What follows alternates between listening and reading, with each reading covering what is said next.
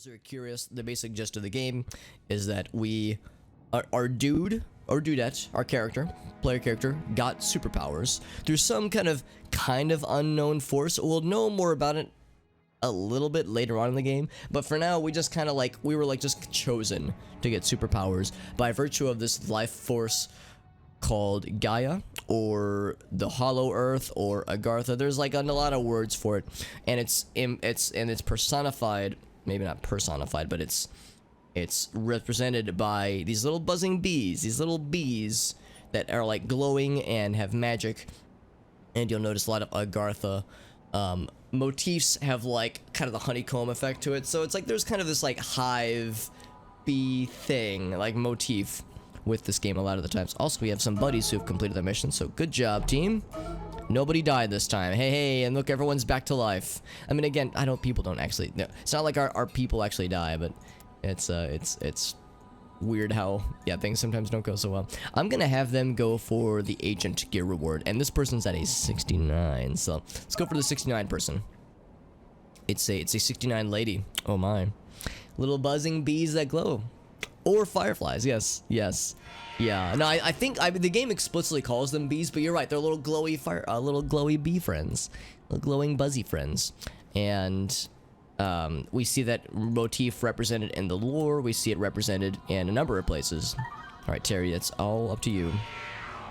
Even like when you look at the lore, well, I guess it's not gonna actually show it here, but like whenever you pick up a lore nugget, those little lore icons, they kind of have the honeycomb effect to them. And sometimes like it'll even start with like buzzed, like the buzzing increases or something like that. Usually it always starts with this quote, "Our wisdom flows so sweet, taste and see," and there's like this transmit protocol that they like talk about.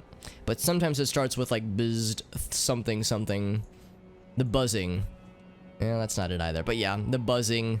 So there are things that are recurring here. But in any case, yes, we get let's see, where am I? I'm way down here. We get recruited by one of three factions. The faction options are the Illuminati, the Templar, or the Dragon. The Dragon are all about like unpredictability and chaos, and they're kind of a ultra neutral, ultra like we don't want to necessarily pick a side in like historical conflicts. We kind of have our own motif that we're going for. Trying to wake up all the zombies at once so we can fight them all at once. Because the main two factions are the Templar and the Illuminati. The Templar are pretty much personified by the Crusaders of like the Middle Ages, that kind of energy. They're incredibly British. They're all about smiting evil because it must be done, because we have discipline, because we are like all the stereotypes of being British pretty much. It's very, very cavalier. It's very like, we will charge into battle and smite evil no matter the cost, even if we have to raise an entire village just to kill a single demon, which is the thing they did. You know, they're almost blinded by their piousness in some ways. That's not to say that the Illuminati are good, because they're not inherently evil, but they're definitely not good. Also, I want to explore around here a little bit. Local bounty detected. Also, we need to kill some Draug. The Draug are no, the big guy might be a Draug, but this is just a regular zombie. Yeah, they're all about chaos. That's like their main thing. They're all about like chaos and unpredictability and entropy. That's the Dragon's thing. But the Illuminati, they're all about wanting to have eyes and ears everywhere. It's kind of like the stereotypical Illuminati you think about from like from other like mythos, from other fictional universes, or according to some non-fictional universes. They want to have eyes and ears everywhere. They want to be on top of everything. They want to be in control. They want to expand their influence. They want to profit off of things in various ways. So they will fight evil if it benefits their business interests. They might even obstruct good. So they are very much, I would say, chaotic neutral. But the Dragon are also chaotic neutral, but like in a different way, so it's kind of hard to like define them exactly. But yeah, a little bit. They definitely are not good. It's overly like corporate in certain ways, and it's again, I just think about like the stereotypical Illuminati, where it's like they have their tendrils everywhere.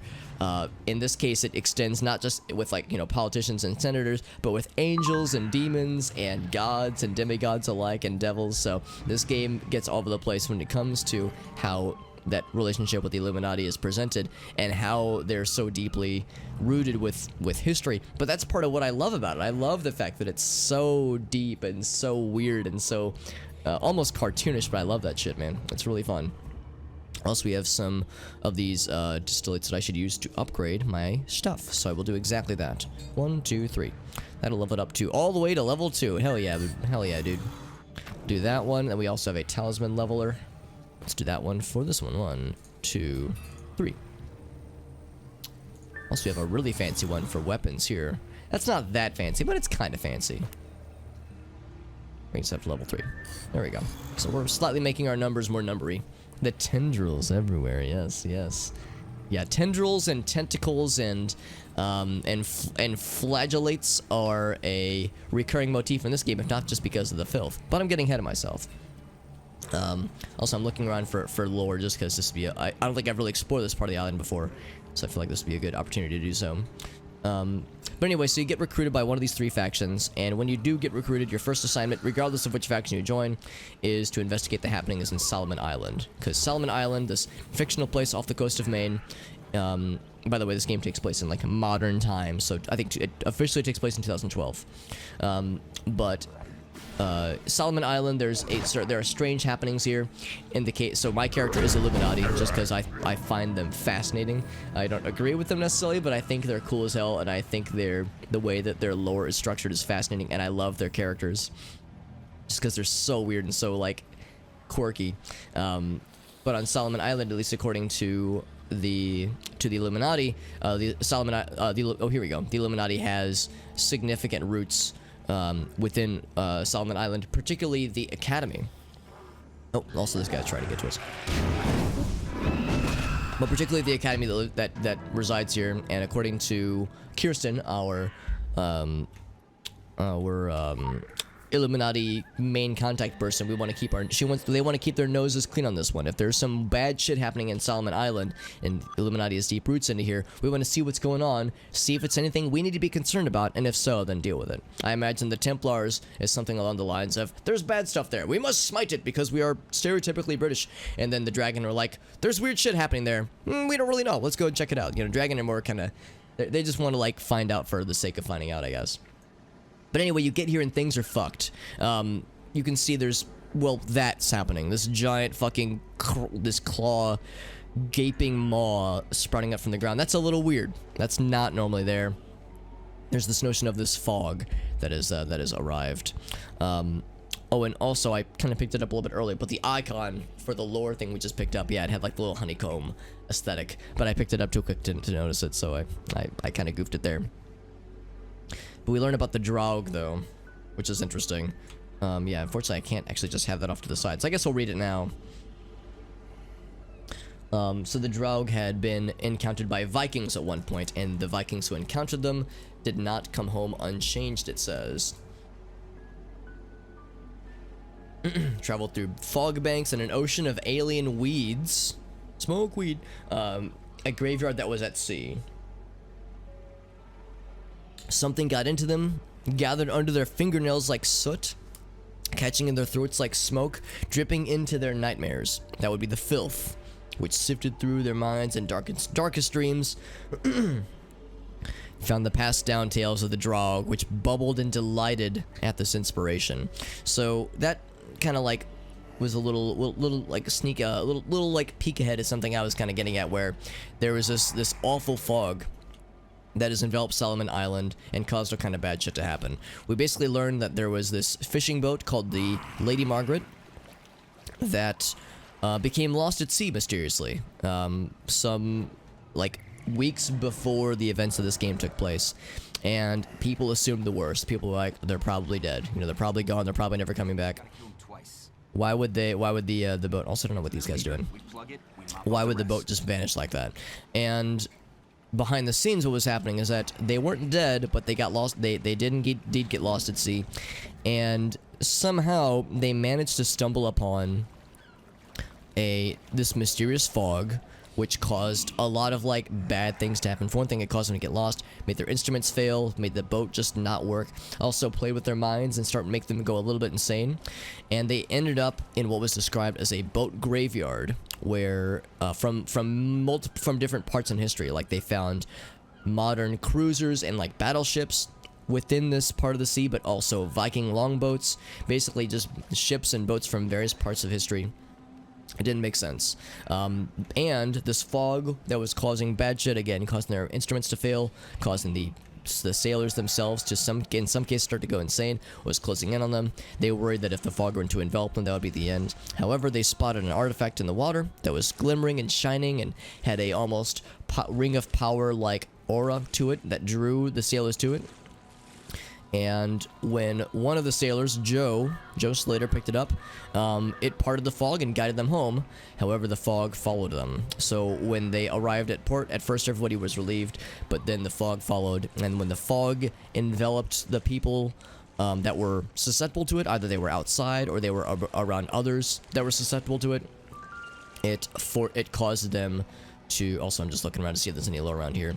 It caused them to venture out into sea, like in like a trance-like state, and just submerge themselves in the water and drown. So it would cause them to kill themselves, but then they would rise again as zombies. And then parallel to all that was the stuff about the Draug, which we learned about just a little bit ago. Bestiary, the Draug, these things. Unfortunately, it's not going to show pictures necessarily, but yes, it summoned the Draug, which were these zombie-like creatures that are born out of Norse mythology, that are like water-born zombies that come from the sea, and they used the humans that had become zombified, because, you know, there's also regular humans, right? There's also regular zombies, but then there's these monsters that are very much like otherworldly. These things came from the sea, and they actually used the humans to propagate themselves. So they would like basically use them as like vessels to birth new Draug. So it was kind of like a self-feeding process of, they would come from the sea, they would use the victims from the like fog zombification process to kind of like increase their ranks further. So there was definitely like a greater intelligence at play here. If the Draug are being led like that, historically the Draug wouldn't be commanded like that. They would just kind of be more wild. But it's very much, it was very much a coordinated effort. So after you do some digging, you find more about this notion of the filth. And the filth was actually mentioned very briefly at one point in another part of the game, because also I'm just looking around here just because I don't think we've been here before. Ooh, we got a big guy down there, the Tide Lurker. Kind of looks like a follower of Dagon from the Call of Cthulhu game. But yes, we learned about the filth. It was it was mentioned very briefly as part of what was thought to be like a terrorist attack in Tokyo at the time. There was an event in the subway that had symptoms similar to what the filth was described as, where it's this black ooze that has tentacles sprouting out of it, then whatever interacts with it causes them to mutate and become incredibly strong, but to become mad with rage and become completely uncontrollable. So it's like it twists and warps things, and not just physical beings, but also paranormal things or it can be infected and affected by the filth. So can people's dreams, so can ghosts, so can like metaphysical object or things. It's like not like non-physical things are susceptible to the filth just as much as physical things. Also, this is fascinating, an SD card. Oh, Tyler Freeborn. Oh, no. We'll do that later. That's for much later. Yeah, that's a really cool quest, but yeah, that's something for later on. Much later on, but that's a really cool story too. So anyway, you trace the fog to this thing called the filth, and we eventually figure out that something similar to the fog has also emanated from the quarry, which is part of the Blue Ridge mine, which is where we are right now. Well, near where we are right now. And although it doesn't quite explain what happened with the fog that came from the sea, it's pretty obvious that the fog originally came from this island, and you eventually trace it to the Blue Mountain underneath where the mine and the quarry in particular was located. Also, I think we've already been there before, so I don't think I went. Oh, hold on, we got a zombie friend. Go and deal with him. The slaughtered tourist. You eventually trace it to Blue Mountain, and the filth that is. And also, I picked up some lore, and I should probably read that one. More about the Draug, the deep ones in particular.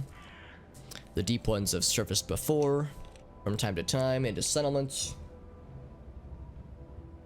Looking to mix their genetic stock with humanity, which is, you know, unnerving, to say the least. So they would go to, like, small coastal towns the world over, where people have a certain look, it says. Their eyes are a little too big, they move with a hopping gait, they look a little too longingly at the waves. Interesting. So it's like, sometimes they intermingle with humanity in curious ways. Yeah, it's like almost, it's like, I think I know what the game's getting at, but it's a little bit like, a little bit gross, a little bit worrisome. But in any case, yeah, so we learn about the filth, we learn about how it's emanating from Blue Mountain, and throughout all this, you have some chance encounters with a gentleman named Beaumont, who clearly has interest in the filth, and has interest in the artifact that was retrieved from the sea. And through a series of events, he basically is able to track down said artifact. The notion is that the artifact was brought to the Academy, for safekeeping, just because people knew it was something special, but they didn't know what. And the Academy was all about paranormal, magical things. But Beaumont was able to bust into the archives of the Academy and steal it. And when he did, it kind of brought some awfulness upon the Academy itself. We did some quests there a couple days ago, and we saw like the state of the Academy. It was pretty rough. But regardless, he got the artifact, which we now know is a magical sword. And at one point, yesterday, when we were doing some Blue Mountain quests, we were going through the mine and we were looking through the deeper, like the lower, what's the word? The lower shafts, I suppose, is the better term. And, oh god, we got some friends. And at one point, we found an area that was blocked off with a Gaia barrier that only like a secret worlder person could open. But when we opened it, Beaumont followed us in, and that actually inadvertently led him to the heart of the mountain. And the heart of the mountain is understood to be the source of the filth that was emanating from the mountain. So it's kind of like this engine of the filth, this like powerhouse of the filth. That also, this guy's got a cool hat, like that hat. It's like this thing that's propagating this awful energy, and he wants to utilize it to, you know, become powerful and take over the world and even end humanity and like usher forth like this new age of like elder gods to take over the world. It's all, you know, very Lovecraftian and evil, and that's pretty much where we're at. We're gonna try to stop that if possible. And the last thing that happened was, yeah, we inadvertently brought him to the center of the mountain, which we're kind of trying to prevent, actually. However, it was mentioned at one point that there were wards in place to prevent this kind of thing from happening. The reason he was able to get in so easily is because the wards had weakened over time. They were placed by the natives, like centuries ago. Like, I think 1,000 years or so ago. So at one point it was mentioned that where it's like it would do well for us to try to re-empower those natural wards, because it won't undo what has happened, but it'll at least improve things right now. So we go to these natural wards, or at least ward stones that have been placed centuries ago. We get some zombie buddies to help us defend them, and basically we just have to defend while they're being empowered. That's pretty much where we're at. There were other details that I did gloss over. The notion of the... Alright. Oh, these guys are actually filth-laden. There we go. Infected quarry operators. Whenever you kill something that's filth-laden, it always has this radio move where the burst, or the filth kind of bursts out afterwards, like an evil, inky balloon. You can see they've got like little tendrils sticking out of their heads. It's all very morbid and terrifying. One of the lore pieces described it very well as a bouquet of tentacles sprouting from their craniums. It's pretty fucked. Got our little fire buddy helping out, by the way. He's doing a great job. I'm so proud of you, fire buddy. Your fire buddy mother would be very proud. Alex, does this mean that you are the fire father, which means that you copulated with a fire person? No, I'm not saying it, but I am hinting at it. Very explicitly. No, not actually, but yeah. Yeah, there's no question in how we're birthing this little fire buddy. I'm glad the quarry workers are looking to me and not the word stones, rather. As we're trying to protect the ward stones, we don't want them to get those things. So if they're fighting me, that's fine. We have a lot of hit points, we can take it. We can tank the damage, the dammy dams. Oh, we got a big boy. That's okay, these guys look scary, but we actually were maybe a little bit over leveled for this encounter, so like we're able to kind of tank through it pretty easily. And even if we were under leveled, this game is like not overly difficult with the story missions at least. They usually give you some degree of flexibility when it comes to like, you know, if you're a little bit underleveled, you probably will be able to handle yourself as long as you like know your abilities decently. So it's not crazy hard. Alright, so this wardstone, this is the third wardstone to empower, so we're good now. Right now, one of the things we're trying to do is we're trying to work with the existing natives, or descendants from the natives, at least, that were, you know, native to this island. The people that knew the land well, and the ones that all along knew indication, or were aware that there was evil that lurked within the mountain. When the mine was first built, there was a great amount of skepticism and outrage, because they were worried that that mining into the mountain would unearth some awful evil, and they were right. And even though their abilities are weakened because their numbers are fewer, and time has made it so that a lot of people don't believe the old legends anymore. It's not what it used to be, at least, but there's a contingent of locals that are aware of the happenings that we're trying to work with to basically try to push Beaumont out of it, because they're worried that, you know, this sorcerer dude who first had like sightings in the 1600s, so apparently he's several hundred years old, several centuries old.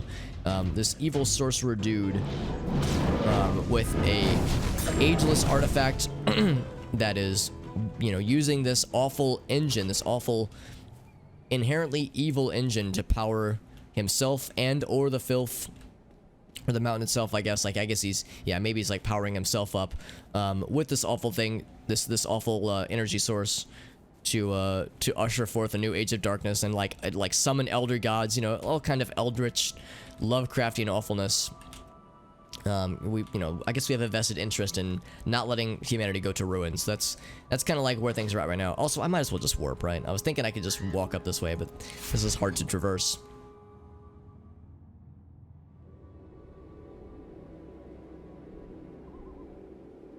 Beaumont's an interesting villain, I think. I think he's an interesting villain. And his involvement with Morning Light is fascinating too, because Morning Light is this pretty much a hippie cult. And I don't mean like, you know, positive, you know, life reinforcement self-help group. I mean like kind of Heaven's Gate kind of cult vibes, that kind of cult. Kind of a sinister apocalyptic vibe to it, and it seems like sunshiny happy at the surface. But there's clearly indications that Morning Light has some bad shit going on underneath the hood, but we haven't seen a lot of that yet. There'll be a lot more of the Morning Light soon. Well, not that soon, but eventually we'll get to see a lot more of them. However, we're going to the Wabanaki Holy Site now. Because yeah, the wards have been reactivated, so within the Holy Site, this is I don't know if we go through, it's a solo instance, so we're like going through like an indoor area. I can't remember exactly what this will entail, if it's like a time travel thing or if we're just gonna see it as is. But we know that when we were in the mine shafts and we found the heart of the mountain, it was just by going deeper and deeper. So maybe this is where that's gonna take us. That's where this is gonna take us. Oh, the whole tribe's here, by the way. The whole tribe. Because there was a fracture at one point. There were two opposing tribes, one that believed the old legends, one that didn't. One that wanted to profit off the mine, one that didn't. They were building a casino, which caused a huge schism. We all played a part. We all made mistakes. But I guess they're making up. The only thing that matters now is that we repair the damage we've caused before it destroys our chance for a future. What? I thought we already fixed it. Well, not we as much as... Your mother is right, Kyra. Yes, the wards are working again, for now, but the sanctum of the mountain has already been breached. The enemy must be confronted. Thanks to you, we have one last chance. That's us. With the wards repaired and our family reunited, we might have the strength to fight him. But we do need your help. We are mortals while you are so much more. We got them superpowers, The yeah. sword our enemy carries is both a weapon and a key, and the source of all his power. When you last confronted him, you were no match for him. This time, you will go with the power of all the ages.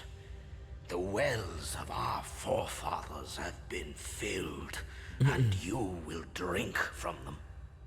Oh, we're getting turned on some old guy Just power think of juice. it as an elixir. It's perfectly safe, I think. Ghost power juice. Getting turned on a Thursday night, baby. Big sip.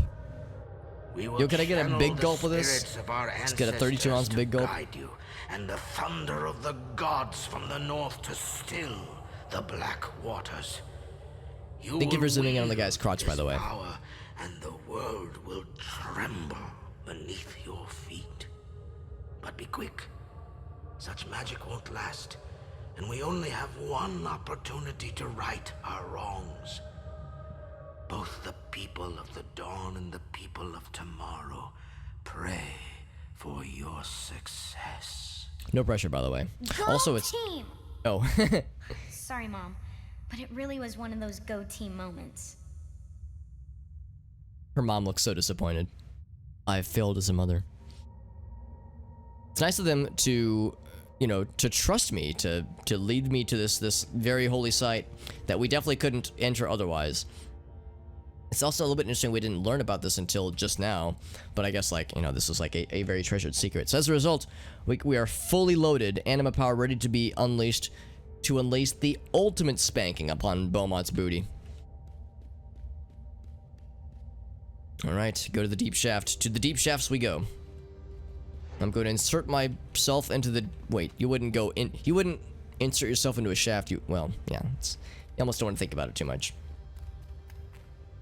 Alright, so we have been empowered with the power of the ancients. I can tell you that from a gamification perspective, the power doesn't really do anything at all, really. Like, it's... I mean, it will be significant from a lore perspective, but it's not going to make us do more damage to bad guys, and there's no time limit intrinsically, so... Yeah, all we have to do is go to the deep shaft. One thing I do think I might want to do is another quest, but we could do that afterwards. Let's go ahead and do this part now. The one thing I think I'm still a little bit unclear about is we know where the filth came from within the mountain. We knew it came from the quarry, and again, you see like shit like this giant claw mouth thing that's like spewing these fumes that are enveloping the island. The fog isn't coming from this guy, but he's like spewing a miasma. It's kind of similar. The question I still have is like where did the fog come from? We know it came from the artifact, but I guess I'm a little bit unclear as far as like how like the real source of that fog, because it's not so much that it came from the artifact, it's more like it was surrounding the artifact. I think the game's explanation is that the filth and the fog and like all that together kind of like came from just within the earth in general. Like this mountain like is like a big source of it, but it's like it kind of permeates everything on this planet, like, you know, in the deepest recesses, that kind of thing. And that the fog is basically a reaction that's trying to prevent the sword from being brought into the mountain to like basically uncork it. It's almost like it's the universe trying to prevent the two from meeting, because this notion of the sword being the key and the heart of the mountain as being the gate or the lock necessarily. I guess that's one thing I'm still a little bit uncertain about personally. Also, we need to be clear of these hate machine dudes because they are level 50. And I think if they're level 50 and they have the red number, it basically means they're like not level 50, but like level 999. I mean, look at these hit points, man. That's like 100,000 hit points, whereas I have a measly 2,000. So they're not just level 50. They're not like 20 levels higher than us. They're significantly more, but the game's numbers work out in such a way where 50 is the max level allowed. So like it's 50, but like greater values of the number 50. Sorry, I keep it coming. All right, to the deep shaft. We're all powered up. We're gonna take it to Beaumont and tell him to stop being a big nerd. Because last time we were here, we inadvertently brought him to the heart of the mountain. He was able to use the swords to unleash the filth, and it definitely empowered him, and it kind of launched us out of the mountain. And yeah, we were no match for him, as they said. And he's had all this time to power himself up, but now let's see what happens now. Hey, what's up, Corey? History of the island, yeah. Well, that's a good point. Yeah, there's the historic stuff with the Vikings, which which I remember we did, that like time travel thing where you get to see the sword in action. For the first time with the Vikings, all that jazz. But yeah, I guess that's something. I don't know if you were here for what I was kind of saying earlier, just kind of talking out loud to myself. I don't know if I remember, like, we know that the filth came from the inside of this mountain, but like, what about? I guess that's the thing. Maybe the filth and the fog are only tangentially related, because I was always thinking that they were like two separate forces. The filth came from the mountain, or at least the filth on Solomon Island came from the mountain. But the fog, I guess the fog was really just enveloped around the sword in general. So it's almost like the filth and the fog. It's like, it's kind of the same force. I don't know. I guess that's one part I'm still a little fuzzy on. Also, I believe it'll be right through here. Oh, in fact, we got a little gate. There he is. So we can kind of spy on Beaumont. He's just walking around, you know. That's what do you do when you have a like unlimited power artifact and have leveled up to being a demigod? You just kind of walk in circles. The fog is like, is it, are they one and the same, or is it the, oh, it's just airborne? Okay, yeah, I guess that was kind of what I was getting at. Is like, is it a product of the filth, or is it just, yeah, like an airborne version of it? Freddy Beaumont, only level 30, by the way. Oh, I thought there was gonna be a cutscene. Yeah, no cutscenes. We're just gonna fight this fucking dude. Magics. You're soaked in it. And it'd be nice to be able to hear what he's saying, to be able to understand what he's saying, rather. He's got buddies. I think I'm supposed to fight his buddies before, like, they power him up or something like that. Look how little damage he's done to it. Oh, okay, never mind. He actually did some damage to us just then.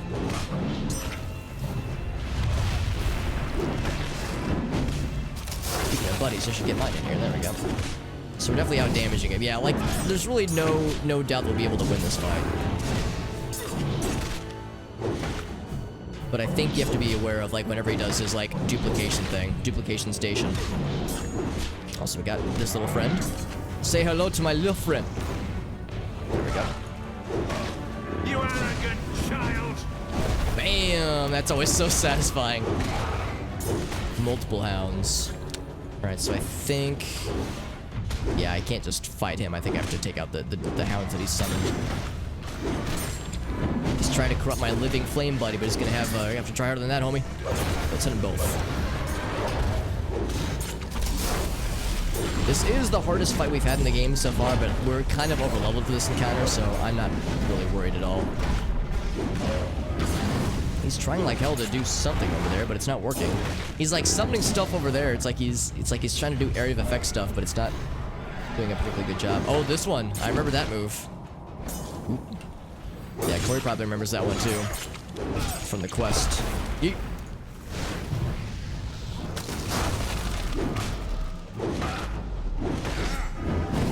So I think him like powering up like that is bad, and I think he does like do a lot more damage now. But he's still a big-ass bitch. Hey, Pimer, what's up, buddy? We're fighting the boss for the first part of the game. This is the boss for Solomon Island. And he's the hardest encounter we've had by a pretty good degree in the game, but we are actually a little bit over-leveled for it. So I'm pretty confident we'll be able to win. Salmonello, well, the dude's name is Beaumont. I'll admit I don't know the name Salmonello, but if that is a, like, if it's like a historical reference or something, this dude definitely has like some old school vibes to him for sure. Also, he's summoning duplicates of himself, I will try to take out those duplicates as much as I can, because they will power himself up. He summoned his buddies, but that's okay. I can summon my own buddies with blackjack and hookers. You know what? Forget the blackjack. Making it look easy. It's because we're very over-leveled right now, and honestly, this fight isn't particularly difficult as long as you have sufficient level and sufficient equipment. You should be able to take his ass out. Take his ass to the cleaners. Just the ass.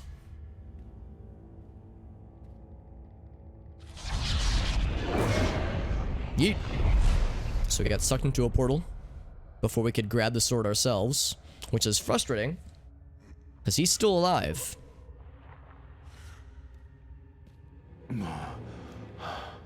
Kirsten, thank you, Mia. I knew you'd come through for me. There'll be a place. So we remember her from last time. When I've taken back. Come through for you. Do you have any idea who I am? Or who I am about to become? Don't touch that. It's not for you. You have no fucking idea what you're messing with. Funny. I was gonna tell you the same thing. I just hope you understand, Beaumont. It's not you. It's me. Well, that's interesting because, yeah, so we remember Cassandra. She was this, you know, she was a, like, sexy lady character that was being, you know, just a recruiting agent for the Morning Light. And her and Beaumont had a falling out at one point, but there was indication that she still had ulterior motives. But we saw in that quest we did yesterday that she herself has secret worlder powers. And there's clearly more to her than meets the eye. We will absolutely be... well, I'm pretty sure we learn more about her in the future, I think. But it's been a while. And what is she about to become? I think I remember, but it has been a while. A certain scary thing. You're correct, Primer. Yes, I received a gift copy of Phasmophobia by Black Channel, who is a team member friend that we raided last night.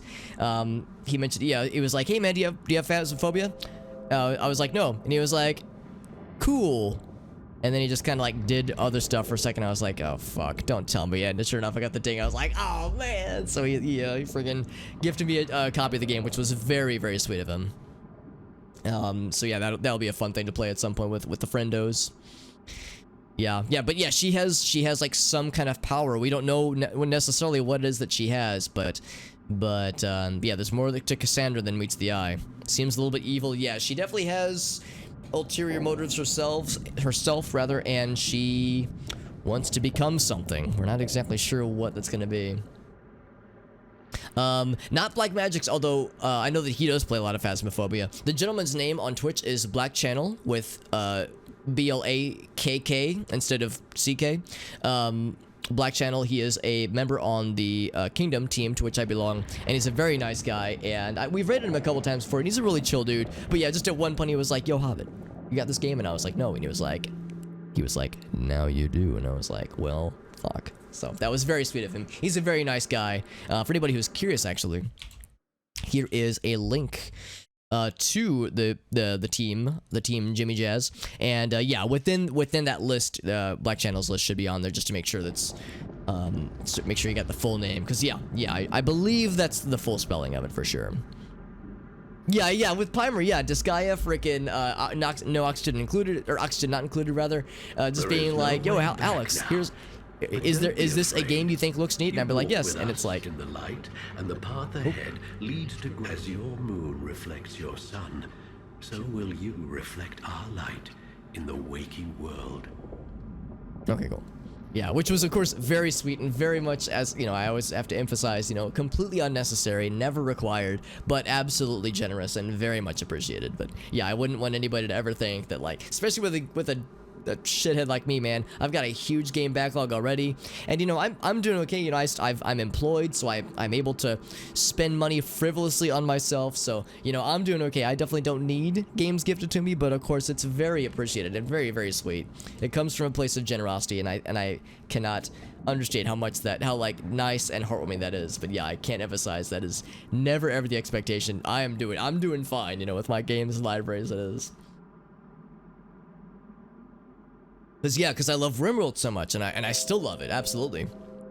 But it could be harder. Yeah, I understand it's just kind of a different game. Yeah, less combat and more just things to manage and like unexpected things that come up. It's just one of those kind of pseudo management games that brings a lot of joy to it for sure, and a lot of frustration too. But yeah, there's a few other things to unpack there, because yeah, in addition to Cassandra being what we thought was a simple character, she definitely has her own motives, and we might find more about her later on. We got sucked into a portal, seemingly out of nowhere, and what the heck was that? Well, we're about to find out, but the question is, did Cassandra send us to this portal? Because she kind of showed up conveniently right afterwards, or was there some other force at play?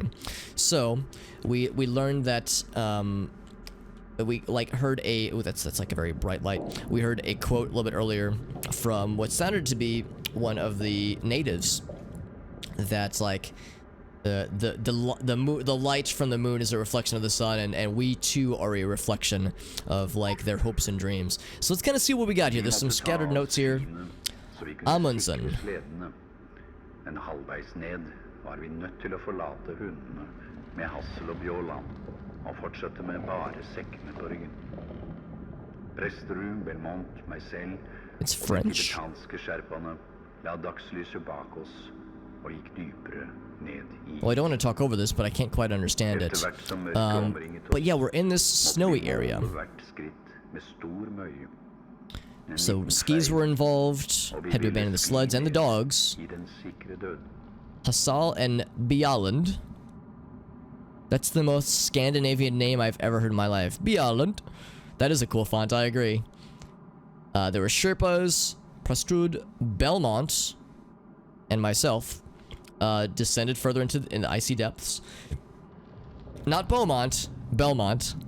Beaumont was the name of the dude we just fought. So Belmont, hopefully he's, you know, related to one of the Beaumonts, maybe. See if he's got a whip on him.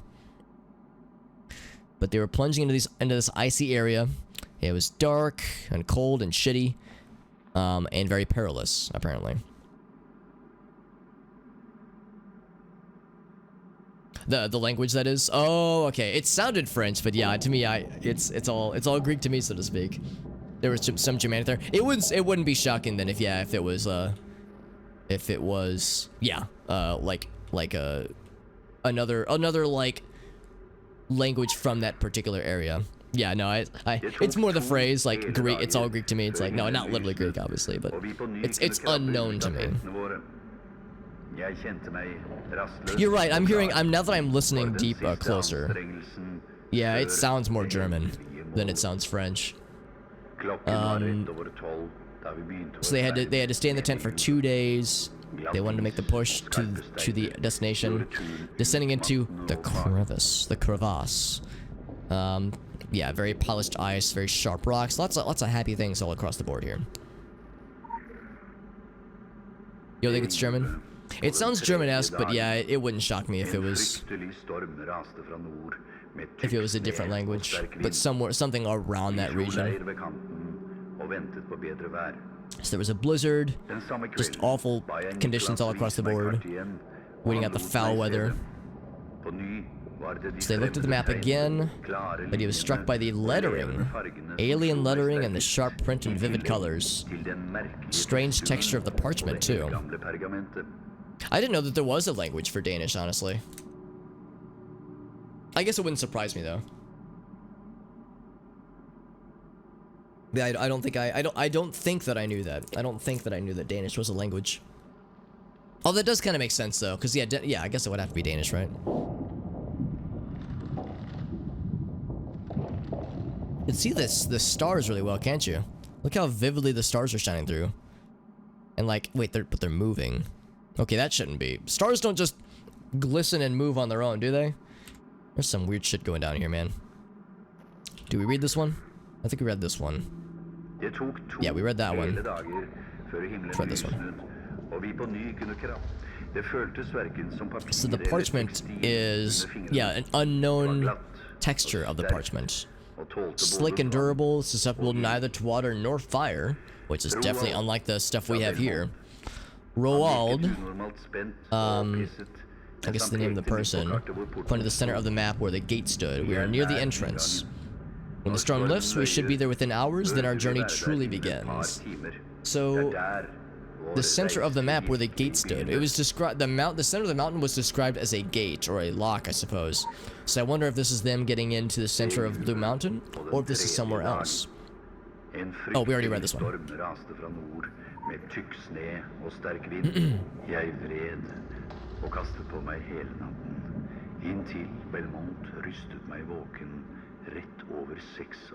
Yeah, maybe Earth is spinning super quick or something like that. Just talking about the scenes. Yeah, I'm assuming it's like maybe a part of the translation of this stuff, maybe. It's made out of human skin, like the fucking Necronomicon. So we just woke past 6 a.m. after eating from our rations and left camp. Came upon the gate. Massive, 30 meters tall and... Okay, so yeah, this is unlike anything we've seen yet. Because this sounds like a legit gate. 30 meters tall and 10 foot wide. 10 meters wide, rather. Strange blue stone. Yeah, the lock that we heard about previously, I think was just a metaphor for the center of the mountain. The heart of the mountain, where the filth was emanating from. By the time we reached the bottom, we were all worn out, set up camp immediately, but didn't explore the passageways. Did not sleep well, had nightmares, and heard phantom whispers. The acoustics play tricks on your ears, and the flickering light of our lamps cast odd shadows. Oh! That's probably the gate that they were talking about. Ask me how I know. Well, Alex, is a huge fucking gate, that's what it is. I remember little bits and pieces of this from our playthroughs years ago, but there's a lot of this that I do not remember. The Sherpas were agitated. Beaumont told me that they, not Beaumont, Belmont, recognized it from their native mountains, Shambhala. From their native mountains. I wonder if it's the natives from the Blue Mountain regions, or if this is something else entirely. Where am I? What is this place? It must be a memory. So that was Ami, the lady with powers that the Native American, or the native person that had powers that were like not too dissimilar from our own. And we learned that at the time, she had like kind of unknown significance to the backstory of the island, or to the mountain. Well, yeah, and to the island as a whole. Maybe it's around Everest. Yeah, it would not surprise me. Or like somewhere in that general area, maybe. That's a Tibetan thing. Oh, okay, that's good to know. Yeah, I like to think it's related to that Belmont family, right? Spelled the same way and everything. Leave this journal with our tents, and bring another one with me. If we do not return this document shall bear witness to our fate. So the guy's name is Roald. This is from the 1920s. So yeah, this is long before the events that transpired previously. Because the stuff that happened at Blue Mountain were like in the 1980s and 70s. I mean, there was stuff that happened earlier in the 1900s, but the things that were more relevant to the story, as we saw it at least, would have happened much later. So this is separate from the other stuff that has happened prior to the game, to the stuff on Solomon Island. Like Corey said, this is definitely not around Solomon Island. Always welcome. Come, let us see you. We want to see you. So that was a specter of presumably Roald that we just saw, but that voice was something else. I want to see if there's any more notes to read. That was the journal we just read. They want to see us. You see beyond darkness, beyond the stars, where we were born. Follow us, and we will lead you past the dark places into... Alright. Nothing bad could possibly happen, right? We can give you what you deserve. We can give you the world. Come, speak with us, and you'll see. So it's kind of a little like filter warbliness. For those who were here for the very beginning, where we were going through that tutorial area, and we were getting this weird effect where we would like walk into an area, and we would hear two competing voices. One saying, "Don't listen to the voices, they tell only lies," and then another voice speaking simultaneously with equal volume saying, "We can give you power." So we have one voice saying don't trust them, one voice saying you can trust us. And they would like speak not over each other like at equal volumes, but they would speak simultaneously. And that little, there was like always like a kind of a warbly effect that happened over the screen. Whoops, sorry there. Your future holds so much promise. We hate to see you held back by their narrow-mindedness and greed. So we don't have a map. We can access our stuff, but yeah, we haven't gotten any like quest indicators or anything. There's a corrupted guardian. We've seen those plenty of times, but why was he going that way, and why was he just floating along? There's nothing here. We are generous in giving to those who aspire to greatness. Don't let your talents be wasted. Don't accept any less than what you deserve. Stop whispering. So maybe Ami has been down here as well. Because, again, we know that she has some kind of superpowers. And is more, I think, and there's like indication that like she has done more than what the main story might let on. Like, so she's more important, I think, than what the game might have otherwise had us be led to believe. Because, like, you only do a few quests for her, or with her rather, nothing too crazy, but like... Look around. Witness the legacy of those who were brave and dared to dream. You can rise higher and reach further than they ever did, if you only accept our help and our gift to you. So there's a few things to consider here. But yeah, we keep seeing these visions of Ami. But then there's these. Oh, Swords Guy, what's up, buddy? Thank you very much for that, my friend. How you doing, man? Swords Guy is a friend of the channel and a good dude. How you doing, Mr. Swords Guy? How was your stream? Actually, hold up. I can do the little shout-out thing, which is super easy. There we go. Astral Chain. Oh, cool. Astral Chain. How are you liking it, dude? That's awesome, man. Thank you, Swords Guy, for that raid. We're playing a game called Secret World Legends. It's an older game, an older MMO that I used to play with the homies back in the day. And it's very fun, and it has lots of cool story stuff. And right now, we actually just beat the boss for the first area in the game, one of 4, well, I guess 5 areas in the game now. And whenever you beat a main boss, there's always like a big lore dump. And right now, we've been sucked through a portal into this cave, and we have this voice telling us it can give us, you know, cool powers. And we get to see these like weird vignettes of like pieces of like previous stories. So we go over here, and we see this vision. I don't know who this person is. He looked a little bit like Agent 47 from Hitman, but we get to like experience these cool story things. You've played it before though? Okay, I gotcha. On a higher difficulty? Oh, interesting. Interesting, I gotcha, yeah. No, that sounds good, man. How do you like, would you recommend Astral Chain? Because it seemed cool, but I know very little about the game. But if it gets the Swords Guy recommendation, I know it's good, because Swords Guy has good taste in games. It's good? Alright. You've not led me astray yet, so I trust your recommendation. Swords Guy is a good guy, though. He's been a friend of the channel for a long time. For anybody like myself who is interested in Astral Chain and seeing, you know, or just checking out his channel in a general sense, make sure you give him a follow. He's a very nice guy. Swords Guy, I'll go and ask if you have other games on the radar. That way, if there's somebody listening in thinking to themselves, I don't know, Swords Guy, he seems alright, and Astral Chain seems cool, but man, if he were to play this one game, then I would give him the follow. Maybe the next thing you say will be that one game, and that'll send them over the edge. They'll be like, holy shit, this dude's the coolest fucking guy ever. Fuck that Super Hobbit guy, I'm gonna watch this guy. Some Star Wars bounty hunter, dude, I love it, man. A man after my own heart, I love that shit. It's a motherfucking Star Wars bounty hunter. There it is. There it is. So everybody can be like, all right, this Super Hobbit guy, this guy sucks.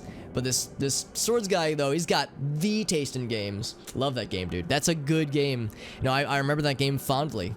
I might even still have my old copies somewhere around here. In fact, I'm positive that I do. As I had to re-buy it for the YouTube videos of it that I made years and years or so ago. But yeah, good freaking stuff, man. Good freaking stuff. You learn from the no, man, that's good. That's good, dude. I'm excited for you.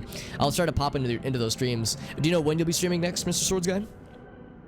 Also, I'm gonna we're gonna learn a little bit about this here memory here. Some choose to be granted the gift of language, to use words to seduce and change the world. But true power cannot be contained by words, and true power can shape the world to your will. From Percy Shelley. So I guess there's indication that we're not the first ones to be here. This voice, which sounds a little bit like the narrator from the Stanley Parable, has said that we can be given great power, if you know, that this ominous voice can give us power to help and guide us and to free us from the shackles of our faction, because right now we're, you know, doing quests for the Illuminati in the game story, which is awesome. And the Illuminati are a lot of fun. They're very strange and a little bit diabolical, but you know, it's interesting stuff though. But this voice is definitely outside of all that. This voice is definitely not, you know, the Illuminati. I think I know what voice it is, but I don't want to get too ahead of myself here. But Percy Shelley, I think it's indicated that like people, like previous people in throughout history have been recipients of these gifts, and it's, you know, we see what they've done with them. Let's see if we can. It's a little bit hard to read. From the ice cliffs that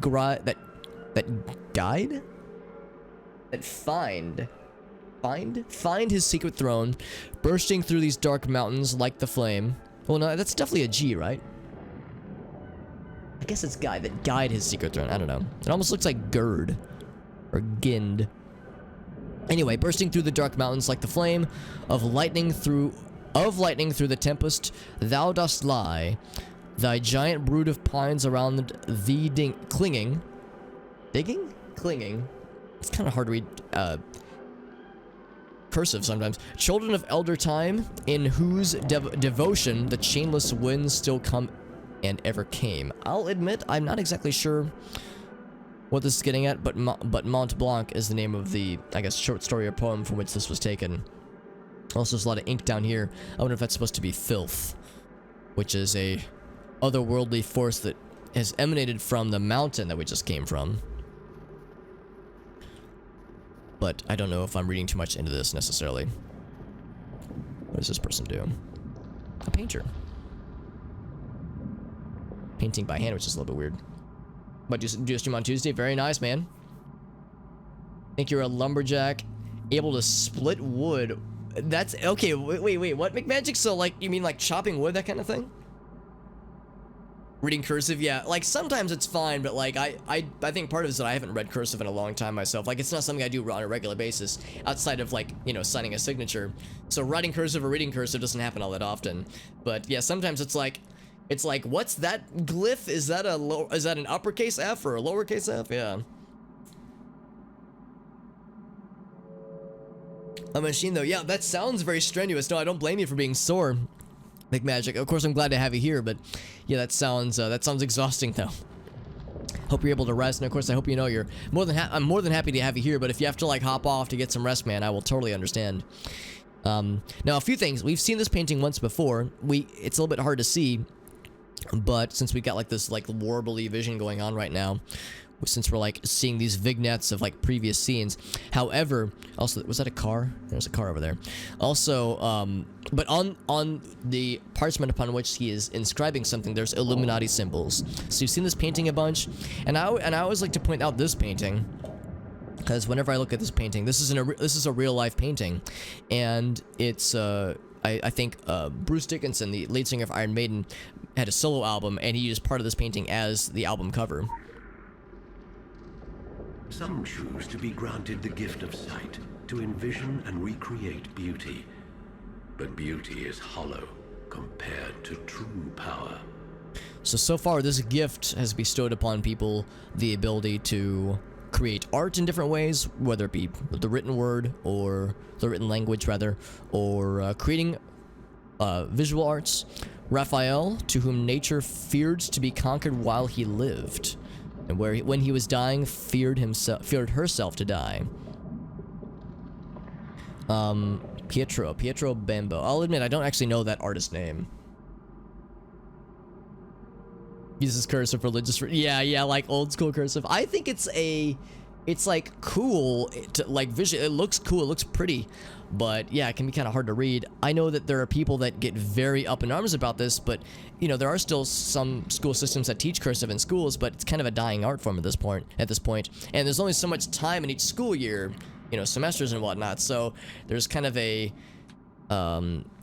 skepticism when it comes to teaching cursive in schools. Should we teach cursive in schools, or should we apply that time to better skills that are more relevant? Because it looks pretty and it's like kind of artistic, and on the one hand, like, you know, I definitely want to support the arts, but yeah, I don't know if teaching cursive in schools is worth it. So I don't know, people have very differing opinions, and some people get very up in arms about it. But it's something I've considered. Also, yeah, whenever we enter these vignettes, we get the like warbly kind of like weird camera effect here, but whenever we exit it, shifts back to normal. Sounds like a YouTuber. Yeah, that's sweet of you to say it, No Arts. I appreciate you being here, by the way. Thank you for joining in. I think that's the way we have to go. I think. I want to make sure I like don't do things out of order. Or maybe that's the place. Yeah, let's look at this one. This guy's got a lot of money, I guess, is the idea here. Some choose material wealth, mere shadows of true wealth, true power. You will have no need for paper and metal when you carry within you something much greater. Kind of a pointless skill. Yeah, like, I agree it doesn't have a lot of use. But, like, that's the thing when it comes to the arts. Like, a lot of times it's not, like, something that you use all the time, you know? It's like, you know, when you learn about other cultures or learn about other arts, you know, it's like I myself have no artistic abilities at all, but I would say that like taking art classes in elementary school and doing like art exercises were useful. It's like on the one hand, it's not a bad thing, but on the other hand, it just takes a lot of time to learn. It's like that was a significant part of what I think would have been 2nd or 3rd grade, maybe. I don't know when exactly I learned it when it came to cursive exactly, but it was a significant part of the curriculum, and like, yeah, it's like, is it worth all the time it takes? So yeah, and then you become an adult, and it's like, I never need this. So I don't know. Again, I have to be careful to whom I mention that, because it's like, no, you have to learn cursive. It's so important. It's like central to, you know, to culture. And I learned it as I was a kid. So every kid needs to learn it too, because I had to suffer through it too. So it's like, I don't know, man. I just don't get it personally. Oh, and I didn't even notice the quote at the bottom. Yeah, we get the quote, the voiceover again, but from Citizen Kane. Xanadu's landlord leaves many stones to mark his grave. Since the pyramid, Xanadu is the costliest monument a man has ever built to himself. So I guess maybe it's not so much like, maybe it's implied that the director to Citizen Kane was a recipient of the gift, although he talked about just money. So I don't think like he was like overly wealthy necessarily. Also, if you look behind these vignettes, it's just an empty wall, always. I think the one we're supposed to go for is the big one over there. I like the idea of this car being parked down here with just scatters of money. I wonder if this was all here when the other people came through. Oh, maybe that's the way we have to go. In fact, it looks like it is. Are these the Tibetan monks? No, this is like a... Well, maybe. I don't know. This looks like it has an Egyptian motif to it. Some choose to be made into figureheads, pale shadows of those who walk the true and enlightened path alongside us. Become the one who pulls the strings, not the puppet on the throne. So maybe it's indicated that some of the pharaohs and kings of centuries past were recipients of this gift and used it to ascend to power. Maybe. I don't know. Also, Off-Road Devil, good to see you, buddy.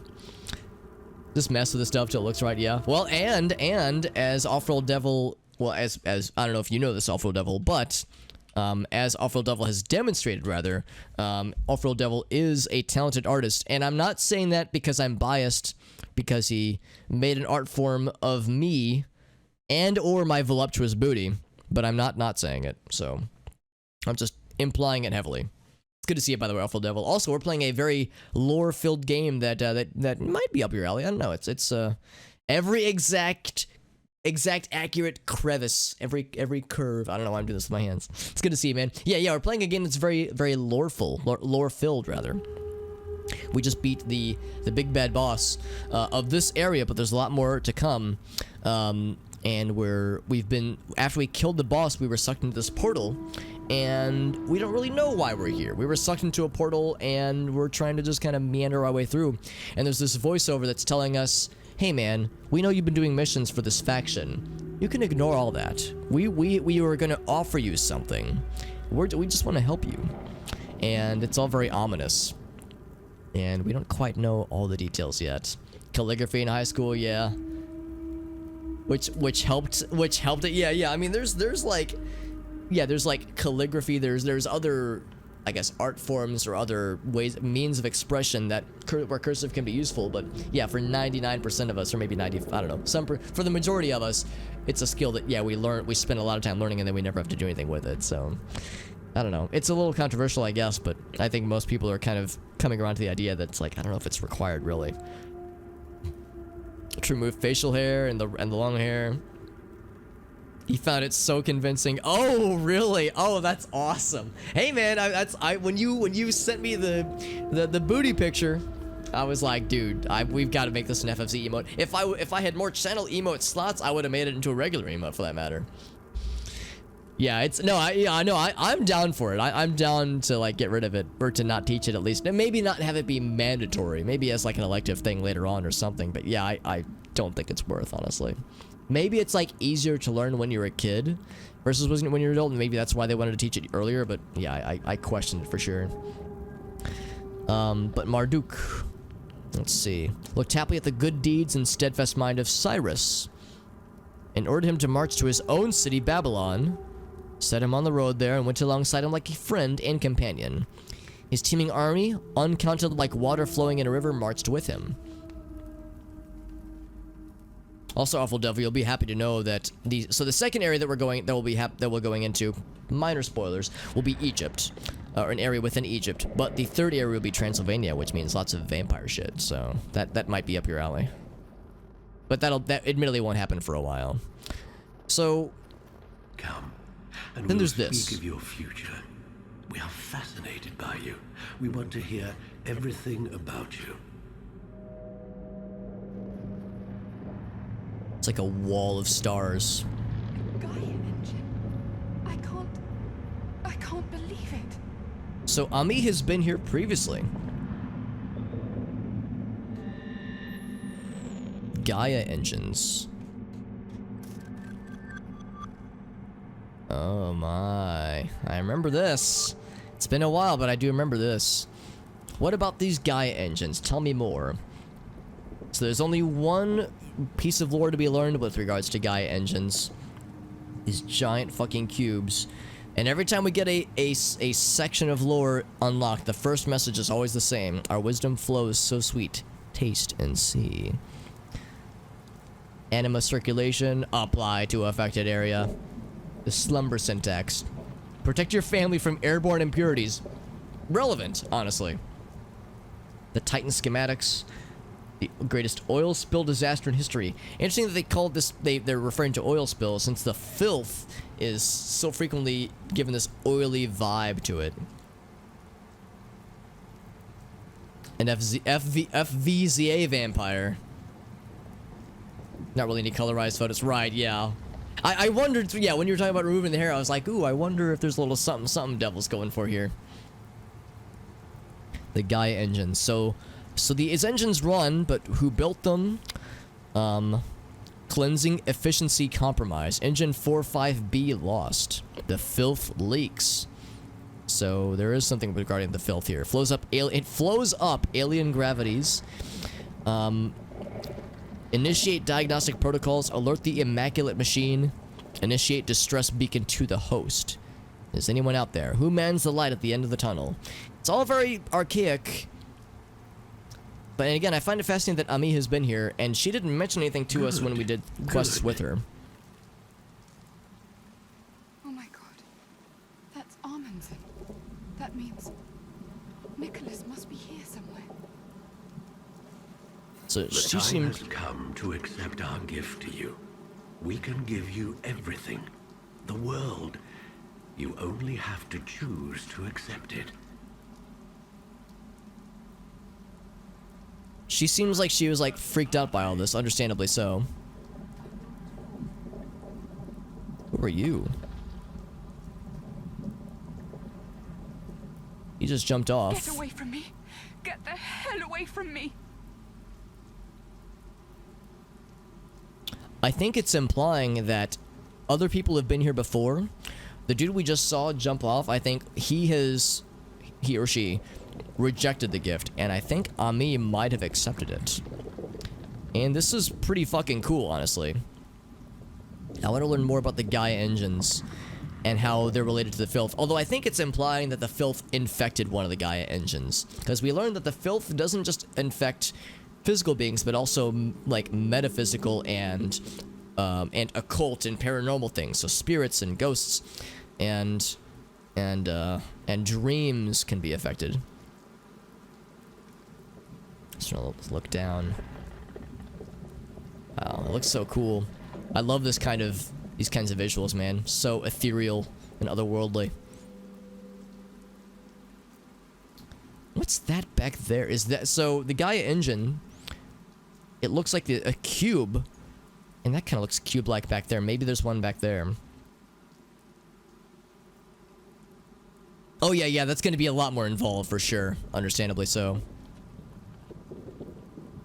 Alright, well, I'll go ahead and reveal a few things. So, in my original playthrough of this game, I rejected the gift. You can probably see where this is going. I'm going to accept the gift this time. I don't know what the gift is, or if I do know, I've forgotten. And I don't know how different things will be. I remember when Corey and Britt and Brad and like the group of us played back in the day, I think I was the only one that rejected the gift in our group. Because these are all solo instances. And I just want to drink this all in, though. It just looks so cool. I love this kind of shit, man. And we will see more of these scenes, these kind of vignette scenes soon. Yeah, I love this game to death, and I love this shit. I love, like, when the game starts to open up a little bit more. Because when you're doing the Solomon Island stuff, it's cool, and it gets cooler the deeper you go, but it's a little slow to start. But, like, yeah, once you get into, like, these kinds of scenes, dude, I love this stuff. I wish the whole game was like this, honestly. But, like, it really, because they're far and few between, it makes you savor them that much more. When the game just gives you little peeks behind the curtain, you know? It's kind of the, that's a strategy that Valve does a lot with their games. It's a strategy that, for better or for worse, J.J. Abrams does a lot with his movies, where there's like, here's a thing happening, there's like an overarching story here, but like there's something deeper going on beneath the surface or behind the curtain, and they give you little peeks behind the curtain, just a little glimpse, or it's like up, like, you know, just a little guy, just a little hint there, and then eventually, you know, the curtain is pulled back. For better or for worse, but those little peaks can be so tantalizing. I'm going to accept the gift. Are you sure you want to accept it? Because again, at the very, very beginning of the game, we got the... there were these voices that were guiding us through the tutorial, and these voices were equal volumes. They weren't trying to talk over each other, but there was one voice saying, "Don't trust the voices, they speak only lies," and then another voice saying, "Listen to the voices, they speak the truth." And there's this competing, this constant theme, not constant, but this reoccurring theme of like, who do I trust? And who, or even what do I trust? Because we don't know what this voice is. It sounds harmless enough, you know, it's a delightful British accent, kind of, sort of, so it doesn't sound sinister. I'm going to accept the gift. So we'll see what the implications become. Good. You made the right choice. This is only your first step down a new path. We will give you all that you desire, as long as you stay true to us. As in my original playthrough, I rejected the gift, and I don't know how much it affected things. So I guess we shall soon find out. In our channel, I've considered it, Off-Road Devil. I mean, I have the dumb meme art that I do with the channel points thing, but But yeah, I've considered like having like a if other people wanted to do art, then yeah, by all means, I'd be happy to like feature that. We kind of have that with self-promotion, just because it's like, you know, if you want to promote the art you make, then by all means, feel free to post it anywhere you want to. But I would say self-promotion right now works best. But I guess self-promotion for a lot of people is kind of where like streams go, like for their streams. So maybe we could have like self-promotion streams and self-promotion art, like, you know, like, kind of like separate them out. So we got a new title, Explorer of the Darkness, and a number of things have happened. So we beat the first main quest in the game. Alright, so Kirsten recognizes that the whole Beaumont thing was a bit of a bust. We got the big bad and saved the world, or at least a small part of it, but we didn't get the sword, and I don't think our guy saw that Cassandra took the sword. So our protagonist here, the player character, just knows we got stuck through a portal. And we like got stuck through the portal, and we were unable to answer messages, that kind of thing. But then stopped by Kirsten's office. Touch base, share war stories, compare scars, whatever. So while we were in that little alternate dimension, yeah, we were incommunicado. Yeah, whatever stream. Like I think you're right, Alfredo. I think I would do well to have like two, like here's one for channel stuff for YouTube videos, and then here's one for like art, that kind of stuff. Listen to the voices. Yeah, it's interesting, and like I said, I've never done the path that we're doing now, where we're engaging the voices. Also, so I got a few other new things earlier. A double blue or better set of matching chambers. Oh, it's for pistols. There's still this one. A power ability. There's a 33% chance to get additional blah blah blah blah. An additional 89 physical damage. I think we might want to power this one up, because I think this one could be really good. Power abilities and additional healing occurs when using healing. Well, when using healing though, that's like a really good belt for a healer, I think. So maybe we don't want to power that up necessarily. But you would do additional damage though. An additional 89 damage, or the target is healed. Additional damage occurs when damaging power abilities and addition. Oh, it's power. It's like damage dealing or healing. I don't know. Yeah, maybe I should like try to power this one up a bit, because that could be cool. Yeah, the waste talisman. How expensive will that be to level up? Not any more expensive than the other ones would be, I don't think. Yeah, the empty, like the pistol one, like that actually sounds really cool. We don't use pistols. So yeah, it might be worth my while to level that one up a bit. It means that our waste talisman's gonna like kind of suffer a bit as we kind of pool all of our resources to power this one up. But critical empowerment results. Critical empowerment, very good, very good. So like right now, comparing that with our current dude, it's significantly worse, but it's getting better as we embolden it. Okay, so anyway, let's so there's a number of things to do. Right now the main thing is to go to Kirsten's office. I think I might want to really quick do just one quest over here, because we did the other two jack-o'-lantern quests. I kind of want to do another one to finish that like trilogy of the jack-o'-lantern demon quests, because we had to do the first two to unlock this one, and I figured we might as well kind of see this all the way through. I think it was these dudes over, was it over here? Where are these guys? Because there's Joseph over here, but it's not him.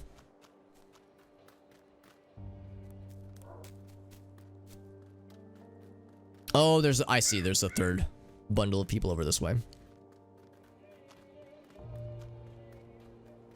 Try to determine.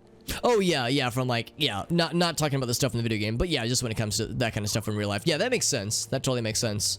I'm sure it's probably frustrating to deal with from time to time, I'm sure. But yeah, it's like that. I imagine that's kind of its own level of a challenge, I guess. Gone from bad to bad with a side of fries. Brother and me, we were checking out the casino site when it... Say, you think that place being taken over by those things qualifies us for a tax break? What? Tax break? When have we ever gotten any kind of break with that money pit, brother? The Golden Wigwam. That's right, Wigwam. But some genius drew up a design for a big giant I like his bunny teepee. slippers. Oh, so now all of a sudden you're a cultural expert. Last month you didn't even care about the difference between a tomahawk and a... Like I said, we were checking out the casino site. Another lost cause, our stock in trade. Whatever. On the way back, we caught sight of something at the old pumpkin patch. Flashing lights in the fog. You know, like kids playing with torches. Well, it ain't kids. And it ain't torches. That place always gave me the creeps. Townies love to shovel all the bad shit that ever happened in their lives on us. Ooh, must have been an engine curse. But they brought worse with them than all the legends turned old Joe's hair white put together. Ugh, it's that crazy laughing that gets to me. You heard the laughing too? You said you heard nothing, you contrary son of a bitch. Hey, you wanna go? I'm pretty sure they're brothers, by the way. Yeah, they're absolutely brothers. And but then they're chilling. They're drinking beer together, so... Yeah, I'm pretty sure these two dudes are part of the younger generation that eschewed the old legends, at least for a while, and agreed to sell part of the mountain to build the casino and whatnot, which caused a schism between the two camps, so yeah, these two were initially part of the, like, you know, disagreeing with the old legends and being like, oh, it's all tall tales and bullshit. And then, whereas the older generation was like, no, it's like, there's really some bad shit down there. Yeah, no, I thought the same thing, Corey. I was like, do I really want to invest a lot into this? Because it's like, maybe I could hold out for a better one. And maybe I still should. Yeah, I don't know. I still don't know. Like, the one we have right now is really good, and I like the idea of like powering it up. But like, there's that sunken cost fallacy. At what point do I cut my losses and just keep with what I have, or do I reinvest more into this other one?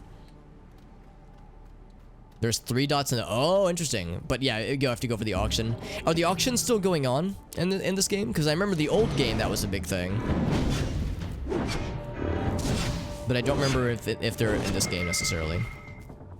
Get the pick. Oh, nice. On the self-promotion. Yeah. Yeah, by all means. And I'll say this for anybody who wants to. Yeah, if anybody has art that they've made that they want to share, we have a self-promotion channel in the Discord server. And actually, now's a good time to self-plug the Discord server. There it is. But yeah, we have a self-promotion channel. But yeah, I think to Off-Road Devil's idea or suggestion, I think I'm going to make a separate channel within the server that is for self-promotion art. Like, have it like self-promotion streams, self-promotion art. For anybody that wants to share their art and that kind of thing. The auction is still around, though. I gotcha.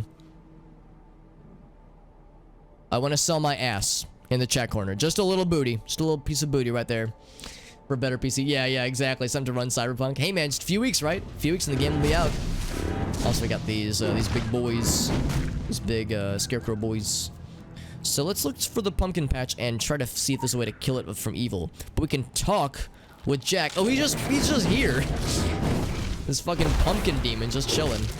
Now, granted, he's like presented this all-powerful thing, but we were kind of over level for this mission, so I think we won't have a problem. We gotta follow him, but I've got slowed big time by the effects that he hit me with. Yeah, he slowed me for like 10 seconds. Kitty come down to Limerick was the name of that effect. Interesting. All right, let's follow him down and see where he went. But yeah, but that's good to know, Corey. And yeah, like it said, like, yeah, you can find the 3-tick items for sure. You see the 2-tick ones fairly frequently, and I'm guessing we can eventually find the 3-tick ones on your own. But yeah, it's like that's something that might be better spent at the auction house. I'm guessing you have to use the marks of favor for those. I'm guessing, hopefully not like the really fancy currencies, because there's several of them. But hopefully it's marks of favor. They're super rare. Yeah, I would imagine that's like very much a uncommon sight just in the game normally. All right, so Jack just jumped into the patch again. Oh, but here he is again. He summoned some custodians. Oh, and they've slowed me down, so it's easy to get kind of bodied. Here, let's get our little fire buddy in here.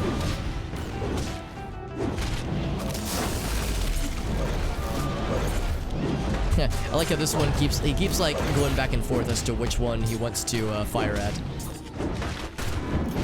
There we go. Those guys actually did quite a bit of damage to us. Of course, we were being slowed, so we couldn't dodge his attacks very well, at least. Yeah, we're chasing Jack around. Jack, we learned a little bit about Jack previously.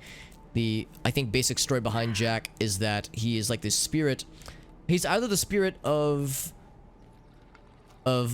like part of the spirit of Archie Henderson, the owner of the Henderson farm from the second area, or he's like an amalgam of different spirits, because we learned that there was a migrant family where there was a little boy and a little girl. I think the little girl died by other means, and the little boy was like he was like abused or something like that, and he died like on or around one of these pumpkin patches, and his like soul that was like filled with hatred for like what happened to him infused with the soil and became this like not even a revenant, but some higher revenant being that is like becomes jack-o'-lantern thing. But I think there's indications that there's other spirits at play too, not just the one child.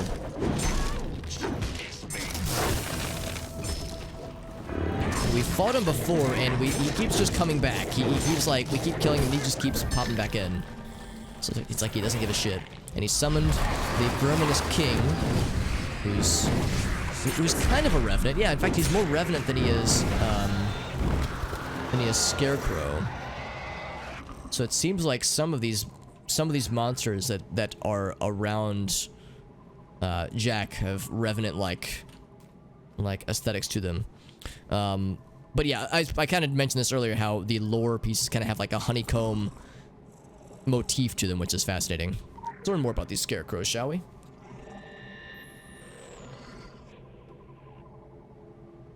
This Archie Henderson was the person who ran the farm, and we know that Archie Henderson was a powerful mage, and he used his magic to like empower the scarecrows to help protect it from trespassers and like monsters and that kind of thing. But then, like, I think he either went crazy, or his powers got the best of it, like the things he summoned got the best of him. Henderson hunted the woods for human prey. Oh god, cut out their hearts? What the hell? His son died in an earthquake. Yeah. Oh, that's right, yeah, so Archie's family... That's right, yeah, so his son died, his wife killed herself, his daughter was devoured by a Wendigo, so he had one kid left, and he wanted to protect this kid by any means necessary. So yeah, he hunted down humans, cut off their hearts, and this awfulness corrupted the soul of the hearts that he cut out, but made scarecrows from their hearts and from like the magic that was infused with them. Hay was sprinkled with unguents and oils rather. Unguents or unguents. Old clothes were stitched with horrid runes, and then Henderson placed the harvested beating hearts into these scarecrows. So it's, yeah, like they're like reanimated Frankenstein beasts that he used to try to protect the homestead. But yeah, in this game, if you like in the universe of this game, if you like, kill a bunch of people under like horrible circumstances, then this sorrow and hatred from their like souls can like affect whatever you try to construct from their souls or from their bodies or their hearts in this case. So you can see, yeah, they still got the scarecrows who are just chilling on the outside here.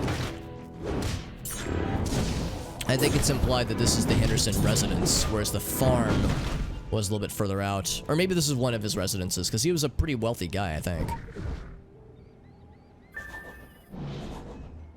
And there's Jack again. Now he has like got a health bar, I think, right? Yeah, now it's like I think we're actually fighting him. There we go. Try to fight that guy first, just to get him off our case here. So now he actually has a health bar. Now we can actually fight him legit, except he doesn't have a lot of health. So we kind of like powered through his health bar. So he yeeted me away.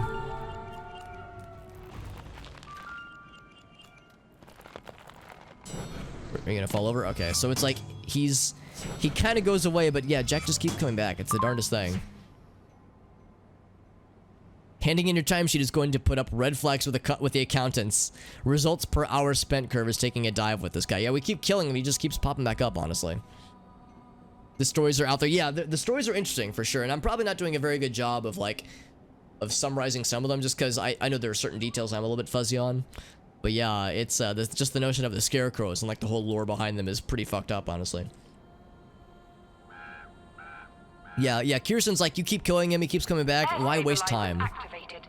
Laboratory atmosphere will return to normal in approximately 30 seconds. So with strong focus and proper training, we can see what can be achieved at least.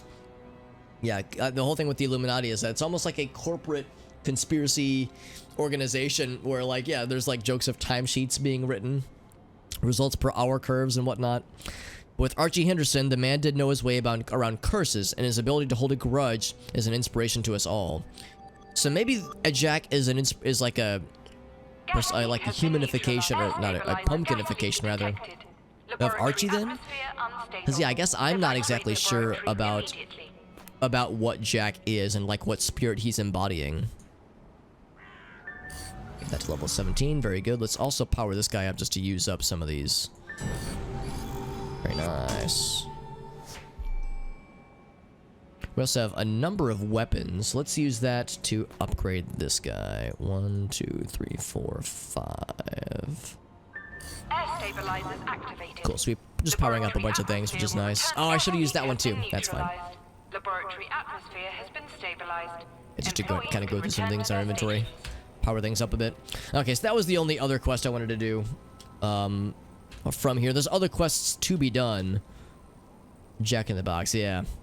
So it's like it was like a trifecta of quests. So even though we smited him once more, it's like he's not really dead. There's also, I remember there's another, oh god, blood from the door. There's a seasonal quest thing, like a challenge you can do where you can just, there's like a whole series of challenges you have to go through. And they're themed around Jack in some way, but I'll admit I can't remember a whole lot about it. I just remember like going through with Corey and some of my friends we played this game with. I remember us going through and collecting the jack-o'-lanterns, and you need like a certain set of them.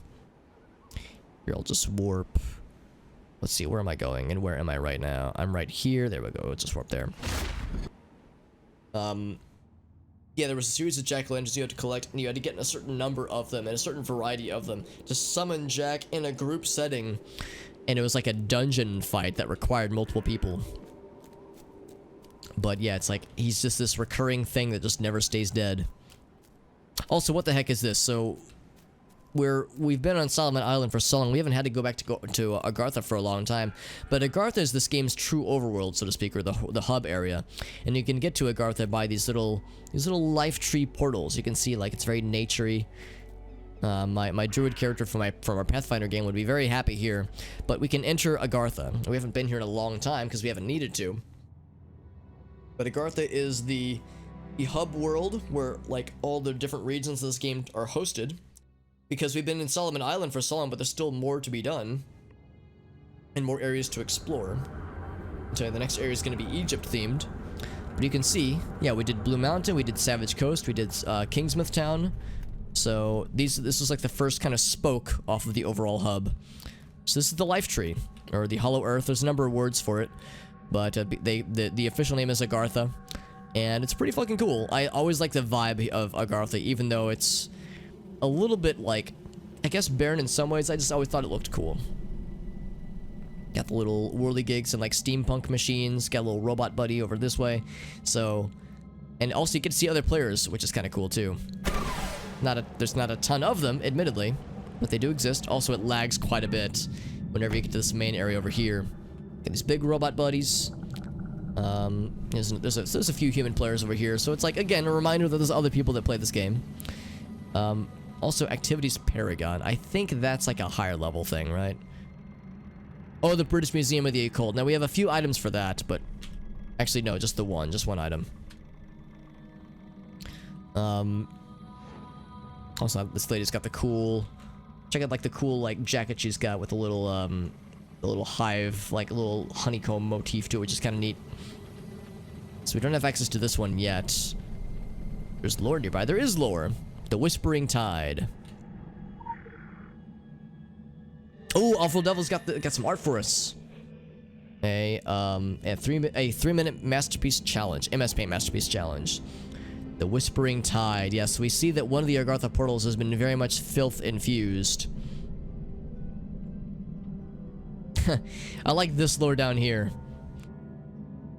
Contaminant, grammar, teeming, beetle, rancid, fetal, pandemic, or pandemonium, fungal cyst, stagnant, mollusk, cataract, howling, chaos, worm, fire, ruins, curdling, eel, bile, contamination, tendrils, mildew, oyster clot. It's just a word soup. Some of these words I don't actually know. What is this one? Varicose, lampreys, scab, toxic, tumor, nuclear, cuttlefish, sphincter, sizzling tendrils, syphilis, noxious, scuttlefish, cancer, contaminant, grammar. Fucking weird is what it is, honestly. Anyway, yeah, so let's do a few things.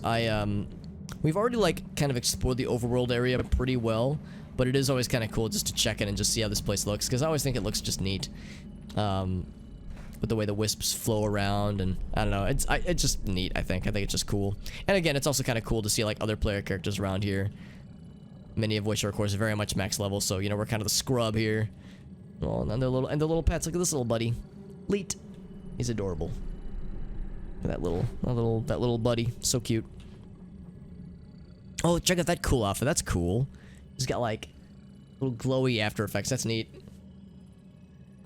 You want to download it? Yeah. It's free to play. It's free to play, and I've everything you've seen me do. I've played without dropping a dime. So, of course, there's microtransactions. A lot of these like really cool aesthetic things are from people spending the in-game money, but no, just enjoying the story and enjoying the lore and like the overall vibes. It's I think very good. Admittedly, the beginning of the game does get a little bit slow, but like once you like start to dive through some of the game's lore, I think that's where it really opens up. The freaking tacos, man, that was such a meme with our old group back in the day. Let's see, unfortunately, a lot of these involve currencies that you have to spend money on, or you have to do like high level stuff to spend to be able to unlock. What's this guy? Oh, vendor to your location lasts for 4 minutes. Like some things you can purchase with the currencies that you unlock over time. I can tell you, as far as the currencies we have in this game right now, that I have at least available, is that there's marks of favor, which you unlock by doing achievements and completing daily challenges, and then there's anima shards you just get by killing monsters and completing regular quests. But then you have like these other cool things, and also secret special agent dossier. That's only a single anima charge, but we can't buy it for some reason. Oleg Yabaklov. Dawn of the Morning Light Collector's Edition. Okay, so that's something we haven't done, so. Yeah, another thing that could warp us to the Museum of the Occult. That's something that might be worth doing eventually, but I don't know if it's really worth right now. Is there anything over here? I like how this guy's just jamming. I think that most of these are NPCs. I think this golden lady, well, the golden shininess. Actually, no, she's also an NPC. Okay. Sometimes there are player characters that hang out around here, but not very many. And it's worth checking out the vendors. But I do want to do also want to do the MS Paint challenge soon. In fact, I'll do that before we get into the main story stuff, just because we want to get that taken care of real quick. So some things are available, we can't buy them, like for whatever reason. Oh, maybe we already own it, maybe. Oh, you have to unlock achievement points to unlock certain things you can buy. Surgical gloves. You get a new agent dossier. I don't know if it's worth it necessarily. A lucky pachinko ball. What is this? Enable selecting instance difficulty for the mission once more into the tower. Huh. That's for much later in the game, I'm pretty sure. So this is a nice way of saying that, like, yeah, you can unlock cool stuff by virtue of doing the achievements. Because I've mentioned before, I wasn't sure what the achievements could do. But yeah, if you complete the achievements, you'll unlock certain things in certain shops, which can be helpful. Also, big boy. It's kind of barren now. Yeah, I remember when, like, it first relaunched. When the game first relaunched, there was a decent number of people here. And in the old version of the game, back when it was just the Secret World, there was a decent number of people that you would see in the overworld from time to time. But yeah, I remember the player base dropped off pretty significantly not too long after the... oh, I think we saw that guy previously. Yeah, we've seen this guy. We saw him in the Savage Coast yesterday, actually. But yeah, it seems like the player base dropped off significantly not too long after the relaunch, the free-to-play relaunch. Understandably so. Yeah, that's a good point too, Corey. Yeah, maybe like it'd be cool to come back here. Well, I mean, of course, I'll still be playing it probably around the time of the holidays, so it'd be kind of cool to see what this is all about when it does come time for Christmas and New Year's and all that jazz, just to see like what it'll be like when the place is truly popping. I know I did miss the Halloween event because I didn't really think about this game until I watched that YouTube video of the dude kind of deep diving it. That was kind of what re-inspired me to play this again. But yeah, Corey's right though. This place was like, well, maybe not this particular place, but Agartha in a general sense was always more teeming with life in the main game at least, around the holiday season. Also, Big Bunny. That's a nice murder bunny mask you've got there. Also invisible like legs. That's cool. He's got non-legs. All right, so let's do this. I need to get back to the main areas, which is way over there. That's to Egypt. The hubs. There we go. Hubba. There's a person over there. You can kind of see people warping from place to place, which is kind of cool. The station master is the guy who kind of like facilitates the giant machines and gives you the little tool that lets you warp around, which is kind of nice. I'm gonna go ahead and head back to New York because that's where the Illuminati headquarters is, and then we'll do the 3-minute MS Paint challenge. In fact, I'll park myself just outside of Kirsten's office, and then we'll get to it. It's so good, man. It's so good. That's a good emote. I think Agartha was the one that recommended it to me, and he was correct to do so, because it is a good one. All right, so yeah, there's one of these like anytime you use Agartha to enter a place, it always kind of ends up with one of these kind of naturey hollow earth portals that just sprout out of seemingly nowhere. Look how it just kind of fucked up everything around it, right? Hey, 0 Point Report, what's up, buddy? I like your screen name. That sounds very like, I don't know, I think of like 0 Point Pathogens. It sounds very dope. Thank you for being here, friend. Thank you for that very generous raid. Oh, and Jimmy, what's up, man? Jimmy, did you have something to do with this, by the way?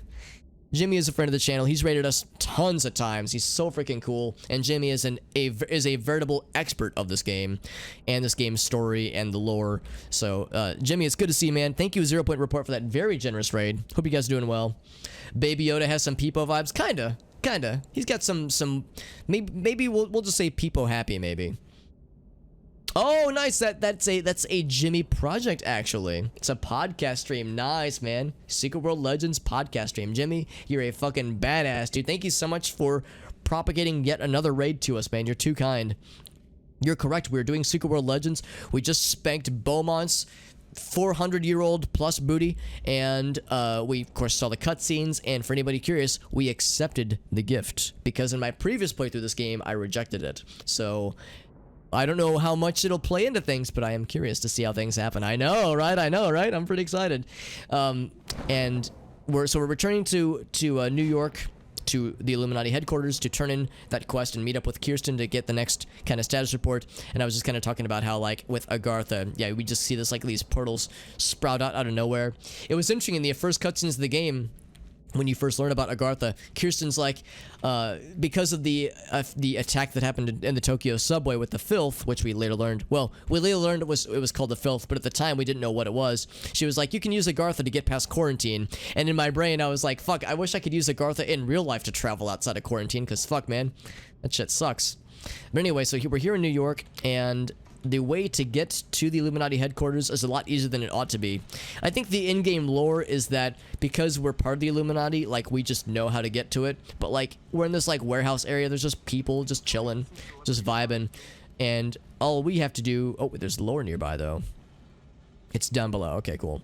All we have to do is just kind of find this little hidden... Not very well hidden, but just this little innocuous little doorway... and just cruise down this way. And suddenly, hey, Illuminati people, that's what's up. So it's like kind of hidden in plain sight, but I guess it's kind of fitting for the Illuminati, really. So there's lore down below that I definitely want to get, if possible, rather. But I might not have what it takes. Brett Eagerman, are you a human person? No, he's not. He's not a human person. He's an NPC. Trying to figure out how to get to that lore. There's also some lore over here.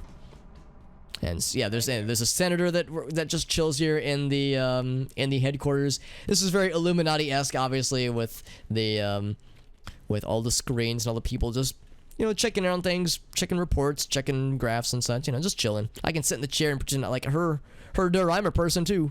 I'm a people. Let's learn more about the buzzing.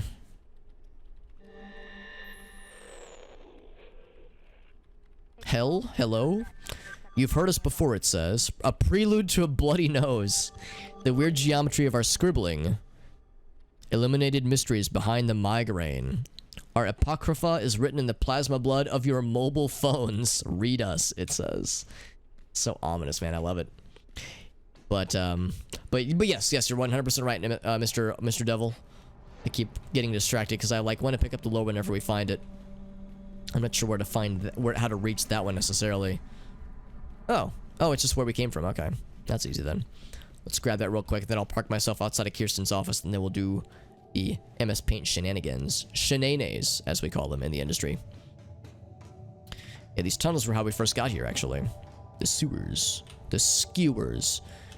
I want to figure out how to get that nugget of lore, though. It's actually possible we might... Maybe it's not in the sewers, then.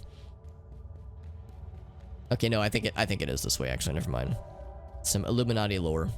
Illuminati.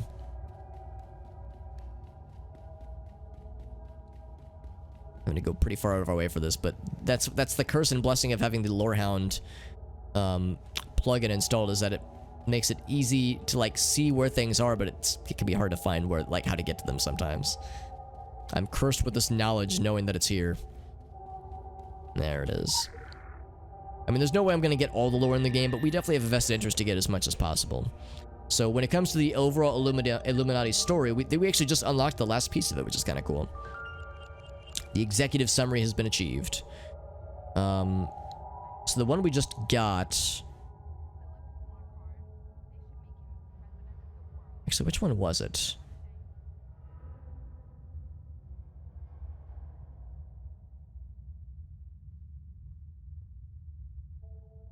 Crap, I can't remember which one it was.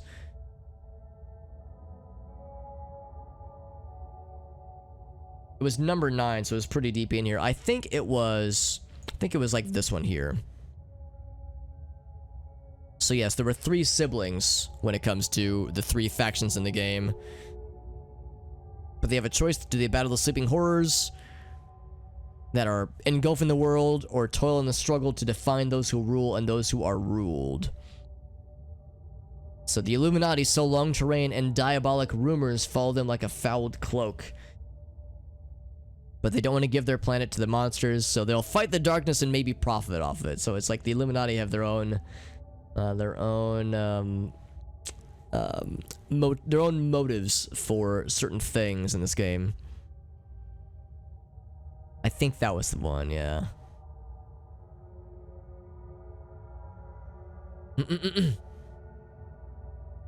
Oh yeah, I mean, it's possible to get all of it, but I don't know if I can overpromise that I will, just because I mean there's a lot to find and there's a lot that's easy to miss. Granted, the Lorehound plugin that we have installed does make this easier, but still, yeah, it's no small task going through and finding all this stuff, just because there's a lot to go through. I think there was another one that popped up at one point, as we were like closing in on that one, because I think I saw another pop-up indicator for it, but I think I might have lost it, but that's fine. Oh, I'm going the wrong way. Yeah, that's part of the problem too. So easy to get lost. Illuminati and their tunnels and their puzzles, rather. Thankfully, to get back, you just have to follow all the signs. The very obvious signs. Very not subtle at all.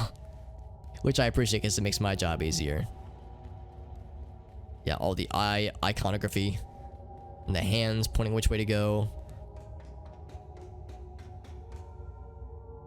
But yeah, I mean, yeah, it is possible to find it. It's just, it takes a significant amount of effort. Murder face. Murder face. I like it. So let's go to Kirsten's office. I've never actually done any quests that had us go up here. I think that might be something that like they have planned for much later. Because I think the people up here are like Kirsten's boss. I think, because Kirsten's kind of our boss. She's the fixer for all these missions that we do. But I think there are people above her specifically. But now is a good time to switch over very briefly. Take a quick little intermission. All right, guys. So let's get back to it. I did close the I closed the timer app. Let's see what Kirsten has for us. Yo, Kirsten. She's level 50 as well, by the way. Max level. Not surprising. Listen to me. Listen. Oh, stop crying. You are 40 years old. It takes hours to die from a gut shot like that. Literally hours. It's a total drag. So I'll call you later, okay? Okay, ciao, ciao. Ugh, new recruits. No stomach for field work. I'm sure I'll be fine. Solid results out there. Not the results we were expecting, but we have entire departments all about adjusting expectations. Heads will roll, whatever. What's buried beneath that rock stays buried. No shit, it's a cosmic big deal, but forget all about it. Or you'll follow Beaumont into a secure treatment ward at Arkham State Hospital. And we don't go to Arkham. Super unsanitary. As for the one that got away, she won't get away far. We've got our best recruiters reaching out to her. The magic sword is a nice to have, but opportunism like that is priceless. And if little Cassandra doesn't play ball, we'll put her through questions and answers to figure out the whole Morning Light angle. It's a win-win. At least we've kept the factional status reasonably quo, although I'm a little curious about what the Orochi group is playing at. We do have strict non-compete spells in place, a lot of red tape and chilling effects, but I wouldn't put it past them to go behind our backs. Just like we're going behind theirs. Oh, you're an accessory now, incidentally. Hooray! Executive summary? You did good work out there. High five. Really? We don't actually do high fives here. Social distancing and whatnot. Yeah, we don't actually do high fives. But that was the cutscene I've been waiting for, where she says high five and our guy's like, I guess I'll just do it myself then. All right, cool.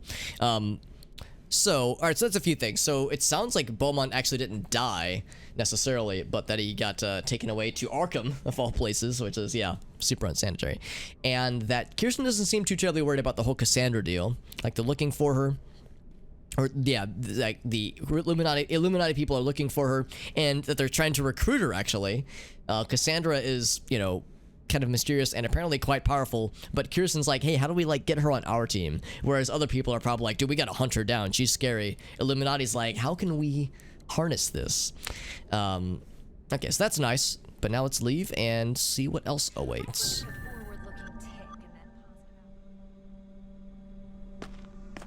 Oh shit, we got knocked out though. Oh god, our legs stuck to the floor. So we got knocked out. What the hell is that about? Figure out where we are and why. Hey man, what's going on, dude? Can I like just go back? I cannot. I cannot just go back. And this lady is not even talking at us. Yep, nothing. Okay. There is a cooldown, yeah. Yeah, so I can't remember what the cooldown is, but it's not crazy. Just because I like there to be gaps, you know, I like there to be like some time in between, like, gameplay and then like the stuff to kind of sideline various things, especially when there's lots of cutscenes happening.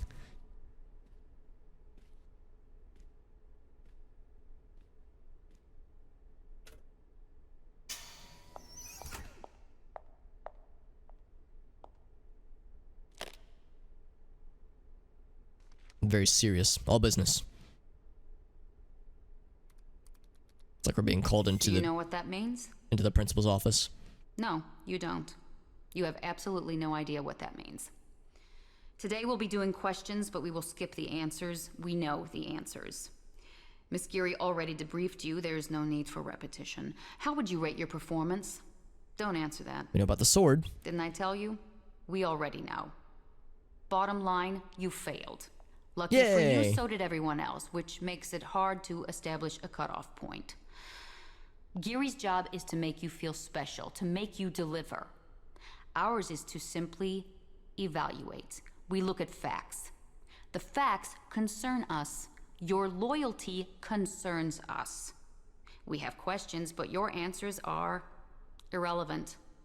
Frankly, actions speak louder than words. The sword isn't the only relic of note to go off the radar lately. It's an epidemic. Occult weapons, ancient technology, dangerous artifacts, an alarming amount of it ending up in the wrong hands, i.e., not ours. The Phoenicians are involved. Oh, I remember Ellis. Also, these people. No one quite knows what to make of them. We're filing it under TBD. So Ellis is from with the Irachi Phoenicians. Group. We know exactly what to make of the Irachi group. They may appear to be on our side, but they are not. They are dangerous, they have ambitions. And like us, they have eyes and ears everywhere. Everywhere. I'm gonna tell you exactly what that means. It means we're paying attention, all the time. To you, to everyone else. Q&A isn't just me. It isn't even us. It's all of you. Vigilance is important. If you want to avoid seeing this room again, you will learn to be vigilant. This went well. Yeah, it's like, it's kind of hard to know what to make of scenes like that because that confirms some things we already knew and did highlight some new things for sure. She mentioned like they're not so sure about our where our allegiances lie because we did accept the gift and well, we're not sure exactly what that's going to entail. Can I look at my own personal file or someone else's personal file maybe? I just spotted. Well, I mean, it's you know, MS Paint quickness. I mean, it was just for funsies, obviously. But you know, I do enjoy them. I do enjoy the MS Paint Masterpiece challenges. But yeah, it's nice to have some gaps in between them. Yeah, they're always a little bit harsh. But then, like they said, like you failed, but so did everybody else. And at the end, she was like, "Yeah, this is a good one." So we're one of the more positive, you know, disappointing failures within the organization. So I'll take that. A positive failure is a good way to describe the Alex Q Super Hobbit experience. So who are some acquisitions? Let's see. So this person, Aminar, inconsistent cash flow. Maybe this person was compromised. Internal investigation if necessary. Okay, so that's nice. Then I guess Heather King, drinking problem. That name's familiar. Heather King. I don't remember if that person's name is significant, but it rings a bell. Carlos Salazar also sounds familiar. Drug habit, but do we control the supply? We don't actually know. Can I look at the computer? All I can do is look at the personnel file, but I can't actually look at the computer. So I can't follow her to that through that elevator, but I can go up the way we came. But now they let us leave. Oh, there's a password.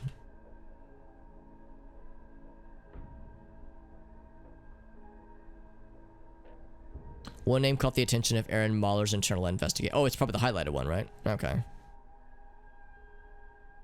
There's a few numbers to try.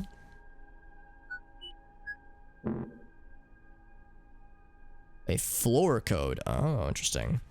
Well, code oh, I see. That code. A floor code, it says. So is this elevator gonna take us somewhere else then?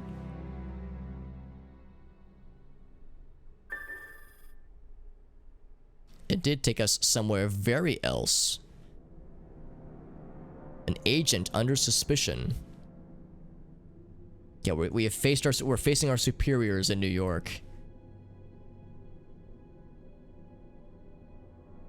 Either you're advancing through the ranks or you're dead. Yeah, no stagnation allowed. So that woman's name was Erin Mahler, and Alexander Aminar is this person that she is curious about. We'll just kind of leave that down here. We'll refer back to that if necessary. So now we're like in the inner offices for the Illuminati, which is kind of cool actually. To imagine them having like just offices and water cooler discussions and intra-office politics and just, you know, the other bullshit that mundane offices, but they're the Illuminati and they're all like, you know, powerful and terrifying and have eyes and ears and dicks everywhere. I like the, I always like the weird but kind of cool, just the aesthetics of these offices. Also, I want to, we're gonna come back here for sure, but I want to explore a little bit more first before I commit to going that way. Actually, never mind, we can't actually go any further, so that's it. But this is definitely a place to go for. So check the laptop. There's a number of things to check actually while we're here.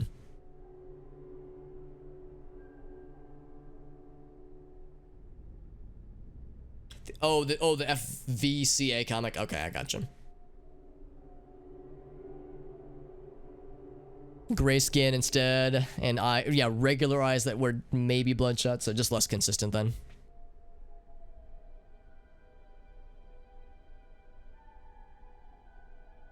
Okay, so presumably, Niame. I thought it was trying to say name. Niame and Leona texting each other. Some paper on the ground down here. Gotham Veterinary Clinic. The dog. So a doggy named Kirsten, which seems a little bit like, I don't know, a little Shih Tzu, a little black and white Shih Tzu that they've named after, presumably named after Kirsten. I mean, that's what comes to mind exactly. Examination, medical, yeah, patient weight. Or heartworm treatment. And then the deworming process, yeah. Yeah, I know all too well from when having dogs and pets, it can get expensive from time to time. You're in the fucking Illuminati, your password is a disgrace. Is it your dog's name or your girlfriend's? But you'd better give me an uppercase and lowercase numbers and a fuck ton of white space. From Cassini. Leah Cassini, yeah, is I think the woman like that we saw like surrounded by pizza boxes and by generators and whatnot, kind of your stereotypical system admin. Yeah, we've seen her before, and apparently she's very, very all about internet security, or just system security. Although it's weird that she would print that out and leave it on this person's desk as opposed to, like, you know, sending it through other means. And, you know, make reference of what the password is. So presumably, we would need a password to get in there, yeah. For inappropriate access to a fellow employee's workstation, your activity log has been forwarded to Q&A, so, you know, tread lightly. Do we proceed with the attempt? No. Okay, then it just goes away. But I mean, we have to find out, right? So there's two names to be aware of here. So there's the doggy name is Kirsten, which again, it's a little bit on the nose, right? And then the other one is Leona. So we'll try those two names. I have not, Jimmy. I know of them, but no, I'll confess I have not looked into them at all. Lavender, by the way. That's the thing I was trying to think of earlier. It just came to my mind. Lavender. It's almost like you just don't think about it for a while and then try to access that part of your brain again. Lavender. That was the color I was trying to think of. Yeah, that was bugging the crap out of me, man. I was like, what's this? There's a word for this color or this like kind of scent that comes to mind. And it just completely ejected itself from my brain. So, Leona. Kirsten. There it is. Kirsten, yeah. I don't know, maybe I'm wrong. Maybe they didn't name their dog after their boss, but it just seems like too much of a coincidence, right? 3 new emails though. But no, just to answer your question though, Jimmy, no, I would like to like look into the comics just because they sound pretty cool, but yeah, I will confess it's something I never looked into back in the day. So there's a new recruitment drive, so there are strangers wandering the labyrinth, displaying a lack of fashion and blank stare of cattle. Yeah, sounds about right. But escort them to Kirsten or Charles Zern, which is the doctor guy. These dull-eyed, slack-jawed recruits are the wave of the future. They are the shock troops in our battle against the darkness. Very good. Very good.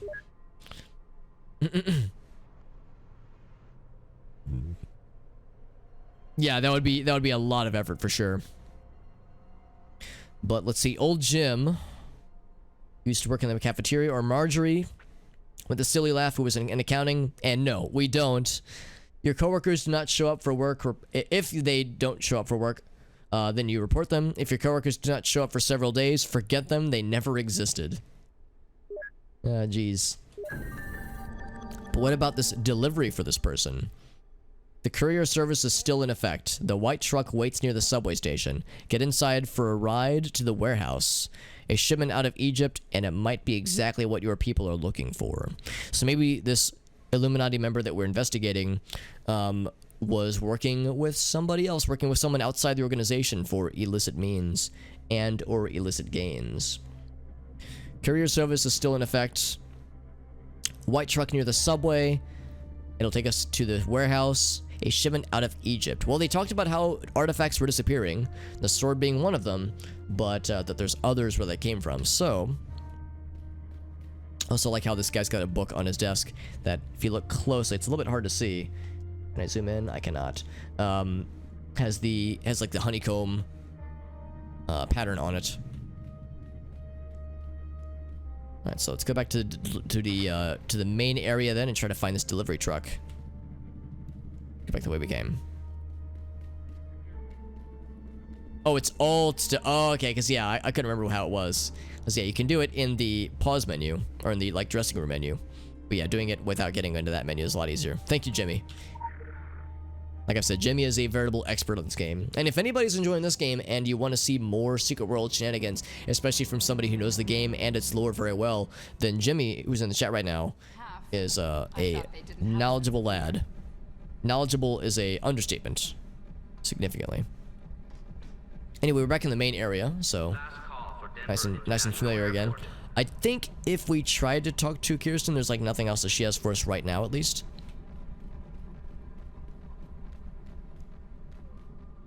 You've got my divided attention.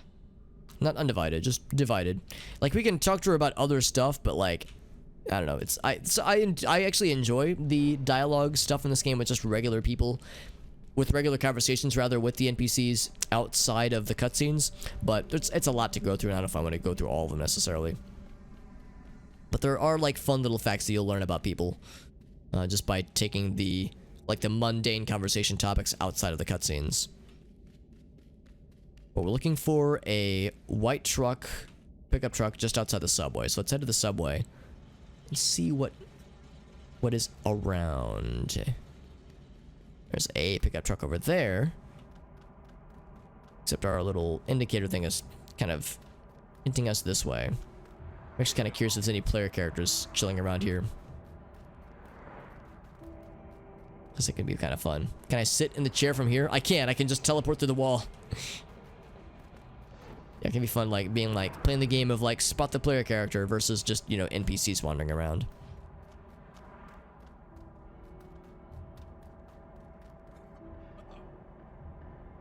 The link you sent? Oh, cool. Was it through Whispers? Let me go see. Oh, here we go. Yeah. I'm gonna go and click this now, then I'll just have it open so I can look into it later. Yeah, thank you. Thank you, Jimmy. I'll be sure to look into this. Cause yeah, these are some of the comics. That's cool. Yeah, I remember hearing about them back in the day, but yeah, I'll confess I never really looked into them now, but it's never too late. Thank you to Jimmy. That's very helpful. But have a good night. Thank you again for orchestrating that very nice raid. And by all means, yeah, again, as always, I know it's getting late. It's something I don't acknowledge often enough, just because it's, you know, I don't expect people to stay up as late as I do, because I definitely am in this like weird night owl schedule. But I appreciate people being here, and I appreciate you being here, Jimmy. Thank you for that raid, and get yourself some sleep, my friend. So yeah, as always, I can't emphasize enough that, like, you know, I'm staying up late to stream and whatnot, but I don't expect other people to, you know, to stay up as late as I do necessarily. So if you have to head off, I promise I won't be upset about it. I won't be like, oh man, people are leaving and I'm sad about it. So I wouldn't take that kind of thing personally. I'm just happy to have people here in any capacity, so I'm just glad to have people stop by. By the way, we hitched a ride in that truck. Let's see what awaits us. Oh, and you're on the East Coast. Yeah, exactly. Like, for certain time zones, it's even more inconvenient. So, now I've got it relatively easy here in the Midwest. It's just before midnight here. But yeah, in other time zones, it's a little bit trickier.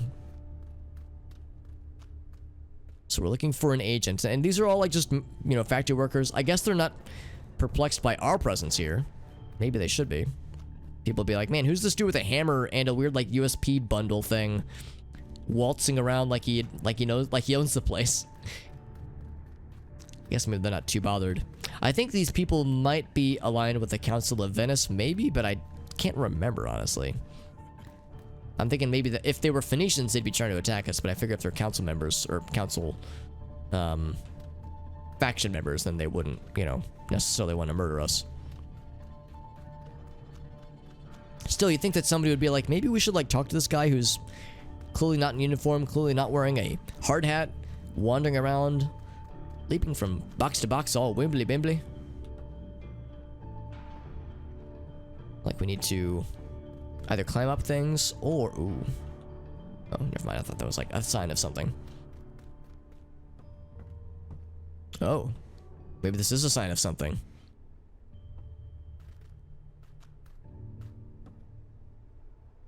Ooh.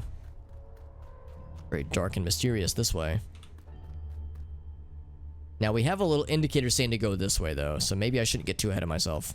We don't have a map though, so all we can do is try to venture in the general idea of certain directions. Yeah, that was not it, by the way.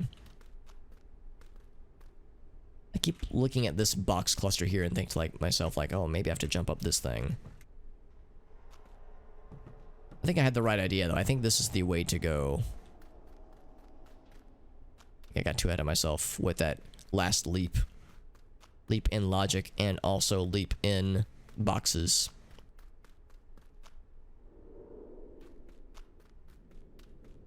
We know that the Illuminati like their labyrinths, but I don't think this is... I think this is more coincidental.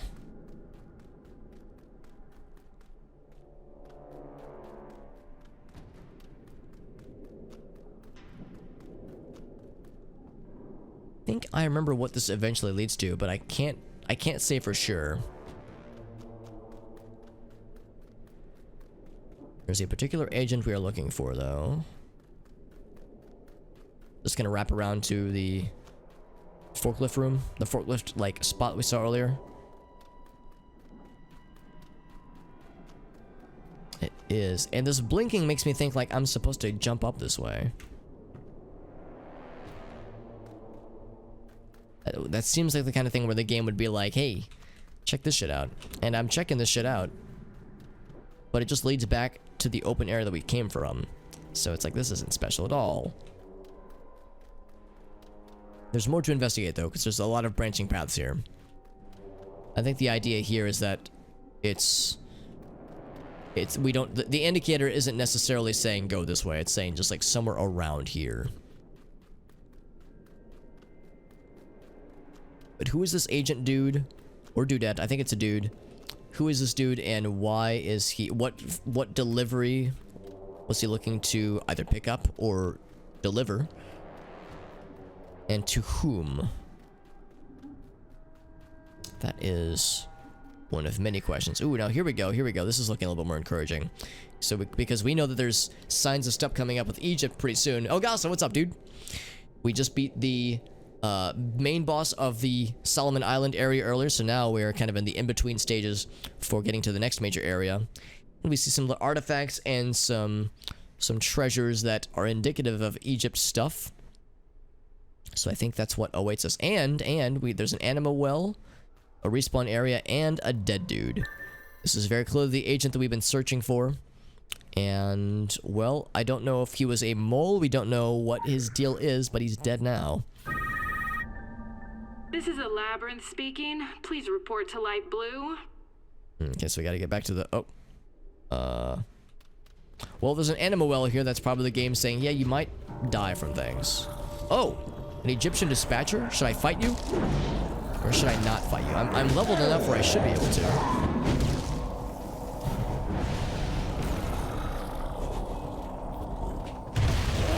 There we go. So I can take him out. An Egyptian dispatcher. What's this? Counts to severe damage or until they're... Oh, can't be removed. Unless the mummy is destroyed. Didn't I just do that? Maybe I'm gonna auto-die unless I do something. Find a mummy and destroy it.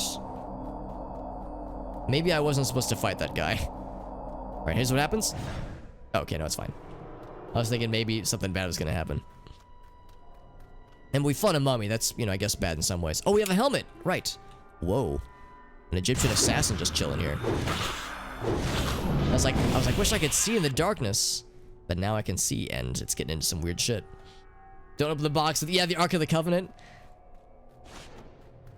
I hope they poke some holes in the box so it can breathe, you know? Give it some air from time to time.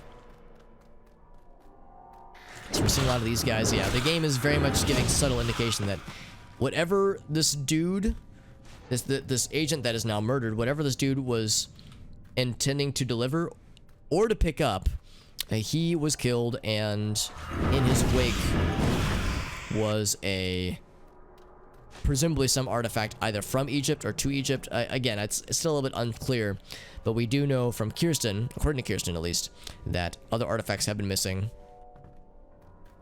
In addition to the sword was one of them, but there's more where that came from. So, also, there's still the dudes here, like the regular humans that are just here. It's like, yo, there are some, like, Egyptian mummies over there, dude. Like fish? Or did somebody die? It's like these guys are just normal dudes, and I guess they're just maybe they just don't see it, maybe they don't, or maybe like maybe as a secret worlder only we can see the NMOLs. Maybe that's the explanation for it, but it's like, dudes, is no one else aware of like the weird shit going on here?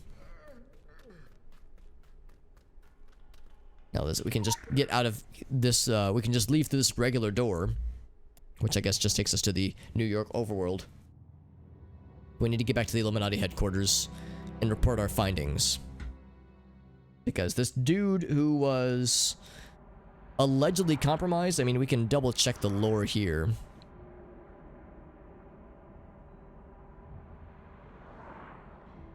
Inconsistent cash flow acquisitions. Okay, so yeah, he was receiving money, which means that he was probably, delivering these artifacts. So he was probably the source of where these artifacts were going missing. He was trading them for monies, but then he got murdered by somebody. Or something. Let's go back to the Illuminati headquarters. I like this person.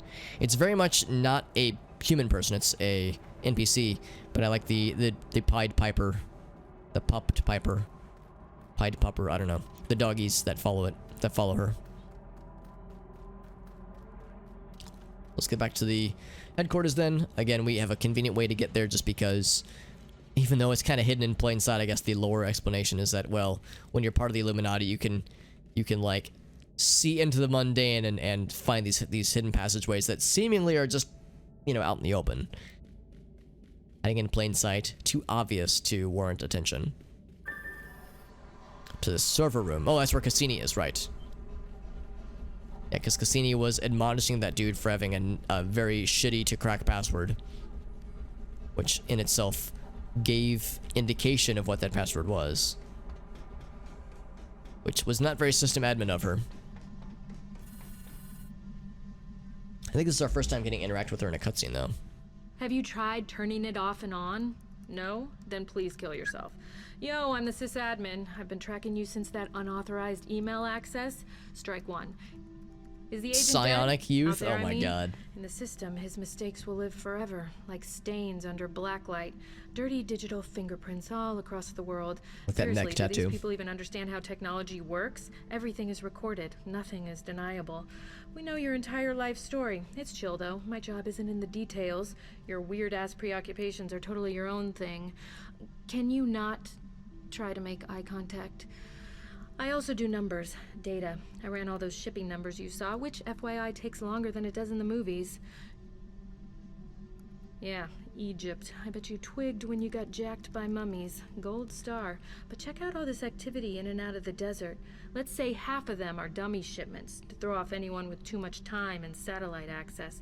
That still leaves a lot. And what's weird is that this Egyptian mafia, the kingdom, are super anal about export control. As our rogue trader found out. Do you still have his chip? No shit. Well, I know where Geary's sending you next. That is probably good that, yeah, we retrieved his microchip, the one that was grafted to our spinal column, that our doctor recommended that we not remove it. Also, Will, what's up, buddy? Indiana Jones, yeah, that warehouse scene really looked like something straight out of that Indiana Jones scene for sure, so I'm sure that was not a coincidence. But yes, so Cassini is the system admin that's referenced a lot of times. Stacks of pizza boxes and, like, you know, giant servers that I guess are like water cooled. That's what that's supposed to be, I'm guessing. And unfortunately, no, we cannot jump down to it, like explore around down there, as cool as it would probably be. Give me a second. 5 seconds. 10 seconds. What is it with I'm this helping. progress bar? I'm helping by just stomping on our keyboard, yeah. Anyway, that's our first time getting to interact with Cassini. Look in the pizza box though, yeah, man, dude, that's how it starts, dude. Seeing some discarded pizza boxes, and it's like, ooh, man, pizza being inside of my mouth face sounds pretty good. My mouth face and or my face mouth. Oh, geez, well, that would also have something to do with why you might be hungry. Well, you should get yourself some food, man. Were you at work all day? As I know that being at work sometimes gets in the way of food, but hopefully they would give you breaks, so usually it shouldn't be a problem, hopefully. By the way, we get to report to Kirsten, because a lot of shit was just found, and we kind of, like, went rogue to, like, investigate that whole issue. But let's see what Kirsten has to say. Let's really try to maximize. In summary, plenty of room for improvement. Now, it's time for you to leave and time for me to chat with one of our rising stars. Oh, that's Ciao, me. ciao. That's us. I'm mad and I got red hair. I don't expect to see him again. We're making a few cuts. Exciting news! You're going to Egypt. Well, exciting if you're into all beach and no sea. I prefer the Mojave. The smell of the firing range, peyote, shallow graves. But enough about my childhood. Africa hasn't been a key action area for us since the 14th century BC. Now our sources say something big is going down in the desert. A real game changer. New England is so last week. The catch is that we'll have to work with Venice. The council used to run the show, back when the Earth was flat and the sun revolved around Europe. These days they're all about being neutral observers, getting in the way of a good old-fashioned honor system. But until we find a way to speed up their slow descent into the ocean, it pays to use and abuse them. We scratch their back, they crack down harder on the Templars. It's a public service. The modern world is so over big swords and bad teeth. Hook up with the Venice envoy. Make nice. Find out what they know. If you have to make a mess, make sure you don't spill any on the Orochi group. They've been making a lot of noise about New England. And word is that their Egyptian operation has been compromised. They're likely to pin it on us if push comes to shove. I tell Orochi to go fuck themselves, but you know how it goes. They're the world's biggest transmedia conglomerate. Setting up a video conference regarding self-fucking would take forever. Time for my next o'clock. Don't worry, you're not on my cut list. Yet. Ciao, ciao. Ciao, ciao.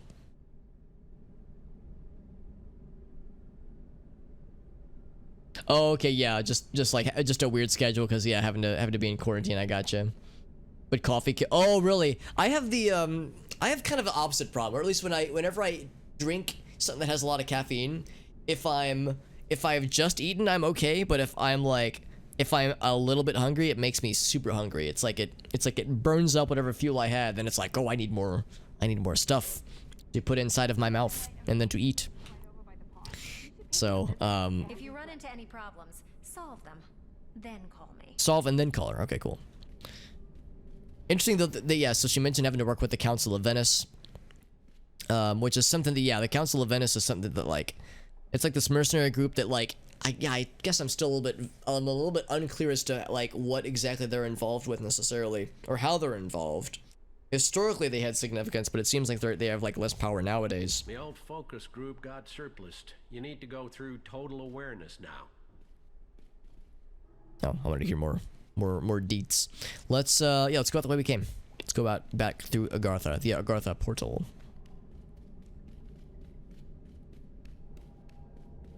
But there was that. There was also mention of the Orochi group, which is still central to a lot of this. It sounds like their operations in Egypt got compromised, which is not surprising because a lot of their operations in Solomon Island were also pretty heavily compromised. So no surprise that things have not gone well for them. we get to learn that eventually, this is not really a spoiler, pretty much a lot of things that the Orochi group have tried to do in this game's universe don't go well for them.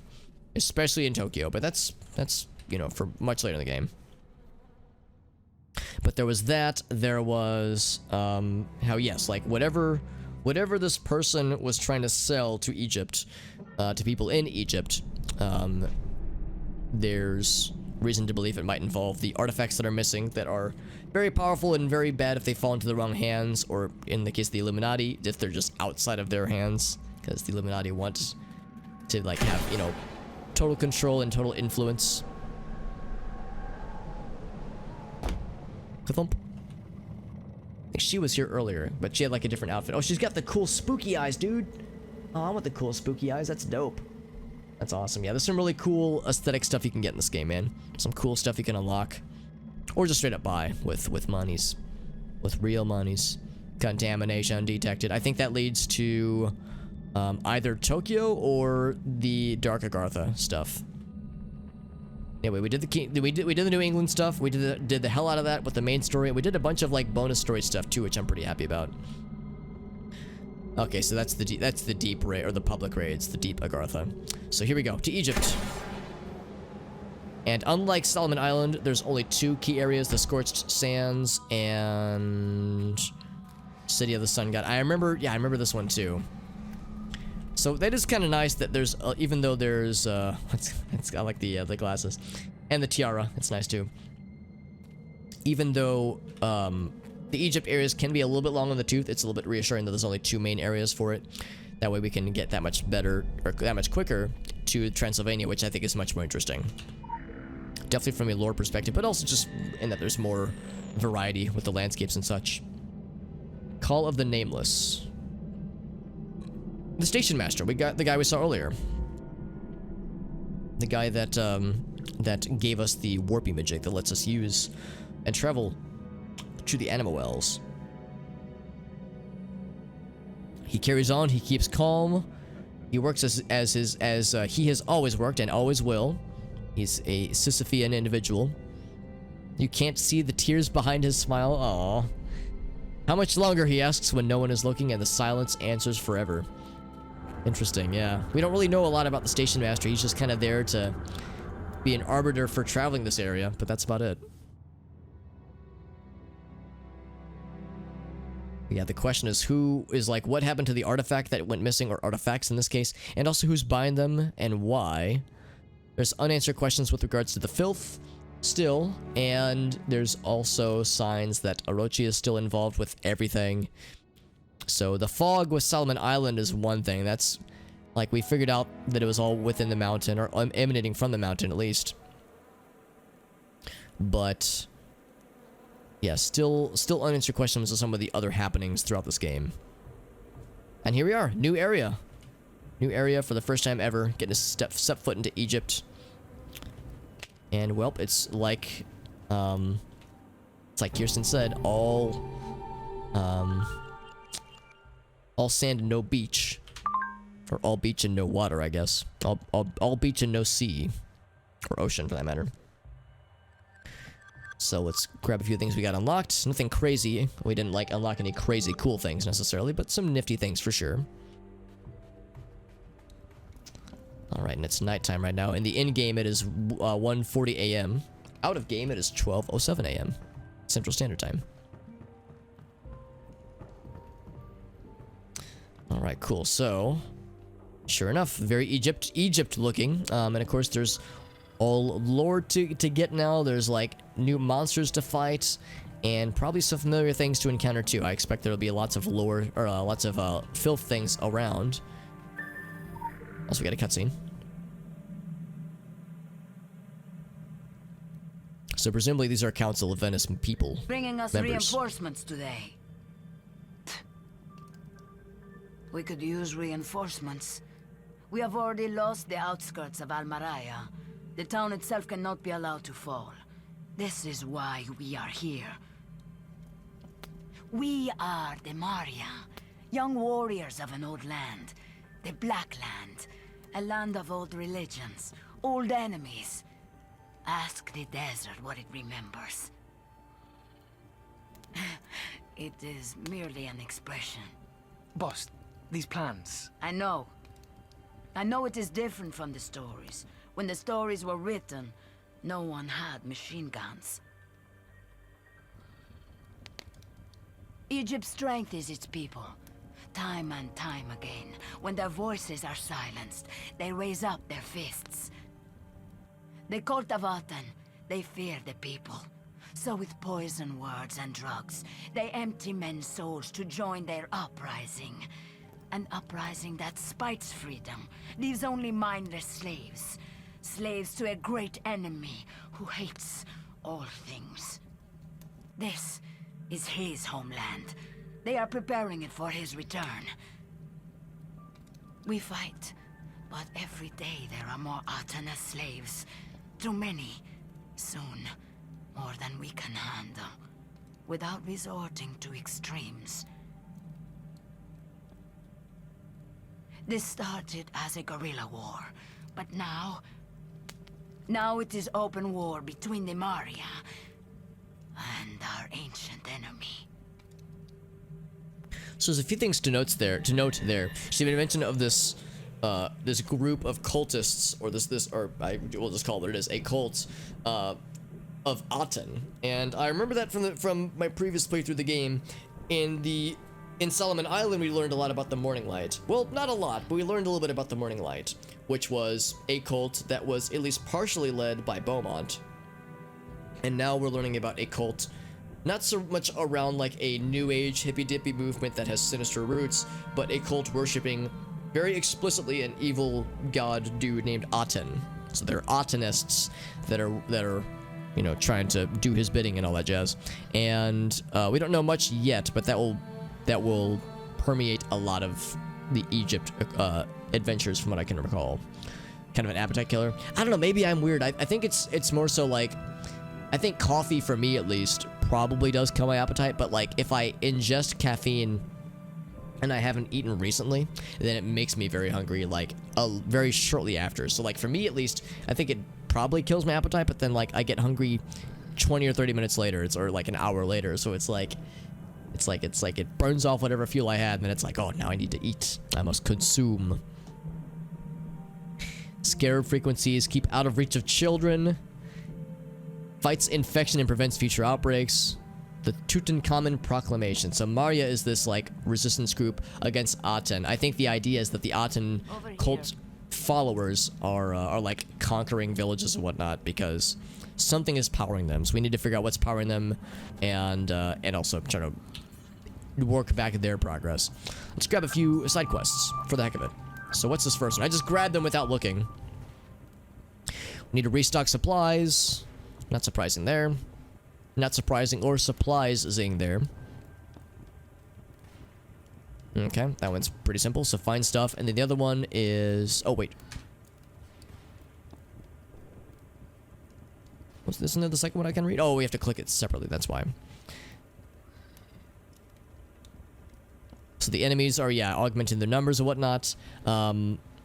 We need to find some potential recruits to bolster numbers more good-like. Also, so they're still working their stuff. And just like in the sheriff's office from the main area of the game, you can see that there's like people with weapons that will kill the bad guys whenever they draw near. All that jazz. So like, whereas in the previous area, it was lots of zombies and draug. There will still be monsters for sure, but there's also just a lot of regular humans that are presumably not visibly altered physically, but are just like, have been converted into being like cultists. Not like zombified or anything, just, you know, fucking weird. Like, they look kind of fucked up, but I don't think they're like physically altered, at least not yet. So that, you know, we're just fighting people, like presumably regular humans. Inducted villagers. Hey, they got hammers like me! And we can yeet them just like anybody else. Never mind, they're just dead. What about these guys? Atenist patrollers. Okay, we can't fight them. Yeah, they have a prisoner. We can't fight them yet because they're too high level. This guy's just on fire, by the way. Let's free him. An idol of Aten. So there's people to find. There's supplies to retrieve, and there's also a suburb to to also free. So here, we're gonna look for the people of interest first. Although they are kind of scattered around, aren't they? I want to do all these things. Yeah, let's go, I guess we'll go this way first. Knock out this quest. Series of quests.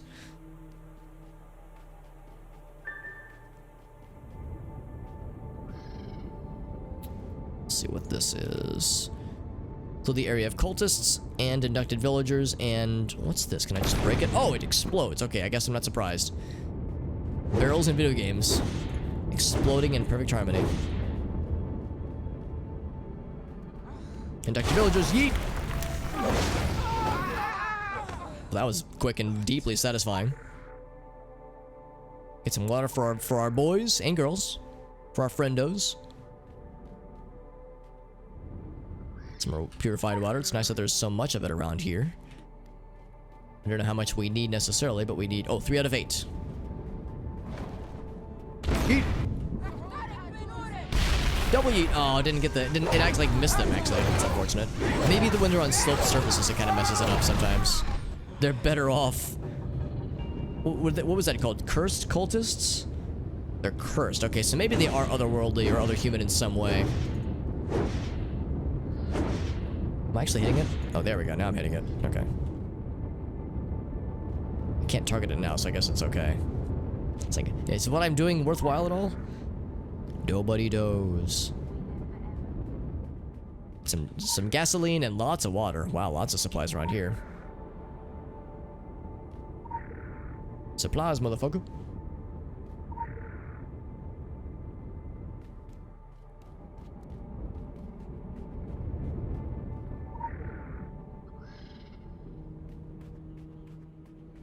I think the general idea is that by the end of the Scorched Sands, you're expected to be level 40, at least, and then by the end of Transylvania, you're supposed to be level 50, and level 50 is the max level in the game. Which is a little bit of a bummer. It would be nice if there was a little bit more of a, like, organic progression to the game. You level up the rest of your stuff by, like, getting better equipment and leveling up the equipment you have, so empowering it further. But yeah, in some cases, it's easier said than done. So that's all the gasoline in the water. I think there's one other thing, too. Food. Okay, so I'll keep an eye out. Speaking of food. Arten, I opened myself to you. I cut myself open to you, see? Yeah, we can't fight those guys. I mean, we can try, but it won't go well because they were definitely... we are under-leveled significantly to fight those guys. There's more gasoline up top. More people up here. Yeah, here are the regular peeps we can fight.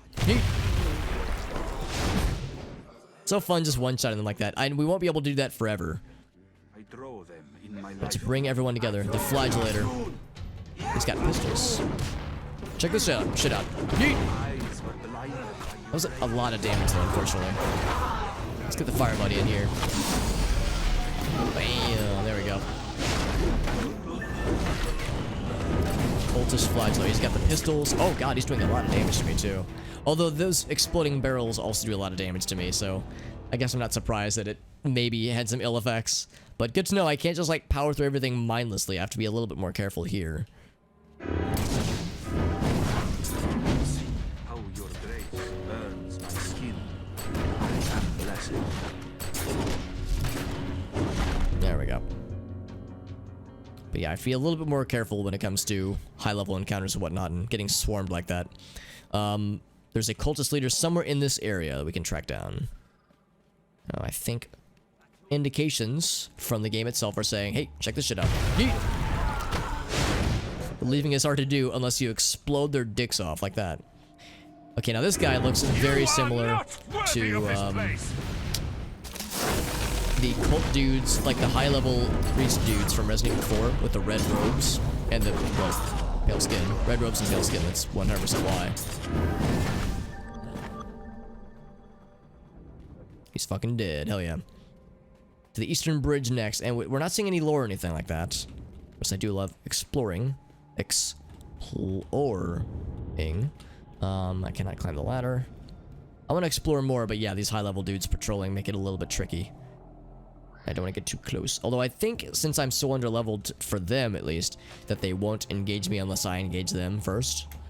So it's probably fine, but maybe I shouldn't, you know, I shouldn't chance it. And then yeet.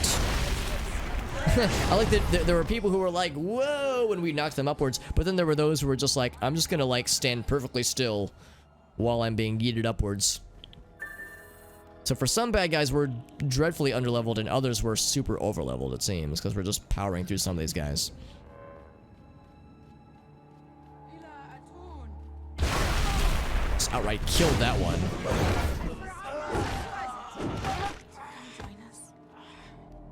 The revivalist. Yeah, they are kind of fucked up looking, actually. So never mind. I thought it was like, oh, that guy's huge. Holy shit. I thought the Aten stuff was very much like they're just normal humans that are just believing bullshit. But no, there's definitely magic at play here. There's definitely things I have misremembered. I think there's also different levels of it too. See how your Predictably, grace burns my skin. I am blessed. And also there was some kind of filth-like things going on there. So, yeah, not surprising that the filth may or may not be involved here. Additional assignment received. Initializing. Like they got their, yeah, like maybe there's some magic with this cult that's not just like, you know, bad shit happening where like people like their minds warp, but maybe there's some effect to them that causes them physical mutations. That's not terribly surprising because I know later on there is like a lot of shit that we have to deal with. Inducted villagers, by the way. Check out like the big swords these people got, man. I think these guys are like higher level than the villagers we need to take out for the little side quest. What's this? Oh, food supplies. Very good. Yeah, I would say it's safe to say, yeah, there's some indication that there's some other dank shit going on here with this cult. And if filth magic is involved in some way, or the effects of the filth are involved in some way, then it wouldn't be surprising. Because again, the filth doesn't just affect living beings, but it affects paranormal, ghosts, spirits, and probably gods too. In fact, we've been affected by some kind of filth thing. So yeah, filth exposure. So that pretty much sells it right there. There's this cult has been affected by the filth in some way. Maybe it pre-existed all this already, but now it's like mega charged. I want to get the evangelist that's up there just because he is so big. I can hear him spewing his bullshit. There's one right here, and he's writing on the walls. Let me just steal your food out from underneath you. Hey, Interdemon, what's up, dude? Yo, that's pretty nice, man. Thank you for the nice, Mr. Interdemon. Good to see you, buddy. Hope you were doing well. We're playing more Secret World Legends. We beat the Solomon Island stuff. So the first area earlier, we spanked Beaumont real good and did some story stuff, and now we're in the second area of the game, which is very much in Egypt. We literally just started, so your timing could not be better. Let's kill the flagellator here. He's got his pistols. Has exploded both myself and himself. These guys don't do that much damage on their own. I think there's also a big dude up here that I kind of want to take to the cleaners if possible. I'm doing well. I'm doing well, though. The streams are fun, as always, and we got big dudes to fight. I don't know why he's so big. Oh, never mind. I was thinking maybe I'd have a chance to fuck around and find out. Yeet. We know this guy is like a name-ed individual, so he'll drop a loot bag and whatnot, so he's a little bit scarier, but he's like so big. So large and scary. Whatever this loot bag is, yoink. Oh, another one of these things, the luminous dice, which we already have a better version of anyway. So there's 4 more regular villagers to take out, and one more suburb to clear out or part of the suburb to clear out as well. Let's go over this way. This looks encouraging. Yeet. There we go. So that's one side quest done. This guy probably didn't like the fact that we killed his homies, but too damn bad. It done happened. We can't unhappen. Also, I think my little fire buddy died, but that's okay.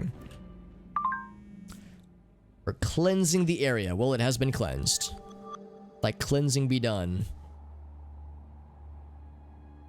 Alright, cool. So we got a few things there. Who's this person? A suspicious villager, you say? Oh, shit. Oh, shit. Okay, they're not gonna immediately fight us. I was like, suspicious villager. Yeah, these guys are the super high level guys we really shouldn't fight. We shouldn't try to fight now, at least, so... Thankfully, they just pushed us aside. So we got the supplies then. We also have this one to find some peeps. What's this guy doing? Just standing out in the middle of nowhere. Like he owns the place. Spank the crap out of him. In a massive fire. Well, I mean, we exploded the explodable barrels, so we kind of caused fire things to do cool shit. Also some Orochi lore up there. You best believe I definitely want some of that shit.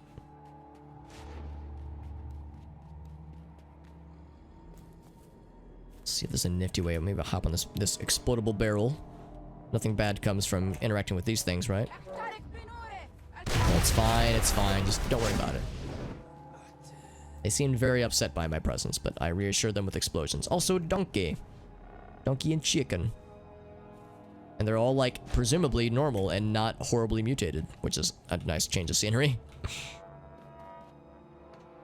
Aha, here we go. That's how you get up there. Let's get some Orochi lore. Orochi Alorchi. So we get to learn about plethron. Tied to Vali, agricultural biotech, genetic research for farming and pesticides, all that jazz, better crop yields, but by night or under the hood. Controversies over genetically modified food products hover and buzz like blowflies. What are their intentions? ADD spreads like an epidemic, and it becomes harder to concentrate on such questions with every bite. So there's indication that, yes, plethron, one of the Orochi subsidiaries, is, you know, trying to dumb down the populace with its stuff, with its, you know, questionable genetic modifications and all that jazz.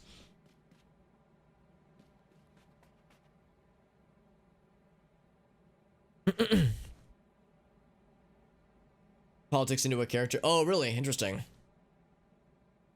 That is kind of a bummer. I mean, political storylines don't necessarily, in my experience at least, politically charged storylines doesn't, you know, immediately make it bad necessarily, but yeah, it has to be kind of done right, and if things are not done well, then it can kind of sour the experience. So I totally understand the notion of being like, this is less than good. You're like, this guy's outfit. Right, so he was like the leader of this one particular area. The evil dudes, that is, in this one particular area. And yeet. Oh, it's not charged up yet. Never mind. No yeets. We'll do this one instead.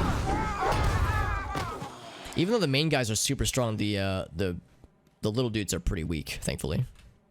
Makes my job that much easier. Local yeah, speaking of politics, exactly. I'm excited that you're going to be trying this game out, the McMagic. Like I said, I do recognize that, like, the gameplay is not always the best. I feel like the gameplay and the combat is just, you know, so-so. But I do enjoy a lot of the lore and the story, so I would say, like, that part is very much enjoyable. Getting involved in anti-cultist rallies isn't our idea of a good time. We don't have to take on any causes, just help maintain the status quo. The Maria are good, or at least they're naive and trusting, and they're against our enemies, so an enemy of our enemy, you know, that kind of thing. Our first foothold in the region, through them at least. But what's with this Atenist stuff, this Atenism, that's having such a revival? That is the question. Because, yeah, I think there's, like, an IRL mythology around Aten, like, as an Egyptian god, but yeah, like, it wasn't ever particularly popular necessarily, so... In this region, why would Aten be like the flavor of the month, so to speak? Crit power rating. Alright, so we're getting more glyphs too, which is nice. We can put that... Where have we put the first one? I think we put the first one here, right? We'll put it... I think it has to be under fusion, right? Fusion. Ha! There we go. And you can recover it and destroy it if you need to. Destroy the glyph, that is, but... So, it's not like... You're not, like, committed to it for life, exactly. Let's also do this. Have any others? That one. That's it. All right, cool. Good enough for me. Level 5. There is no end. All right, we also have to find the other individuals, some potential recruits for our peoples, for our cool peeps. Shoehorn a new character.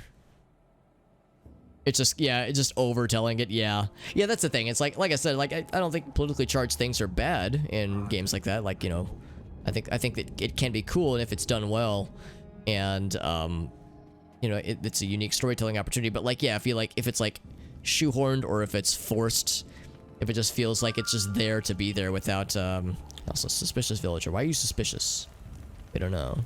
They're just suspicious. That's all we know. Yeah, it's like, you know, subtlety helps. You know, things like that aren't just ham-fisted can be nice. But that's not always how it works, sadly. And the range for their I raise my arms up. I praise your holy appearance. The ranged, I'll say the ranges on their ranged weapons makes it a little bit tricky, since hammers are very much close combat. So whenever you're fighting somebody with assault rifles or guns or shotguns, pistols rather, or shotguns, it makes it tricky. Let's take a look through here, see what else we can find. There's 4 individuals we're looking for. Okay, sounds good, Match. Thank you again for that, for being here, and I'll be curious to hear how things go for the game yourself, my friend. But have a good night as well, my man. Hope you get some good sleeps, because it is getting quite late. Truth be told, I'll probably wrap up in probably half an hour. So I've said those words before, and they've come back to haunt me. When it's like, I think I streamed till like 2 a.m. last night, like a weirdo. So I never intend to go quite that late, but especially when I start late. But I do intend to stream tomorrow as well. So that is the plan, Areno. I was just kind of fucking around and jumping from place to place, all wimbly bimbly. Oh, we got the whole bundle. Very good.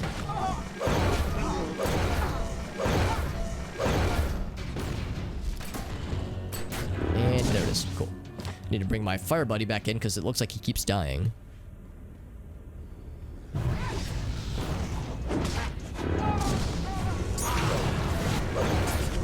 We're starting to notice that just regular enemies start having much stronger abilities. Even though we're able to take them out pretty easily, it is still noteworthy. I seem to recall, without spoiling too much, that the final boss of the Egypt areas is pretty tough. Beaumont was kind of a pushover as long as you have like decent equipment and decent numbers, and you know you're not a complete scrub and you like know how to play the game decently. You're pretty much gonna win. The second guy though is kind of something different, actually. There we go. Getting the right positioning for those moves is always so good. Deserter Sabah. I raise my arms up. I praise your holy appearance. Yeah, she was a named beast, a named creature. There's still the person that's around here somewhere. Can't quite jump onto that. Need to like get higher, actually. I need to ascend. Go this way first. This is probably what the game wants us to do. Now, are these cool people or are they like scary people? No, these people are alright. Or at least they're with us, which by virtue makes them cool. Oh, excuse me? Oh, an instigator. Why are you instigating, dude? Although I do like your hat.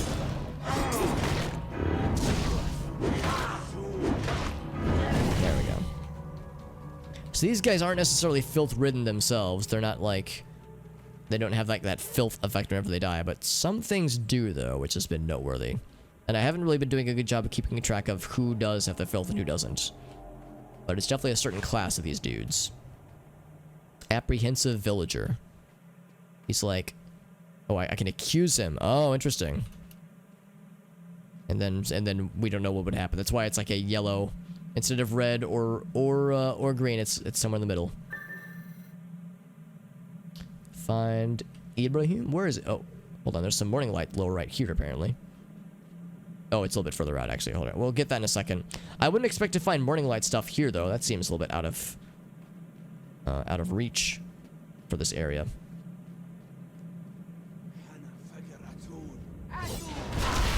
It said we found the person, but I'll admit I haven't seen anybody. There were the people down here that we saw. Take this out real quick. There we go. Is it this person? No, that's a brainwashed villager. It wasn't you, is it? Yeah, you're apprehensive villager. You're not it. I don't know. Maybe one of the... Maybe it was a named person that I just went right on by. In any case, I do want to try to get that Morning Light lore, because I definitely want to learn more about the Morning Light. Because I wouldn't think that they would have any influence here specifically. Oh, hold on, we got a friend. Instigating.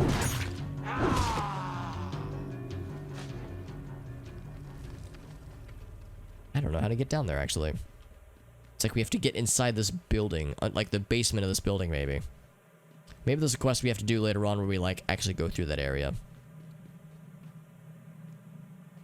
Oh, it's this thing. We probably can't, can we? It's locked. Yes, that'll be for later on.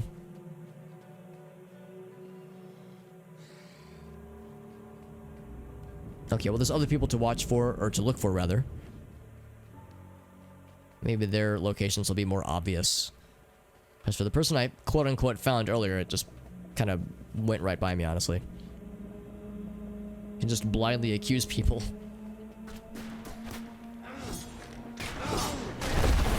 I'm helping. There we go.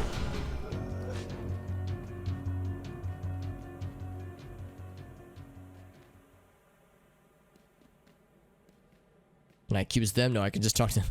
I can't just blindly accuse everybody.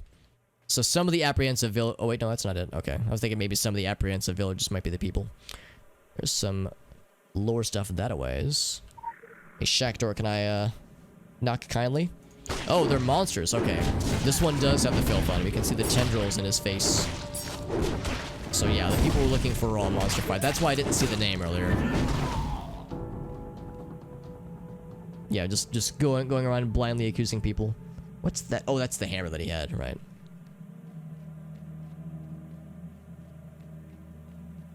Looks like he's afraid of something. I guess maybe there were monsters nearby that were, you know, being scary. Like that dude with tentacles coming out of his face. It's a little bit weird. I can't blame people for being a little bit weirded out by that. Some more lore that we can't get to, as far as I can tell, at least. Just a bummer, because I want to find these things. But these things... We can probably get the one up top. Or it's right here, and I'm full of shit.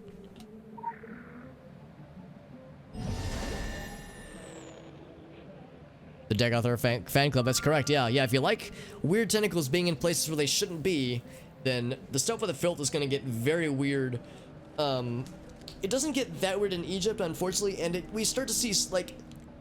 more implementations of it in Transylvania, but Tokyo, the fourth area in the game, is where it really gets cool. Tokyo's like, the stuff in Tokyo is some of my favorite stuff in video games ever with regards to lore and story stuff. It's where the game really takes on the sci-fi horror vibes very, very well, and also paranormal, sci-fi horror, paranormal vibes all around the place. Staccato City, it says, sounds. Staccato City sounds beat the tempo. The hand that deftly holds the smartphone is skeletal, with rot skin like old tea leaves. We see this guy, who is, by all means, a corpse, I think, like a Dark Souls 1-esque corpse, like the Chosen Undead, with a nice suit and a cool cell phone. Eyes mostly withered away, tongue like a dried date waxes eloquently into the receiver, settling the pieces, playing the game. Empty sockets stare from sunglasses, but somehow with a formidable wink. The drawn rictus always grins knowingly. Frowning is a fad of the living. He smells oddly sweet. Honey and the wilted flowers of an absentee lover. With perfect suavity, he adjusts a silk tie and tips his hat. He shambles away with an undying style. So Saeed is this person's name. That's the name he would give us. No one remembers his actual name, not even Saeed. So that's a character we'll get to be introduced to a little bit later. But yes, he is by all means, a very cognizant, shambling corpse dude.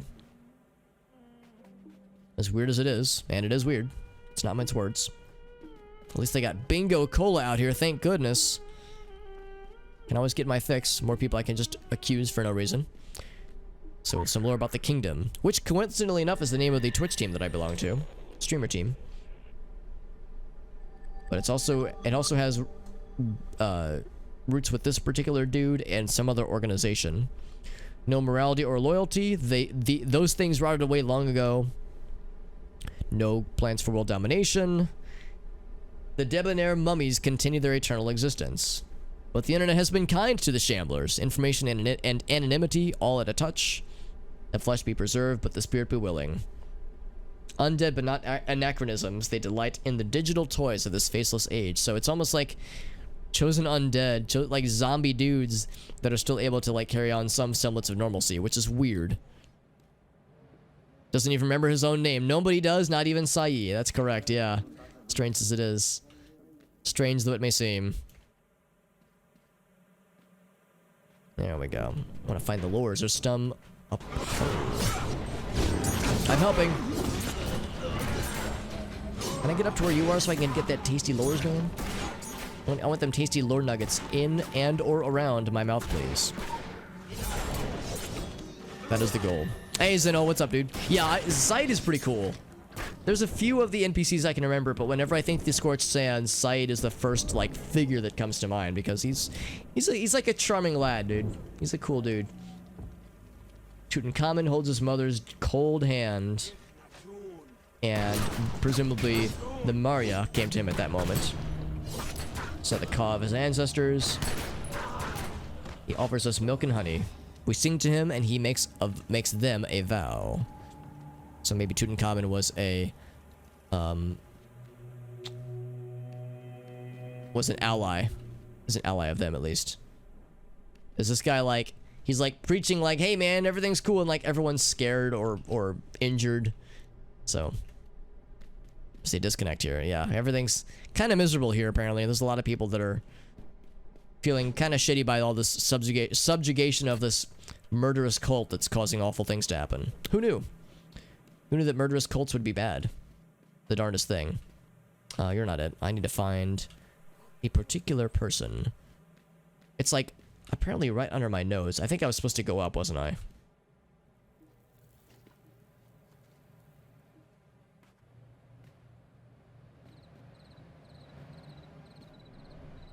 Let's try this again.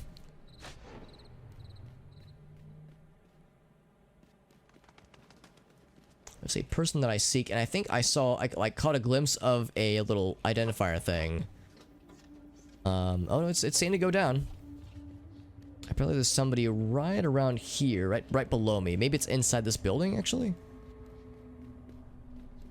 I just came from this building. Maybe not, though. Oh, that's...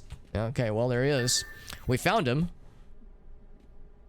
Okay, well, there he is. He's gonna be hard to recruit. Also a box of dates, I remember this. Here we go, a box of dates. We open it and... The tin lets out a cloud of dust. It must have been here for years, maybe decades. Now, presumably this guy hasn't been dead for that long, but yeah. Ancient box of dates, apparently. Delicious. Not all dates are created equal. Accurate. Delicious. I actually do like dates. All memes aside, I like dates. I don't know if I'd be able to like just eat them as a snack, but like having them like mixed in with stuff can be nifty. There's a nice little cafe. This place looks like, you know, relatively chill. More about the Maria. Hello. I guess this is a Maria recruiter trying to recruit peoples. There's a recruitment flyer as well. The jackets and vultures, or jackals and vultures sing the ancient stories. Carrion eaters have deep memories. They drink the past in congealing humors. What is time to us? We stand outside. Everything has happened. Everything is happening. Do they smell bad? Durians, I know, are fruits that smell horrid. Dates are... I guess they're fruits? I actually don't know. They're kind of like... It's like a dried fruit thing, kind of like raisins. But with a more distinct taste. They're chewier, they're larger, I think, usually. But they have a pretty nice taste and a pretty unassuming smell, but durians, those are the ones that are like rank, man. Hey, what's up, THC? Thank you for that host as well. Durians are pretty rough, though. Oh, yes, and yeah, they naturally have pits in them, kind of like other fruits and such. So you can buy like pitted dates that have already had their pits removed. But yeah, that's a correct point as well, Pimer. That's true too. Yeah, you can get them in smoothies. Like you'll find them mixed in a lot of things. There's a Mediterranean restaurant here in St. Louis that does a really, really out of this world banana date smoothie that is so good. And holy shit, like I think it's a place called The Vine, and it is truly divine. Yeah, sorry. It's really good though. Yeah, banana and date smoothie, holy shit. Yeah, dates are quite nice with like as a thing to add into other stuff. You like durian, but you've tasted them? Yeah, the smell is rough. I've heard the taste is unique and not bad per se, but yeah, it's hard to get past the smell. You almost gotta plug the nose.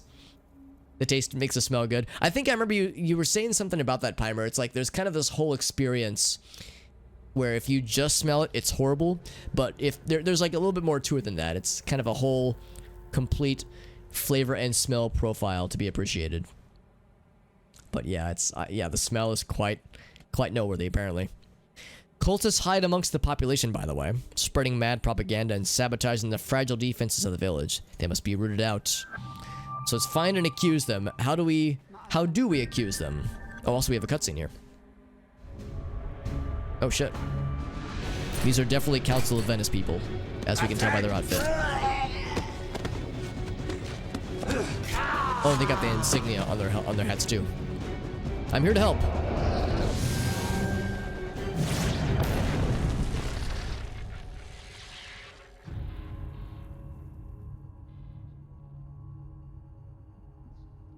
Careful, the protections. They do not differentiate between friend and foe. Anything that smells of anima, clean or tainted, and the fireworks go off. That was the third attack in as many days. The Aten worshippers are getting more aggressive, and our defenses are under strain. We needed the help. Muchas gracias. This is all I have. The entire Council of Venice delegation. One field operative, Amparo Osorio, buenas, and a handful of armed personnel. Hardly enough manpower to deal with a situation like this. Something has gone terribly wrong here. Far beyond the earthquakes, locust swarms, and rain of fire. I believe something has been taken from this place. A dangerous artifact that may be behind the cruel wind that has brought these dark clouds upon us. I'm convinced that the Orochi are involved, somehow. As are the Phoenicians. Their loyalties can be bought. But there's someone else too. Someone with a lot of resources and friends in the highest places. Them? I do not know. But the Council won't listen. No one listens. My reports vanish in red tape, and I don't receive the resources I need. It's as if someone is deliberately trying to slow me down. And so I dig on my own and attract the attention of the cultists. I fear the Council may be compromised from the inside. I don't know who to trust, whether they want me to find the truth or if they want me to bury it deep below the sand. All I know is that this is too important to bury. Too important to keep secret. Whatever it is that happened, it happened right here, in this town. Normal people were turned into mindless, murderous sheep, bent on darkness, death, and destruction. But like sheep, they only know how to follow. And if you follow the sheep, they might lead you to the shepherd. Yes? Okay, so there's a lot to unpack there. So the Council of Venice, so yeah, here they are. I guess what remains of this particular cluster of them. I'll admit I'm still a little bit unclear on like what the Council of Venice is. They apparently have a great history with the Illuminati and the Templar and the Dragon, kind of like all the historical stuff that have happened there. But I'm not exactly sure what their role is right now, other than, you know, fighting bad guys. But I think there's more to them than that. She mentioned the Phoenicians as being a potential instigator, as well as the Orochi, which is always, you know, behind bad shit. She mentioned that there was an artifact that was missing, and she didn't really go into details there, but maybe it's just a theory at this point, but she mentioned an artifact that was missing, and so much of the Solomon Island stuff was about missing artifacts. Well, the sword. And Kirsten directly told us that, yeah, there were artifacts that have been going missing from other areas too, and when they go away, or at least if they go away from the watchful eye of the Illuminati, then, you know, bad shit happens. So that's kind of the idea, at least, but that's not very much of a lead to go by just yet. But yeah, the smell is one thing, but then the taste, it can be polarizing. Yeah, I mean, I know some people that like don't like the taste or the smell of durian, but yeah, it's very strong and unique for sure. The smell can still turn them off for sure. The magical grenade, I thought the same things, you know, we just like kind of threw a electric EMP thing or something, and it killed only the bad guys, so it was able to distinguish, whereas these things apparently can't. She was saying these things cannot distinguish friend nor foe. She's the, yeah, all along. I mean, it wouldn't surprise me if there was something like that in this game to some degree. And I've played through the majority of the original version of this game, and I know that some of the plot twists that will happen, but, you know, there's things that they might have changed in this version of the game. We know that there are some quests that they have already changed, so it wouldn't surprise me if maybe there's some differences in what I remembered, or if I've just forgotten, you know, from years of not playing this game.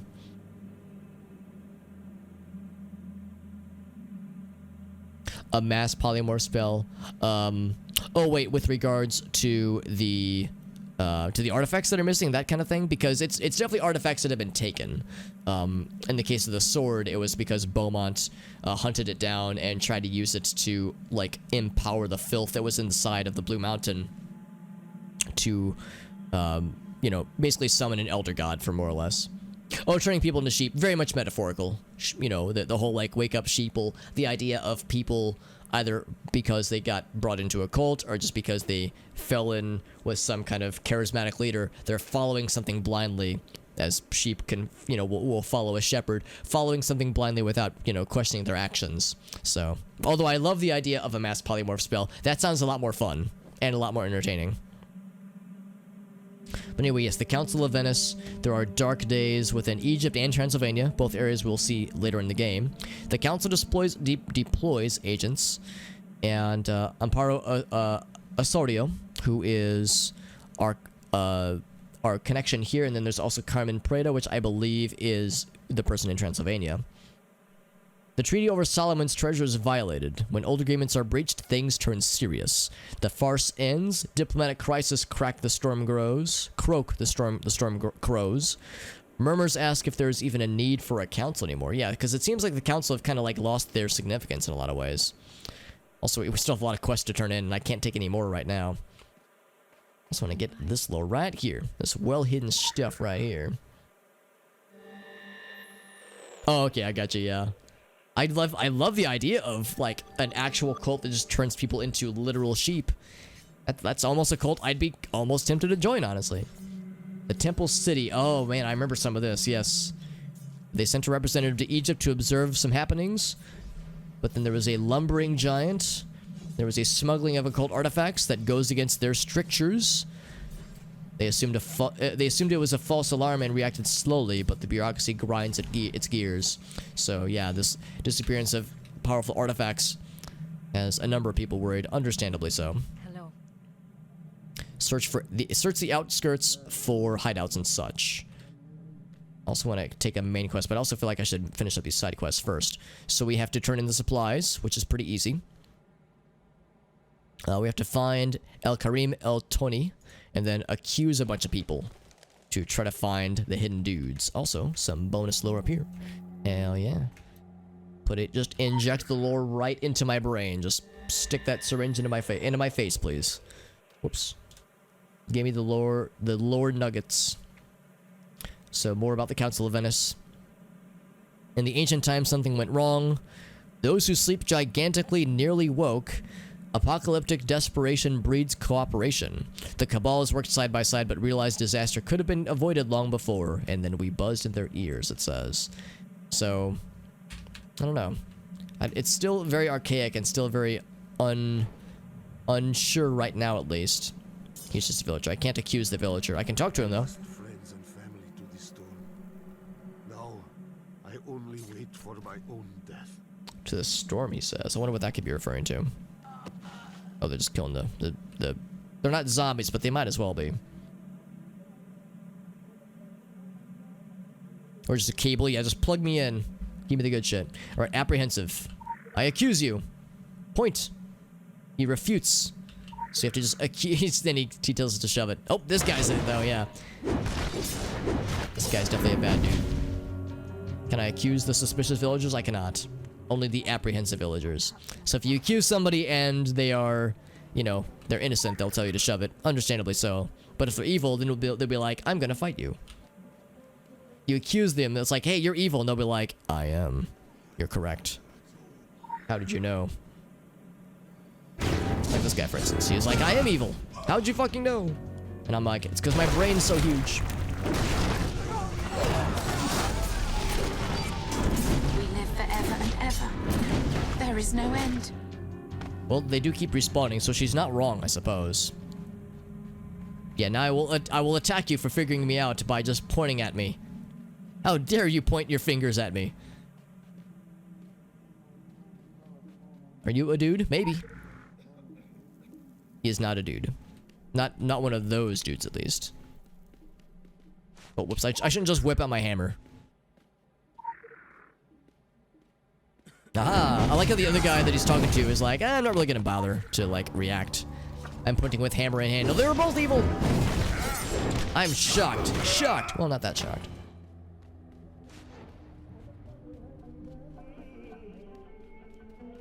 Yeah, maybe they should have attacked me first versus, like, waiting for me to like, walk up to them. They could have got the upper hand, you know? So we gotta find one more dude. Dude to accuse. Well, and for it to be a success, obviously. That's something else. I think we already talked to these guys.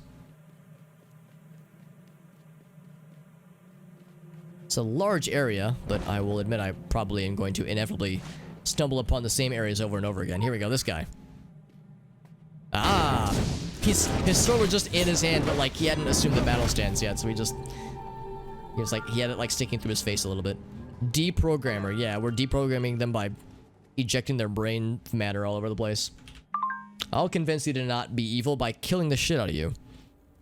So we got some stuff. So we got a new crit rating glyph. Let's add that to our weapon. We might as well. Oh, we already have one in our weapon. Let's put it to this weapon. Fuse. What else? We have the expired dates. They expired in 1942. Okay, what happens? What happens if I do a thing? I eat it, and I need to seek medical attention because I have sustained food poisoning. Do you want to cancel food poisoning? Yes. Don't be food poisoned anymore. That's how you do it. How do you stop food poisoning? You just cancel the debuff. That's how you do it. Just don't get food poisoned. That's the strat. Big water. Cans of Bingo soda. Bingo cola. Carcady. Iced. Cafe. So coffee. A sandwich. Falafel. Oh, dude. Falafel sounds really good right now, honestly. They got an arcade machine, dude. And a lady that gives quests. And a lady that gives quests as well. And that's where we turn in the supplies. That actually worked pretty well, too. Let's collect those. We got another painting from Mr. Devil of the off-world variety. We will do that shortly. Let's do this one. Evade rating. Sure, we'll put that on... does it really matter? Probably doesn't matter. Let's put it on this guy. Eventually it will matter, but right now I'm just slapping effects wherever they'll fit. Let's also power this guy up with this, 3, and then I guess that's it. To level 9, very good. There's also this one which we need to power up, so 1. Oh, this is a 3-tick. Oh shit, I should upgrade that one instead. Yeah, that's much better. Friendship ended with 2-tick. 3-tick is my new best friend. Much better. Yes, do that shit. In fact, well, I'll use this as the basis for the fusing. But yeah, we just need to level this up to 20 and then we're good. Because that'll be a little bit better than this guy. And that'll be very nice. And that'll make my many, many genitals very happy. All of them. Every single last one. We're also going to... Wait, luck talisman. Why do I have this here? Oh, I was right-clicking too feverishly. Anything else? This one. Level up the hammer. It's always hammer time. Always and forever. Clink. Okay, cool. What's about this? I'm gonna interact with this lady to sell... Oh, I can't... She doesn't actually sell things. Ah. I want to sell the expired dates that I found. So now we have space for more of these other quests. I'm gonna grab a few more things. We got the recruitment flyer earlier, but there was the lady. I want to grab the council laptop quest. I want to do all these quests, man. Level 36? Oh shit, we're a little bit underleveled. Actually, not that underleveled though. I will go ahead and take it. A distress signal. Can't quite make out the whole message, but there might be enough clues to see what's the happy haps. I'll go ahead and take that quest, and we'll do it in a moment. But I definitely want to do the channel, the what you call it, MS Paint stuff. The MS Paint stuffies. You didn't make it, okay? Yeah. Redemption. Oh no, I know. I don't know. I always like to like keep the momentum going, but I always like to look for lulls. But I guess this is probably a pretty good lull since we just finished a bunch of side quests. The only other side quest we have is for this one. Actually, that dude's pretty close by. Let's go and do this real quick, and then we'll go back and do the MS Paint channel point stuff.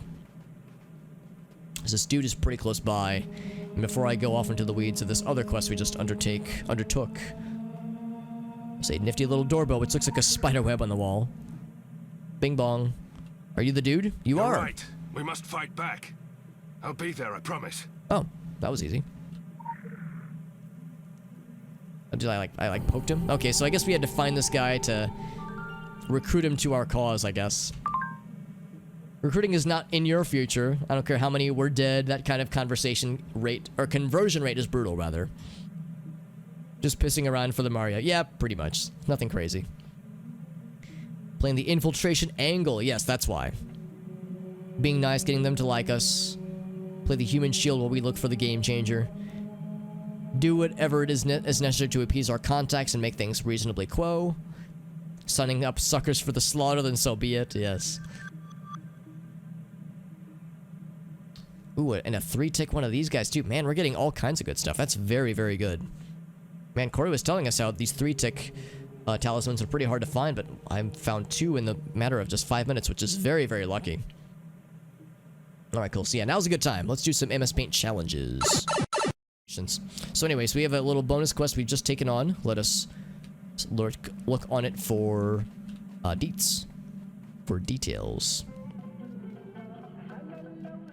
And or more information. And also I want to do quests for this lady, because I think she has some cool quests, I think, but it's been so long. There's a lot that I do not remember. So I'm just cracking into the laptops. Also, look how big that assault rifle is, man. Holy shit, that thing's enormous. I mean, assault rifles are big, but that one's like giganto, dude. So we're checking some log entries. Yeah. Everyone knows it's log. You're gonna love it long.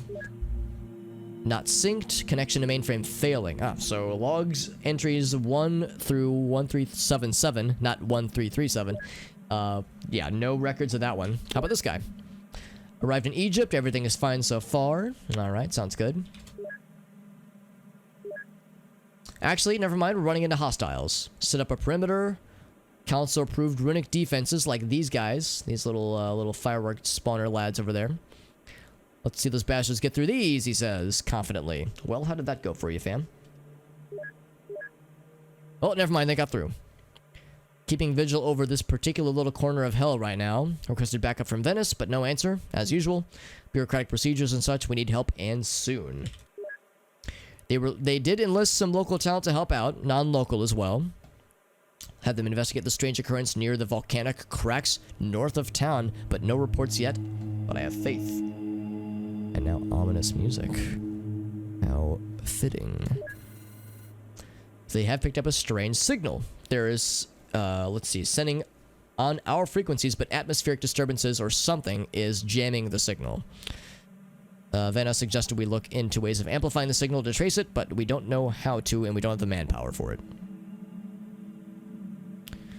The signal was routed through a satellite located at azimuth 12.4 and elevation 31.7. Now, elevation is one thing. Azimuth, I can't remember what that means, actually, but it's some kind of coordinate thing. Not latitude, longitude, sadly. However, we do have some pointers at things. So, let's just do some Snoopy Doopies. We learned about Flippy Dippies, now we're doing Snoopy Loopies. We need to find some dishes, and presumably these dishes would probably be high up, right? I mean, elevation 31 meters, presumably, so it's gonna be up in the sky. And the sky is so high. Let's just see what we got. There's also a significant overlap here. Suspicious villager. I wish I could accuse you. Look, he's even got like the gray skin, the bloodied eyes, but nope, he's like, I'm not suspicious. There's some dudes on the rooftop there. Oh, this guy is very dead.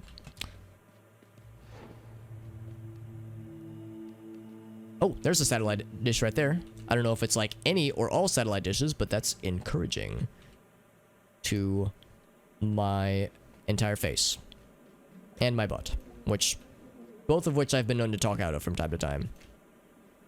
Now, getting to this is going to be something else, I think. It will require some percentage of my gamer skills. I'm not going to say the number, but I'm not going to not say the number is 69. Actually, I can probably just jump this way. There we go. And then, can I just reach it from here, actually? Just kind of want to jump on top of this thing. There we go. Can't quite reach it. Do I destroy it? Nope. Maybe I can follow along. It's a little bit dodgy. Oh, did I make some friends? No, I've not made friends. Okay, good. Where's that again? Can I not jump on this part of the wall? I cannot. Okay, well, that might have something to do with it. Let's try and jump on the parasol. Aha! Aha! Now we're cooking with gas.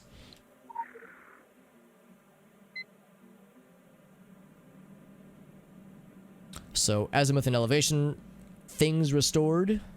Input new values. So what do the things say? 31 and something something? 12.4 and 31.7. Do I just do the... okay, see, I guess 12.4 and then space 31.7. Transmission received. It's gobbledygook, but it's there. If we get more satellites, I might be able to fully transmit or receive them, or decrypt it, I guess. Is that what we're doing? We're decrypting it? To amplify the signal and discern its message. So basically decryption, I guess. So that's one. We just need to keep an eye out above the rooftops here to see... look for indications of satellites, or satellite dishes rather, because it'll just be a matter of spotting them out. I mean, we don't know much more than that, sadly, but yeah, just we know in a general idea where they'll be, probably. Some of the tricky part, of course, is just being able to jump up top, finding ways to ascend lures nearby. That makes some percentage of my butthole tickling with excitement, but I don't know what to do with this tickling. Except I don't know where it is. Oh, it's, in there. In there. Let's see what I can do about this. Climb this guy.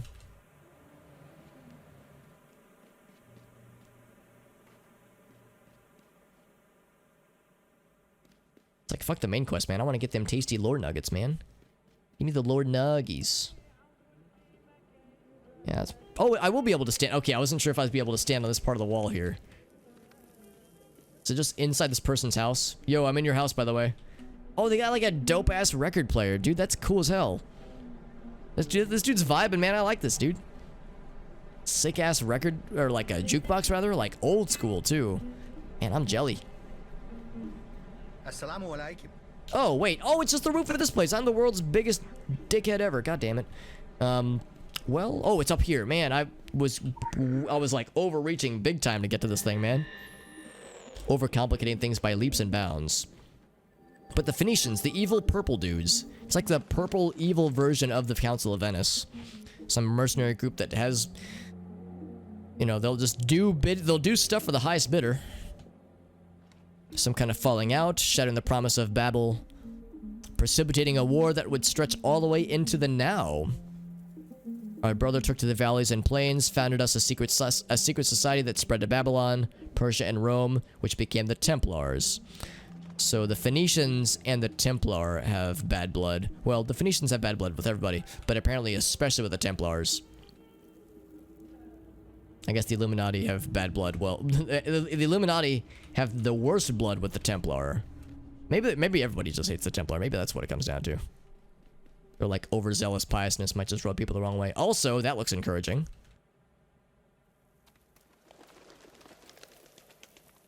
It's a matter of getting to it, though. Ooh, I was gonna say I think I might have bit off more than I can chew with that one, but I think we're good. We're to land on this thing. This thing. Oh, I can't make this jump, can I? Oh, it's so close. Oh, shucks. Okay, well, that's not it. Let's see what else we can do to crap.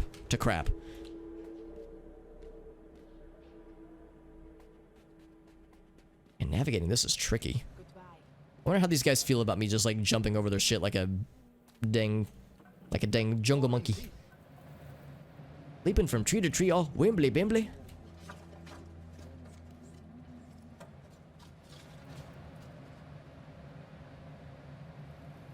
Internet went out. Oh, I'm sorry, man. That does suck. But GG though. Oh, thank you. I mean, it was fun. You know, did it turn out well? No, but was it fun? Yes. And that's what matters. That's what matters. I wish to jump. I'm looking for a way to climb up to these areas. Oh, I could just go through here, I guess. Let's see. I can't actually talk to you, can I? I have to get closer. I want to find somebody to sell these dates to and some of the other, like, various items I have in my inventory that are just taking up space. This guy's got the, like, hey, how you doing kind of vibes going on. Come here often? And she's like, oh, I live here. And he's like, right, I know that. Alright, so same thing, we jump on this guy. I get over there somehow, right? That sweet, sweet satellite dish action. Unless there's anything over here. Something is glowing ominously. What's not with that? Ooh. Camera control. What is going on in here?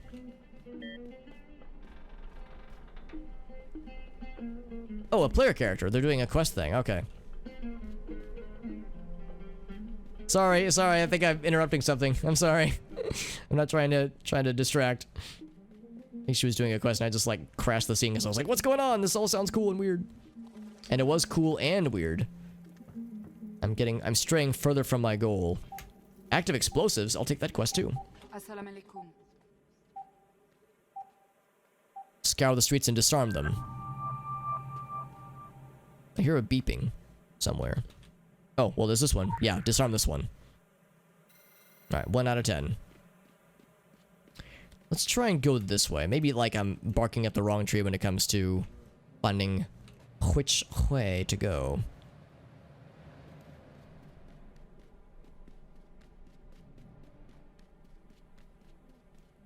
Oh, there's a satellite over there. I don't even know if that's the one I was looking for. But I'll fucking take it. I'll fuck and take it. Okay, well, I want... Oh, I jumped over it. That's okay, that's okay. We can get back. It was easy to get to that because we just go up this way.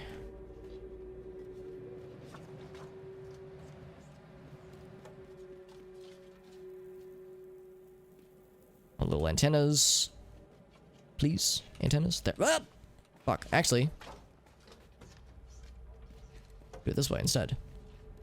Hey, there we go, baby. Alright, same thing here.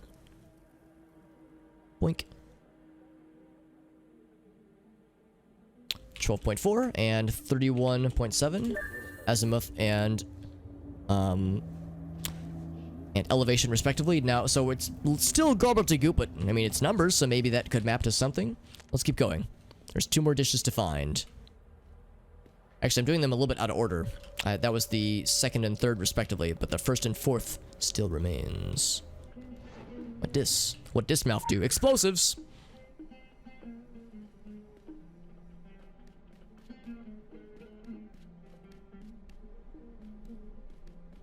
So somewhere around there.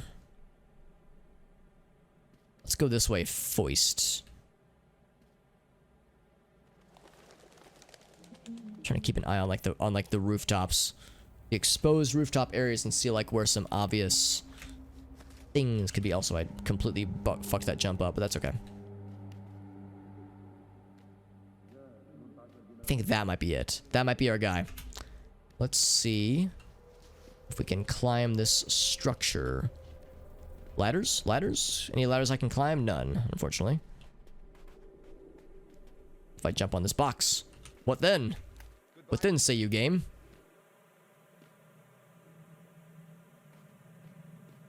Aha! Look at that! The pro gamer moves strike again. I can barely reach it from here, so... Hell yeah. 12.4. 31.7. So now it's binary. So it's a big old binary message. So presumably the last dish will do all the translation-y stuffs for us. And that is the final piece to this elaborate puzzle. Also need to like dip and dive and duck and dodge through these places to find explosive to disarm. I don't know if they're in every place ever, but we do need to keep our eyes and dicks peeled. Maybe don't peel that though, it's weird. Anything up here? Very big bed. Oh wait, this isn't a bed, is it? Oh, I don't know. There's cushions. I don't know. It's big though, and comfy looking. Maybe they won't. They'll mind. Maybe they will not mind if I just take a nap right here. Keeping your dicks peeled and circumcised, I guess is what that sounds like. Check out this cool. Oh, I didn't get to look at him. He like had a cool outfit. I want to see his cool outfit, man. Well, they got birdies, chickens, no pigeons, I think. Strange thing to sell in a market, but all right.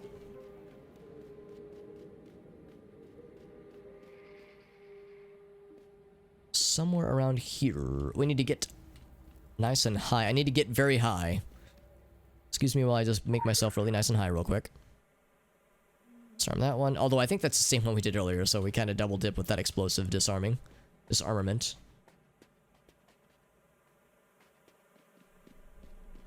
Y'all got any more of them, like, things I can climb on? Oh, ooh, that's sneakily hidden. There we go. Y'all got any more of them, like ladders or, like, easily jumpable platforms? Hey, what's up, Dusk? Good to see you, buddy. Dusk Cerberus is another streamer friend. How you doing, my man? We were doing some Secret World, and I was talking about keeping my eyes peeled, but also my genitals, for whatever reason, because, well, I don't know why. I just do these things, and I should not be expected to be responsible for the dumb things I say, but, you know, but I do say them.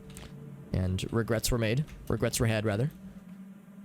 We are currently doing a quest right now where we're looking for these satellite dishes, so we can reprogram them to help to decrypt a message for us. And we're on the last one, and I think I'm getting close to getting to it. There we go, there we go. I'm just trying to get high. Well, I mean, yes. But also trying to ascend to a higher space, that way I can see things better and try to discern where this last guy is. As we saw it. Oh, there it is. It's right there. Whoop.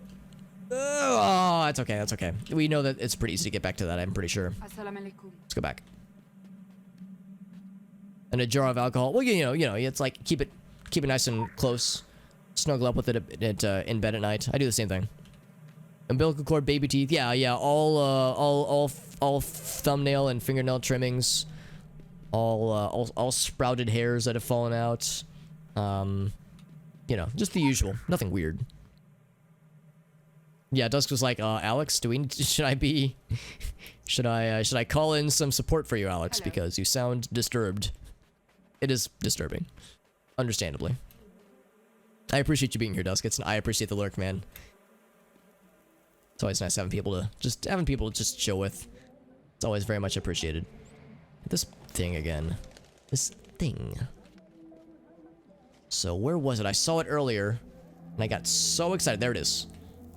So it's this building right here. There's some stairs. Yes. Yes, here it is. We found the stairs, and I'm not gonna fuck with this jump this time. I'm gonna be a real gamer, goddammit. Hey, we got it. So then... see if there's just a convenient set of stairs leading up. The smoke. I just didn't even notice it until just now. Hey, here's the stairs. Perfect. I think we're home free.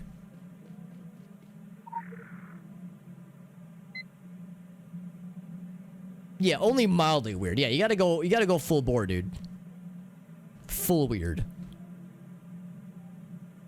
And 31.7. Transmission received. So it's still garbledy goop. What now? The coordinate dishes yield data fragments, but the signal is still encrypted. There are still clues in the message that lead to the location it was transmitted from. Oh. Oh. Well, that's unexpected then. Clues in the message itself. So this is the full message. I think it's hex values, right? Yeah. 6F, 5E. It's definitely hexadecimal. You can't make perpetual foreskins? Fuck you, I would if I could. Let me just grow more teeth and more appendices. Okay, so where is this coming from is where this all comes down to. This is kind of like a little mini puzzle, a little mini investigation. Clues in the message lead to location. In the message or of the message? If it's hexadecimal, we could translate it to numbers. And if we translate to numbers, then it could map to ASCII values, maybe? I'm a little bit curious. Actually, we can just translate directly from hexadecimal to ASCII. Let me look up the ASCII table really quick. See if there's anything obvious here. So we can just kind of manually translate a few things. So let's see. Yeah, so yeah, this could just translate to ASCII. Okay, so here, let me bring up a notepad. I'm also gonna move this to the side so I can still see some of chat. Just some of chat. Not too much. I don't want to see too much of chat, but I want to be able to see things. Okay, so give me 1 second. Uno momento, por favor.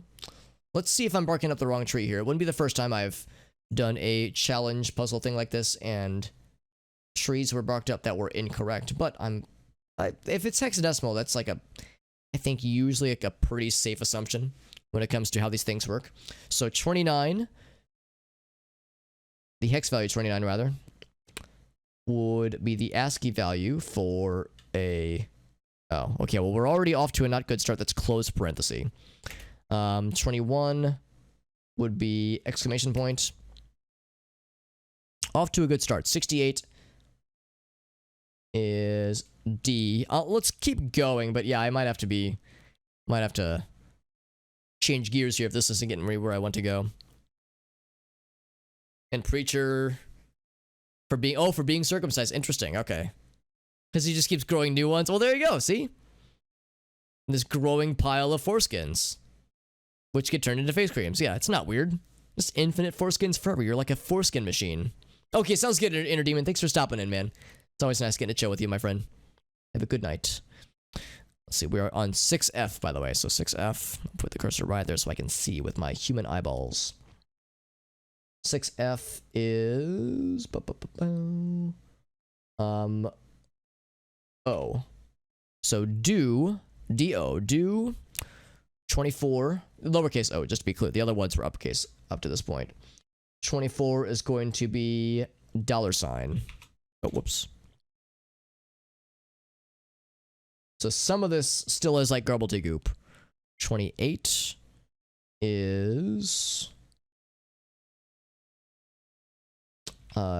close parenthesis. Also, it's worth noting that I have to be very careful here because there's a decimal value and a hexadecimal value that are right next to each other. Or columns, rather. So I have to make sure whenever it's like a numeric value like 2 and 8, I'm looking at the hexadecimal value, not the decimal value. 23, or 23 rather, is $. $. Again. For repeated 23, then a 2C is comma. Okay, yeah, so a lot of gobbledygook so far. 20 is going to be some other special character. Space. 63 will be a letter. No, it will not. It'll be a question mark. Oh, wait, no. That's decimal. Yeah, 20 space 63 is C, lowercase c. 28 is a inconsequential thing, I believe. Yeah, parenthesis. Crap. Yeah, it's looking not good. All we have so far is D-O, so like capital D, lowercase o, so do something. 23 again. Maybe I should just ignore anything that's like within the range of 20s, because the 20s are all special characters, so let's just have some ba ba ba ba ba, and then 5F. What is 5F? In hexadecimal. 5F is underscore. Okay, well, that's something, I guess. And then 6F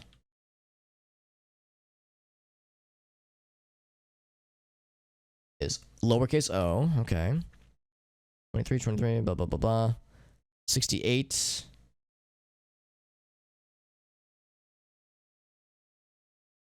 is H, lowercase h. And it's like, but then you just get these strings of special characters. 3F, I think, is also a special character. 3F is question mark, yeah. Maybe I should be looking for patterns instead of trying to translate it directly. 43, what's 43? That would be C.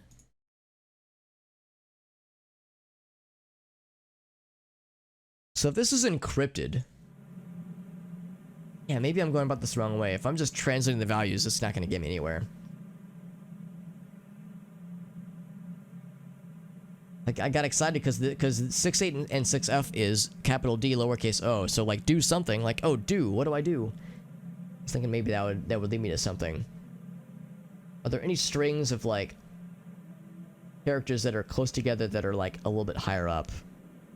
It seems like it's just gobbledygook so much of the time. You just need to find the source of the transmission. Or any repeating values, maybe. Or if there's a header or a footer. I mean, the header was, you know, again, gobbledygook. If there were coordinates. Let's see, what are hexadecimal values for numbers? It would be anywhere around the 30s. So a string of 30 values. Or thereabouts, yeah. Because 30 hexadecimal is 0. And 39, so anywhere in the 30 range. So if there were like a large range of hexadecimal values that were in the 30s, I don't even see any. 20s and 40s and 60s. And the odd 70, but yeah, no 30s. Yeah, that's tricky. What else? What else are things to watch for? Data fragments, the signal was still encrypted. Clues in the message that leads to the location it was transmitted from. It makes me wonder... Well, and of course, let's see. There's nothing in the map, right? Yeah, the map has other quest stuff, but nothing significant for us, at least. Almost makes me wonder if I should check the other transmissions. But I'm guessing it would probably say the same thing. Yeah, there's no other messages to be taken on. And I guess if I click out of this and use it again,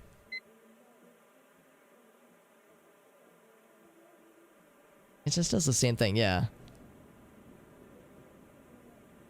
So, alright, we'll type in the other values, the correct values, to correct it.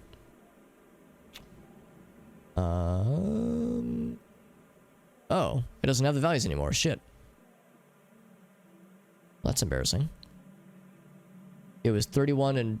Ah, fuck, I can't remember. I guess I could go check the computer again. I'm just gonna look at the values. We typed it in a bunch of times. I don't want to look up the solution, I just want to look up what these values were.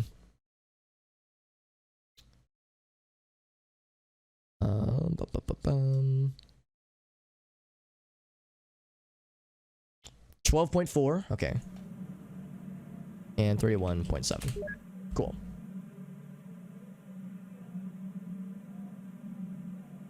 Transmission received. I feel like maybe I should look at the fourth dish. I think I might have messed this up by doing this out of order, maybe. So let's do that. Let's go to the fourth dish. The fourth dish would be located...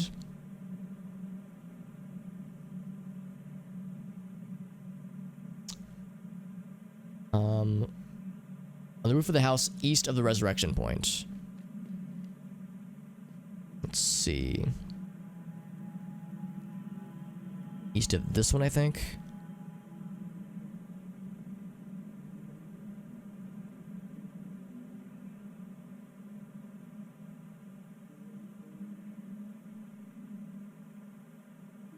Would be this one. It's probably this one.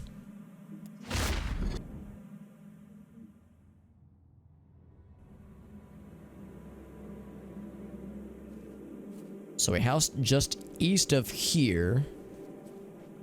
Should be that guy, because I think that's the fourth one. So yeah, I wonder if doing these out of order goofed me at all.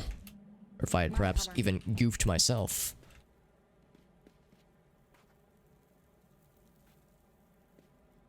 What am I doing? I need to... I think I just go inside the building itself, don't I? Oh, this one doesn't... Yeah, this one doesn't have any convenient ways to climb it, sadly. I think this is the one where I climbed on this... little hole in the wall. Crap, how did I get up there?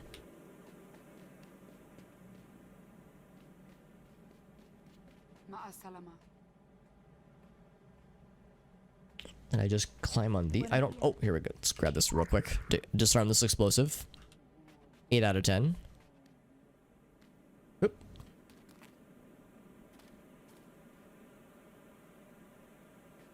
Okay, here we go. So let's try this again. And I went 12.4. And 31.7. So yeah, this one's all binary. Well, I mean, I can translate that. I mean, that's pretty easy, but there's a lot there.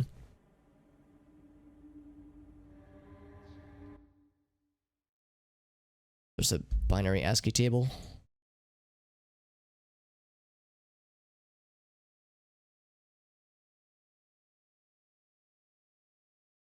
So let's try just the first couple of values. Let's see what comes out. This would be very mundane to like translate this whole thing by hand. So let's see. So far these are just more special characters. Next, it's more of it. So just a lot. Any other commands? No other commands. Yeah,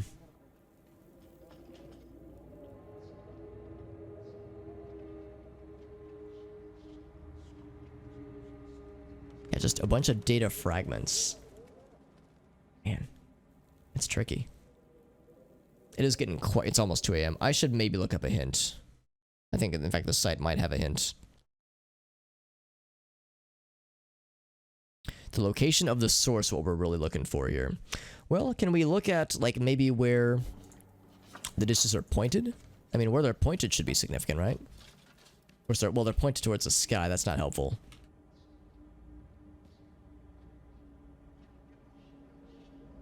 If we look where it's pointed, I mean, there could be something out this way. It's probably somewhere outside of the main area.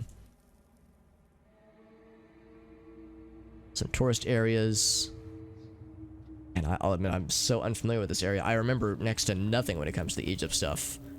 At least as far as key locations are concerned.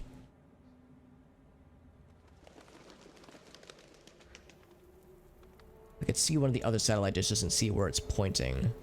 But it's too dark and cloudy now. I think that's one right there. Is that also pointing the same way? Maybe it's just something in that general direction. There's key areas out there for sure. I mean, there's a lot more to this area. That's where Said is. I mean, yeah, maybe it's coming from Said. I guess that would be like the first place to check, really. Was the message bad or was it good? Mysterious distress signal. It's a distress signal, so Said wouldn't be sending out a distress signal. What do you... That, like, he's not... He's definitely not under distress. They all are kind of pointing that same direction, though. Yeah, I don't know. Let's go check it out, if nothing else. Player character. Very nice. Oh, wait. I think... Yeah, it is.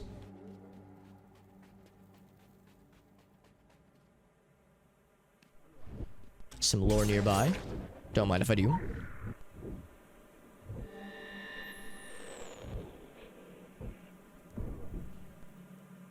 The Boy King sent out a call. Oh, about Maria, the Maria group. Philosophers, magicians, warriors, and priests of Amun answered and formed the Maria, the young warriors. They recognized things were bad. Deities feasted on a parasite god, and they made a promise on their dying breath to free their home from the mad tyrant and the ruinous entity that he served. Such promises travel through time-space on quantum codes and cannot be reversed. That sounds nice. Also, while we're here, I'll go ahead and grab... Oh, hold on. Got some bad guys. Let's explode them. Oh, they're level 36, though, so... Actually, maybe that's why it has such a high skill level. The Scorched Earth. Stuff found with the cultist groups. Yeah, so we destroy the crates. Destroy their crates and thin out these servant populations. Yeah, my inkling is that it's either somewhere around here or maybe to Saeed, but man, I would be very surprised if it was Saeed himself rather.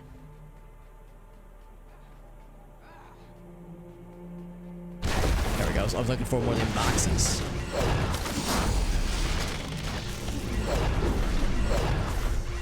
Like this person just doesn't mind that we're just killing all of her friends, but now she minds.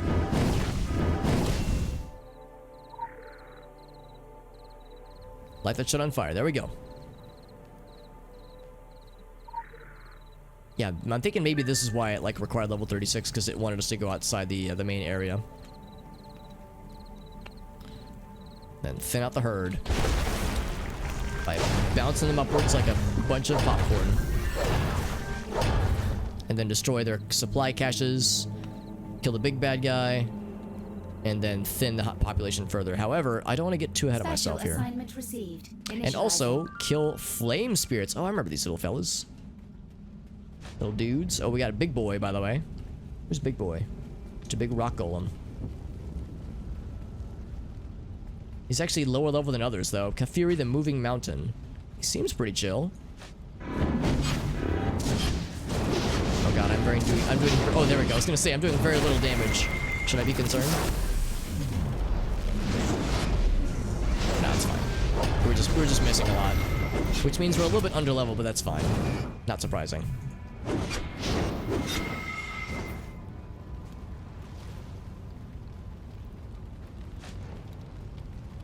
Tourist bus that's like buried in the sands. All kinds of weird shit here, man. Big old zombie who's on fire. The Pilgrim of Flame. Something apparently is trying to fight me, but I don't know what it is. Interesting that the flame spirits won't try to fight you unless you engage them first. Pilgrim of Flame. Not Pillar of Flame, Pilgrim of Flame. You're both very on fire, aren't you? Like, incredibly on fire. Alarmingly, even.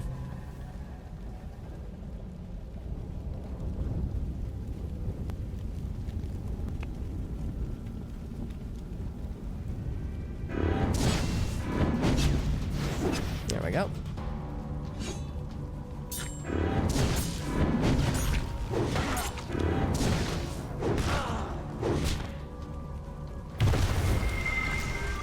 Ooh, and they dropped lore too. Actually, allegedly they did, but I actually don't see it. I should have summoned my own little flame buddy. Literally fight fire with fire. Ah, there we go. Elemental Scourge. But he's not going to fight us as long as we leave him alone. These patches of fire have agency. They move, the golems reach sideways, just past your dimensions, to grab a hellish spirit of fire, casting them into the sky. When the animate flames land, they roam about with purpose. There is something that they desire. Something. So I never gave myself this stalwart glyph with better defense, so I should do exactly that. This guy. Actually, no, not that guy, because he's going to be replaced soon. This guy.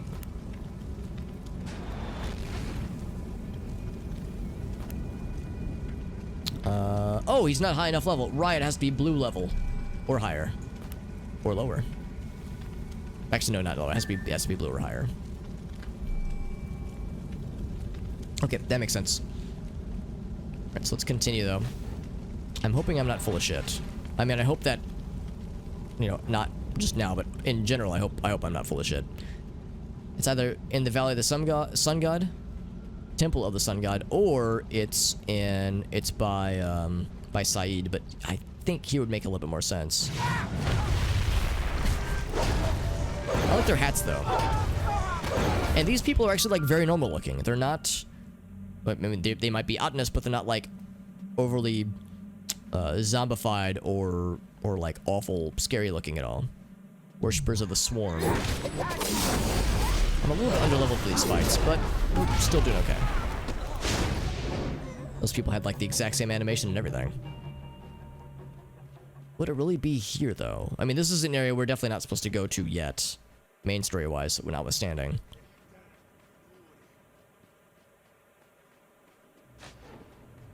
Phoenician supplies. I don't have room for that one. Some lore nearby, but I don't know if we can actually go in there yet.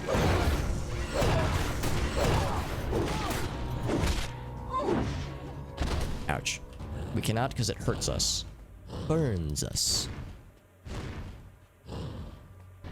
And the burnination does not feel nice.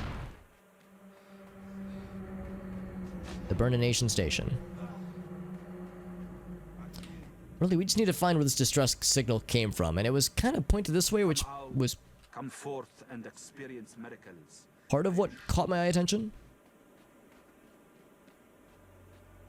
We definitely can't get into the temple yet, nor should we, because this is stuff for later on.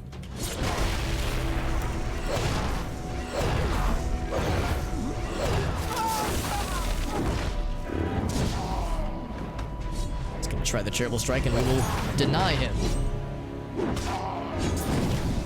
This guy does have significantly more health. 12,000 health, by the way. It's quite chunkier than the other dudes we fought. The difference between level 33 and level 35 is significant. Yeah, it seems like it's not here. What's it say? Oh, like, I can't read. I'm forbidden from reading. Forbidden arts.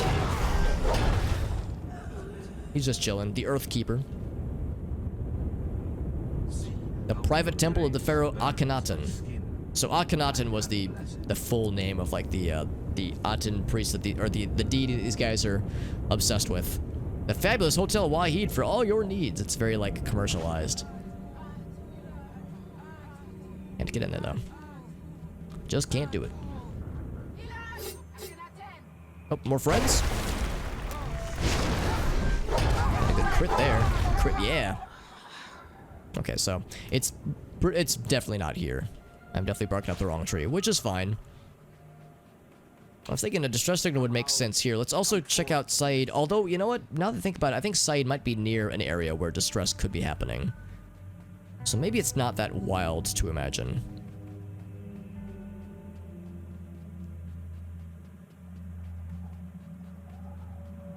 I was just thinking the temple there would make sense as a distressed area. Maybe the cave? What's inside of here? There's big boys. Big golem boy. He's a good guy, though. Oxford. An Oxford battle golem. Oh, these guys. I remember these guys. The Oxford camp. Yeah, these fellas. Were you guys the one that sent the signal? Pleased to meet you. Level, yeah, recommended level. I think we actually can't do that until we're level 36. Right, okay. Was it the seismograph? Highly unusual, unnatural patterns.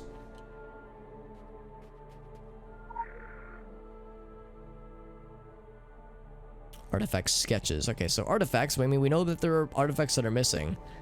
I don't think this is special. I think these guys are always like chilling with the stuff. He'd be level 36. Man, I was so convinced it might be these dudes, because these dudes having a... Pleased to meet you. Being in a state of need would make sense. Also, giant scorpions. That's when I get close. Level 38, yeah. No, we shouldn't be here. We'll come here much later. Carcass Center, man. Yeah, there's more to be done here, but this will be much later. So it's not this area. We're level, what, 34? We're pretty into level 30. I would say we're not far away from being level 35, but yeah, we still got a ways to go. And you definitely don't want to enter like areas like this too terribly early, because yeah, it's easy to get bodied. Oh, really? Okay, it's just one dude. It's fine. Level 38, so a bit beyond our means usually, but we can take him out. It's good to see you, guys. Hope you're doing well, man. We're in an interesting quest right here where we've decrypted messages. Well, we've intercepted messages that are decrypted.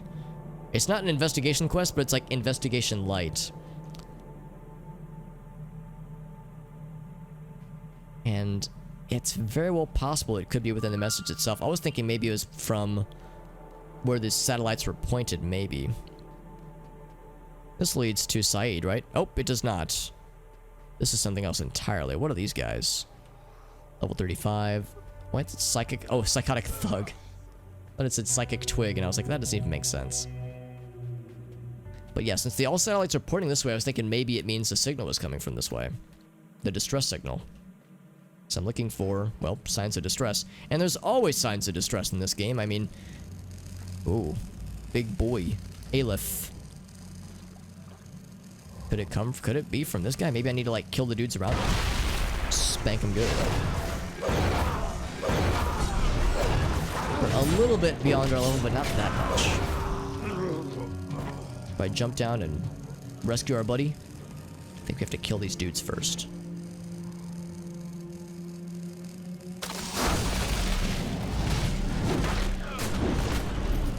Let's get our fire friend back in here. I think he died a little bit earlier. New DLC. Oh, nice. Oh, no, it's okay, man. It's okay. I'm just glad to have you here, man. Chat activity is never required. Of course, it's, you know, always nice, but it's never required. I'm just glad you're here, buddy. The lurks are always appreciated. I jump down to defend our buddy. I'm here to help you, big mud man. Aleph. Here, I'll kill out these little dudes, too.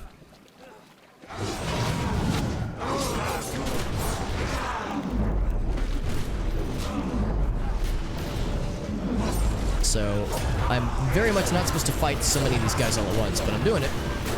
And it mostly worked out. I mean, I didn't die. I just took a lot of damage.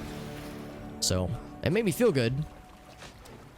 But yeah, this is probably not the source of the transmission. I was thinking it's like a mud golem. It's not like a robotic thing. I was thinking if it was like a robot golem thing, maybe it was like trying to communicate via signals and that kind of thing.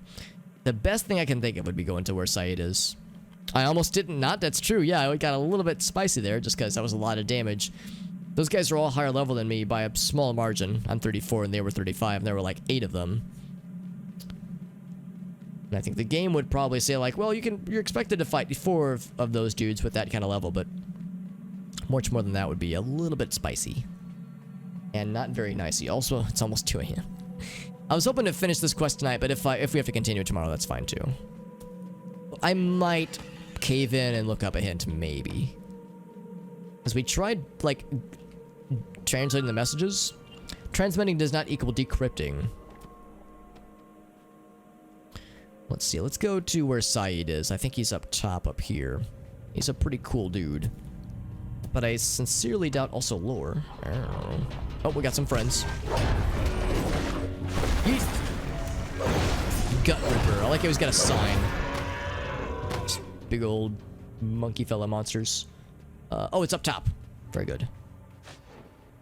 We must find a ladder or something leading up, but I think the ladder is what we need. Aha!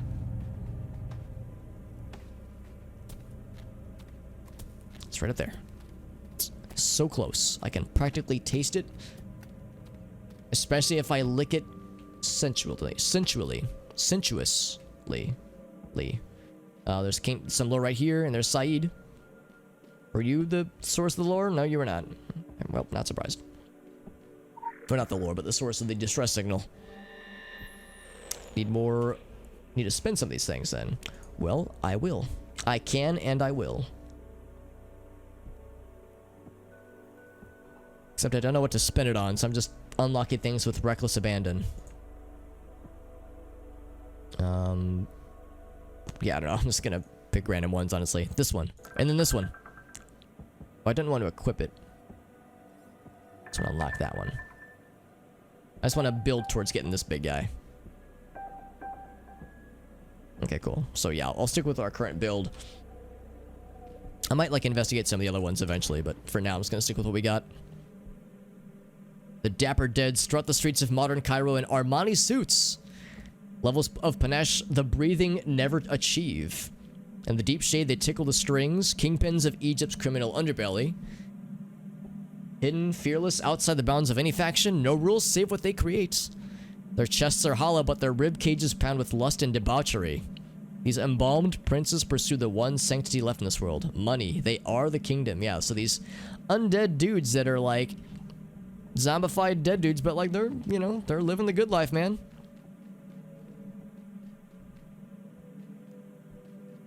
There's more lore that I want to get. But this exercise has proved that, yeah, it wasn't just a matter of following the direction that these things were pointed. It's not going to be that simple. Lure nearby? Oh yes, I am quite aware.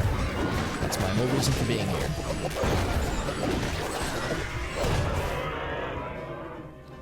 A lot of monsters here. And we got our little buddy still. The Sand Sorcerer, by the way. Cool fucking name, BT dubs. Could it be the people trapped inside there? I don't know how they would send a signal, though. I'd love to be wrong, though. I would love for this to be it. I'm just worried that the chief is gonna call, and he's gonna say that's not it. Or this ain't it, rather.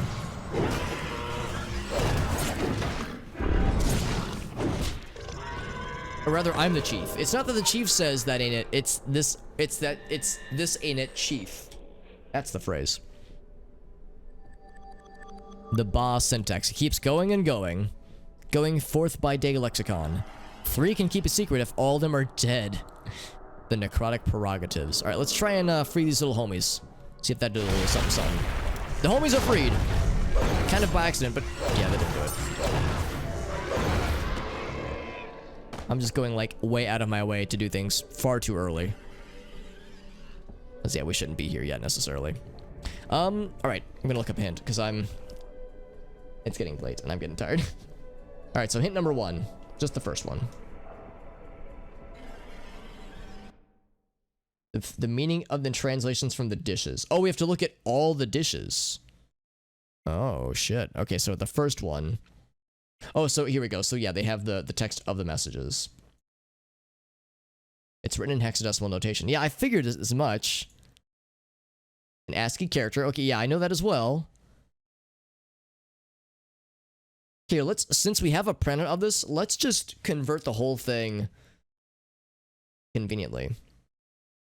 Because I was translating it by hand and it was taking forever. Like, hand by hand. But now that we have a copy and pastable way to do this. Hex to ASCII. Let's see this like a nifty converter. Here it is. So, convert the whole message. And it's still gobbledygook.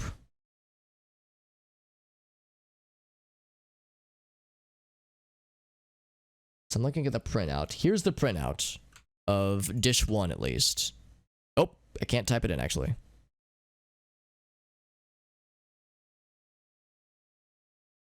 Copy.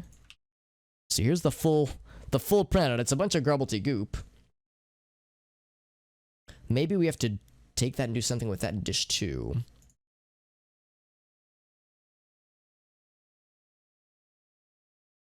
So we got this decoded message. Yeah, so what about disk 2 then? Or dish 2 rather.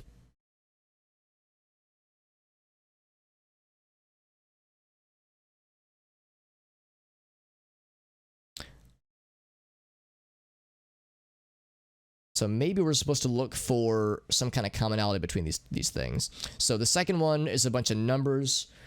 So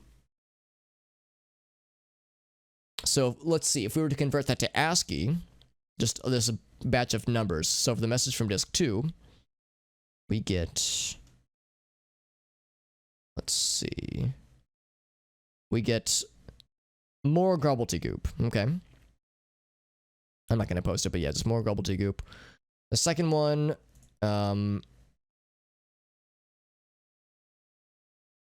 so this one, I'm going to look at the hint for this one. This encoding is perhaps not known to most people. It's just lots of letters and characters. Letters and some numbers. So the encoding is not known by most people, but it is frequently used by an email client. So would it be IP4 maybe? It's encoded with base 64. Oh, base 64, that's kind of cool.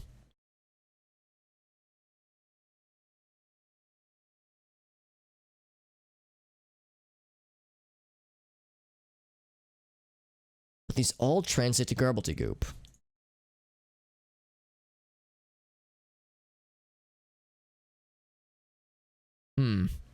Let's do this.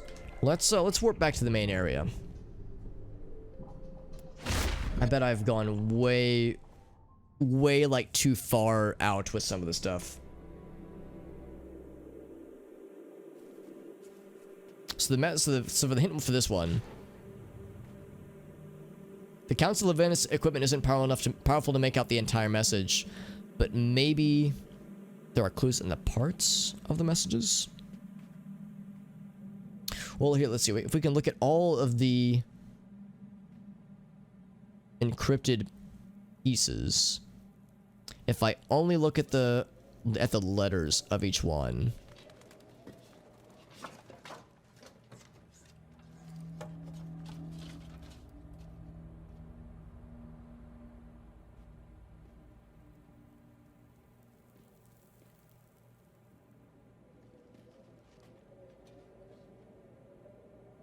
Yeah, this is tricky.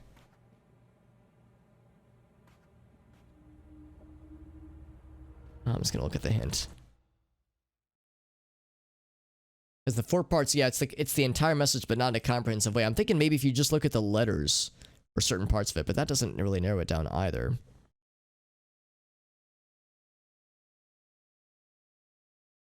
So if you can combine them in some kind of way, like I'm looking at like, yeah, let's hide some other things. So the webpage I'm looking at doesn't do a very good job of. Well, it does do a good job, but if I have everything expanded, it doesn't do it. It's kind of hard to sift through. So let's collapse some of these things. Oh shit, not that one. Oh, okay, so you have to have it all expanded by hand at least. So there's S. And then an H and an O, followed by LA, so maybe school, maybe?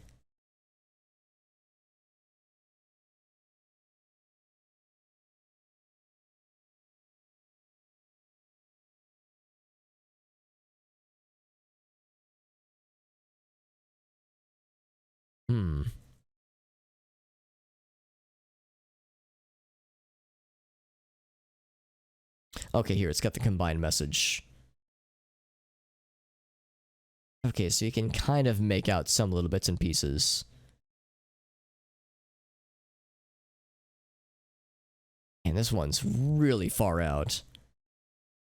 Usually these little, I don't even know what to call these. These are like side missions that are like investigations light. Usually they're like pretty quick, but this one is incredibly involved. This would take hours to do, probably, to do all this by hand. I mean, maybe the game expects you to just copy and paste it directly from the terminals, but like, man, this is very, very intense. But yeah, even combining the messages, I'm really not seeing it here. Unless it's regex or something? Maybe, no, it wouldn't be regex. That's not a thing. I'm like seeing it. I'm seeing spots where it's like it's almost like leaving out little spots where you would fill in any alphanumeric character or any or alphabetical character or any number character.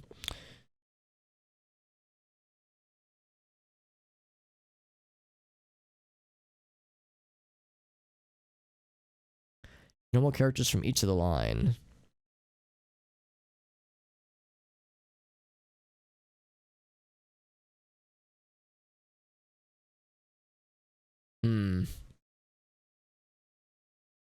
Sure, so I'll just look at the hint here. So it says, extracting the normal letters from each of the lines and combining them, you get the message, including a typo below. I can see the message, but I don't exactly see how they combined it this way. Oh, you're supposed to line them vertically. Oh, I see. So you print out all 4 messages, align them vertically, and look at each kind of column and combine what you can. So the full message then becomes, scholars, can you hear me? Chased for 6 days and 7 nights. Across the pits of fire. 44 beasts crave what I carry. But I cling to it in the house of death. Heed my words. Now, across the pits of fire. We were just there. So maybe I was in the... maybe I did have the right idea. The pits of fire... around here? Yeah, the Scorched Flats. We were literally just there. So across from there... Man, maybe I was kind of getting close. I thought maybe I was barking up the wrong tree, like, by a huge margin. Because, yeah, there's this whole area. The Scorched Flats. These are the pits of fire, right? This is pretty fiery and pretty pitty. 44 beasts crave what I carry, but I cling to in the house of death. Could be in the sun. I mean, I can't get in there, though. It's not there. The house of death. Is there another area over here, maybe? Maybe I was close, but wasn't quite far this way enough. Some lore for the spirits of flame. I'll take that too, I guess. Why the hell not? Look at my little flame buddy.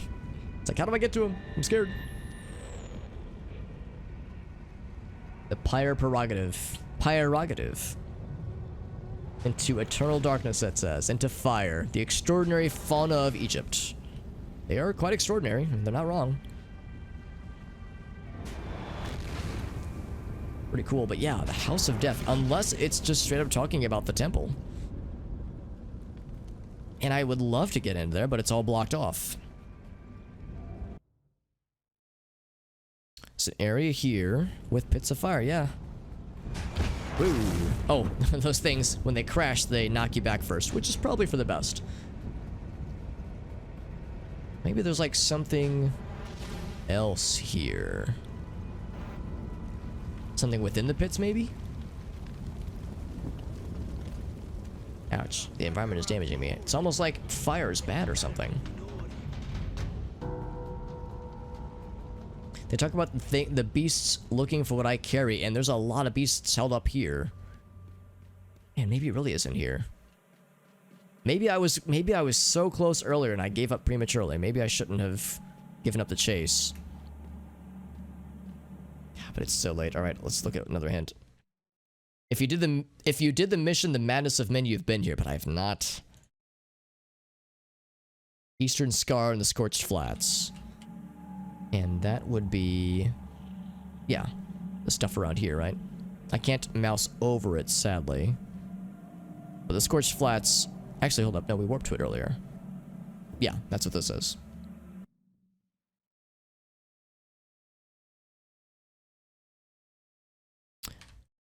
Let's see. Let's check another hint. So, okay, so maybe just look around that area. Maybe there is somebody around here. And I was thinking, like, they made it across it. It said that they awaited in the House of Death, so I was thinking, oh, it's got to be somewhere across it. But maybe there's like a zone we can enter here. Some peoples. Some prostates. Prostate. So I'm getting dangerous music, but there's nothing trying to fight me right now.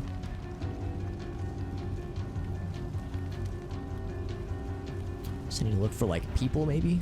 People, or like if there's like an like a place that I can enter, perhaps. Let's see. Pilgrim of Flame. We've seen those guys earlier.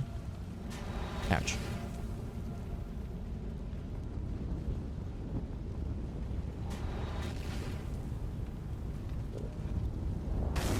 Ooh. Did that guy just consume a zombie? Oh, he turned him into a zombie. Oh, we got some friends, by the way. Whoa! Oh, that's why. That's why that happened. Yeah, just a little issue of a meteor crashing.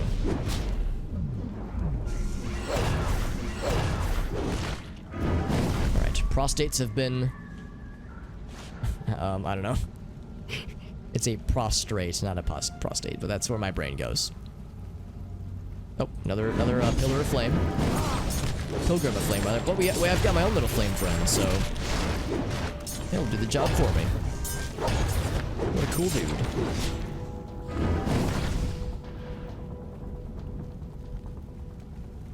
Man, I have no idea, unless it's one of these corpses, maybe. I mean, I guess the guy could have died.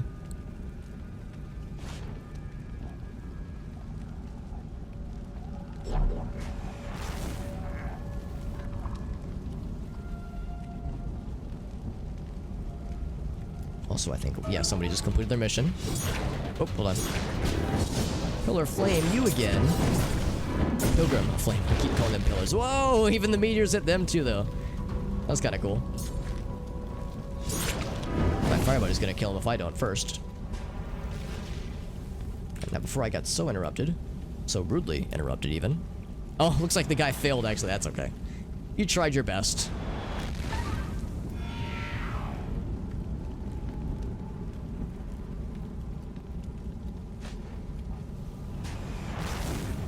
Environment is damaging you. Oh yes, I'm quite aware.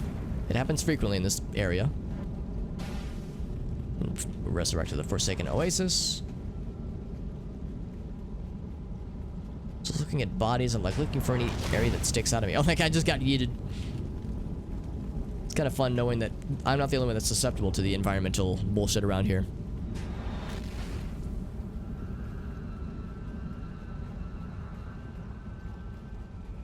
Alright, I'm just gonna look up another hint. Inside the Way of Offerings, north of the Eastern Scar. Okay. Yeah, at this point I'm just looking up the solution. It's like, dude, it's so late. I wouldn't have taken this on had I known it was gonna be such a big one. DJ Khalid. So I actually went way too far west. North of the Eastern Scar. Where's the Eastern Scar? I mean, it's east, and it's a scar, so... somewhere around here. We can need to... There's like a corpse to find somewhere out there.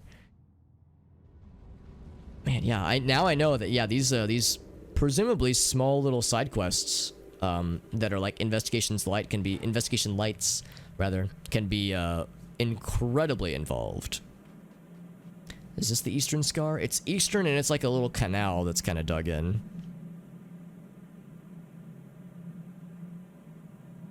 Oh, you mouse over the... Oh, okay, that's how you do it. So mouse over the text areas.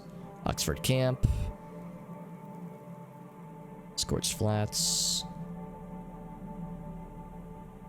Eastern Scar. I don't know where that is or what that is. I'm hoping it's like around here, maybe. Let's just poke around a little bit. The Eastern Scar. Ideally, it would be labeled. A crushed cultist lies here. That's fine. Oh, we've already been down that way. That's not it. Crap, I don't know where the Eastern Scar is. The place is called the Way of Offerings. North of the Eastern Scar. The Way of Offerings.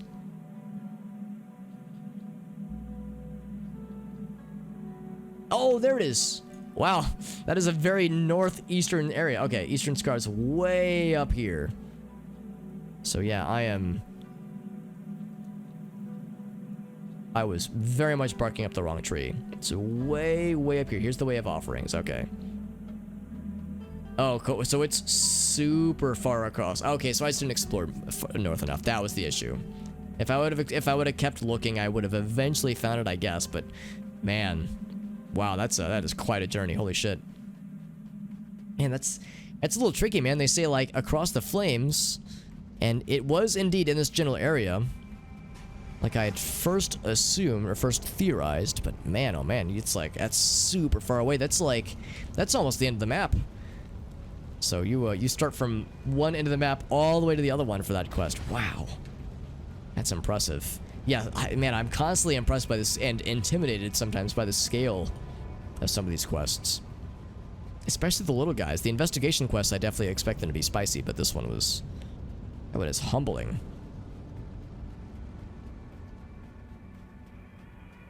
I was thinking it was like just across the... oh, this is also a fiery area. Okay, the Eastern Scar, sure enough. It's an animal well we have available. Got some lava golems, hell yeah. Oh, they're throwing the meteors we were seeing. Some nice hell portals. So maybe these are the scorched lands that they were talking about then. The, you know, the scary shit. So is it within here is itself? We have offerings. Is this the House of Death that they referred to? I mean, it's a pretty dead place, but Way of Offerings doesn't sound deathly necessarily. Sacrifice Villager. There's so many side quests to do, man. Oh wait, those are like high level ones, aren't they? Ooh, level 50. Ooh, yeah, that's the spicy shit. We're really... oh, we're getting into a layer. Yep, yeah, we don't want to do that, so... wow, I'm very impressed that in the starting area there's a side quest mini investigation that leads you on the doorstep of the layer for this area. Yeah, here it is, the strange box. Let's see. Was there something else in that message?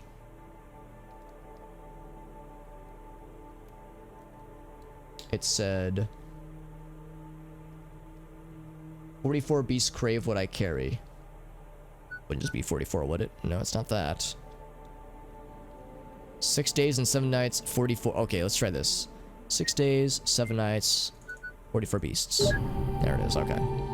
So all that for...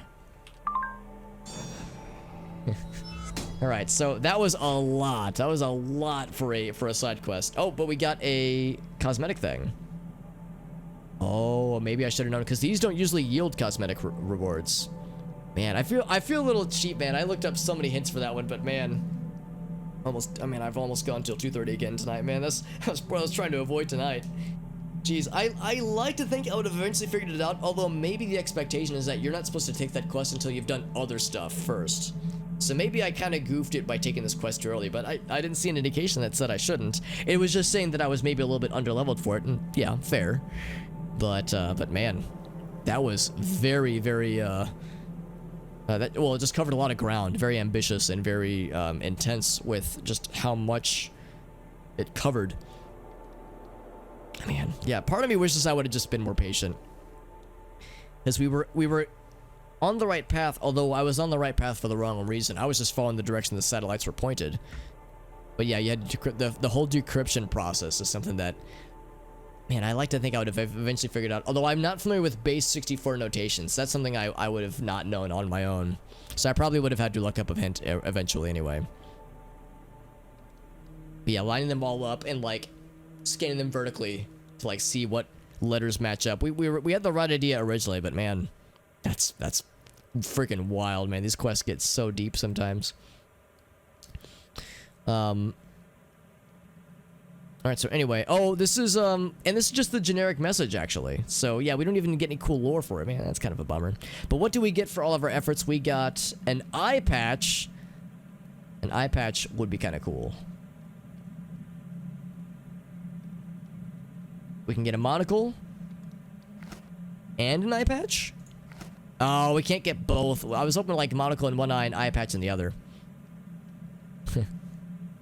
We can make some ridiculous costumes with these combinations for sure.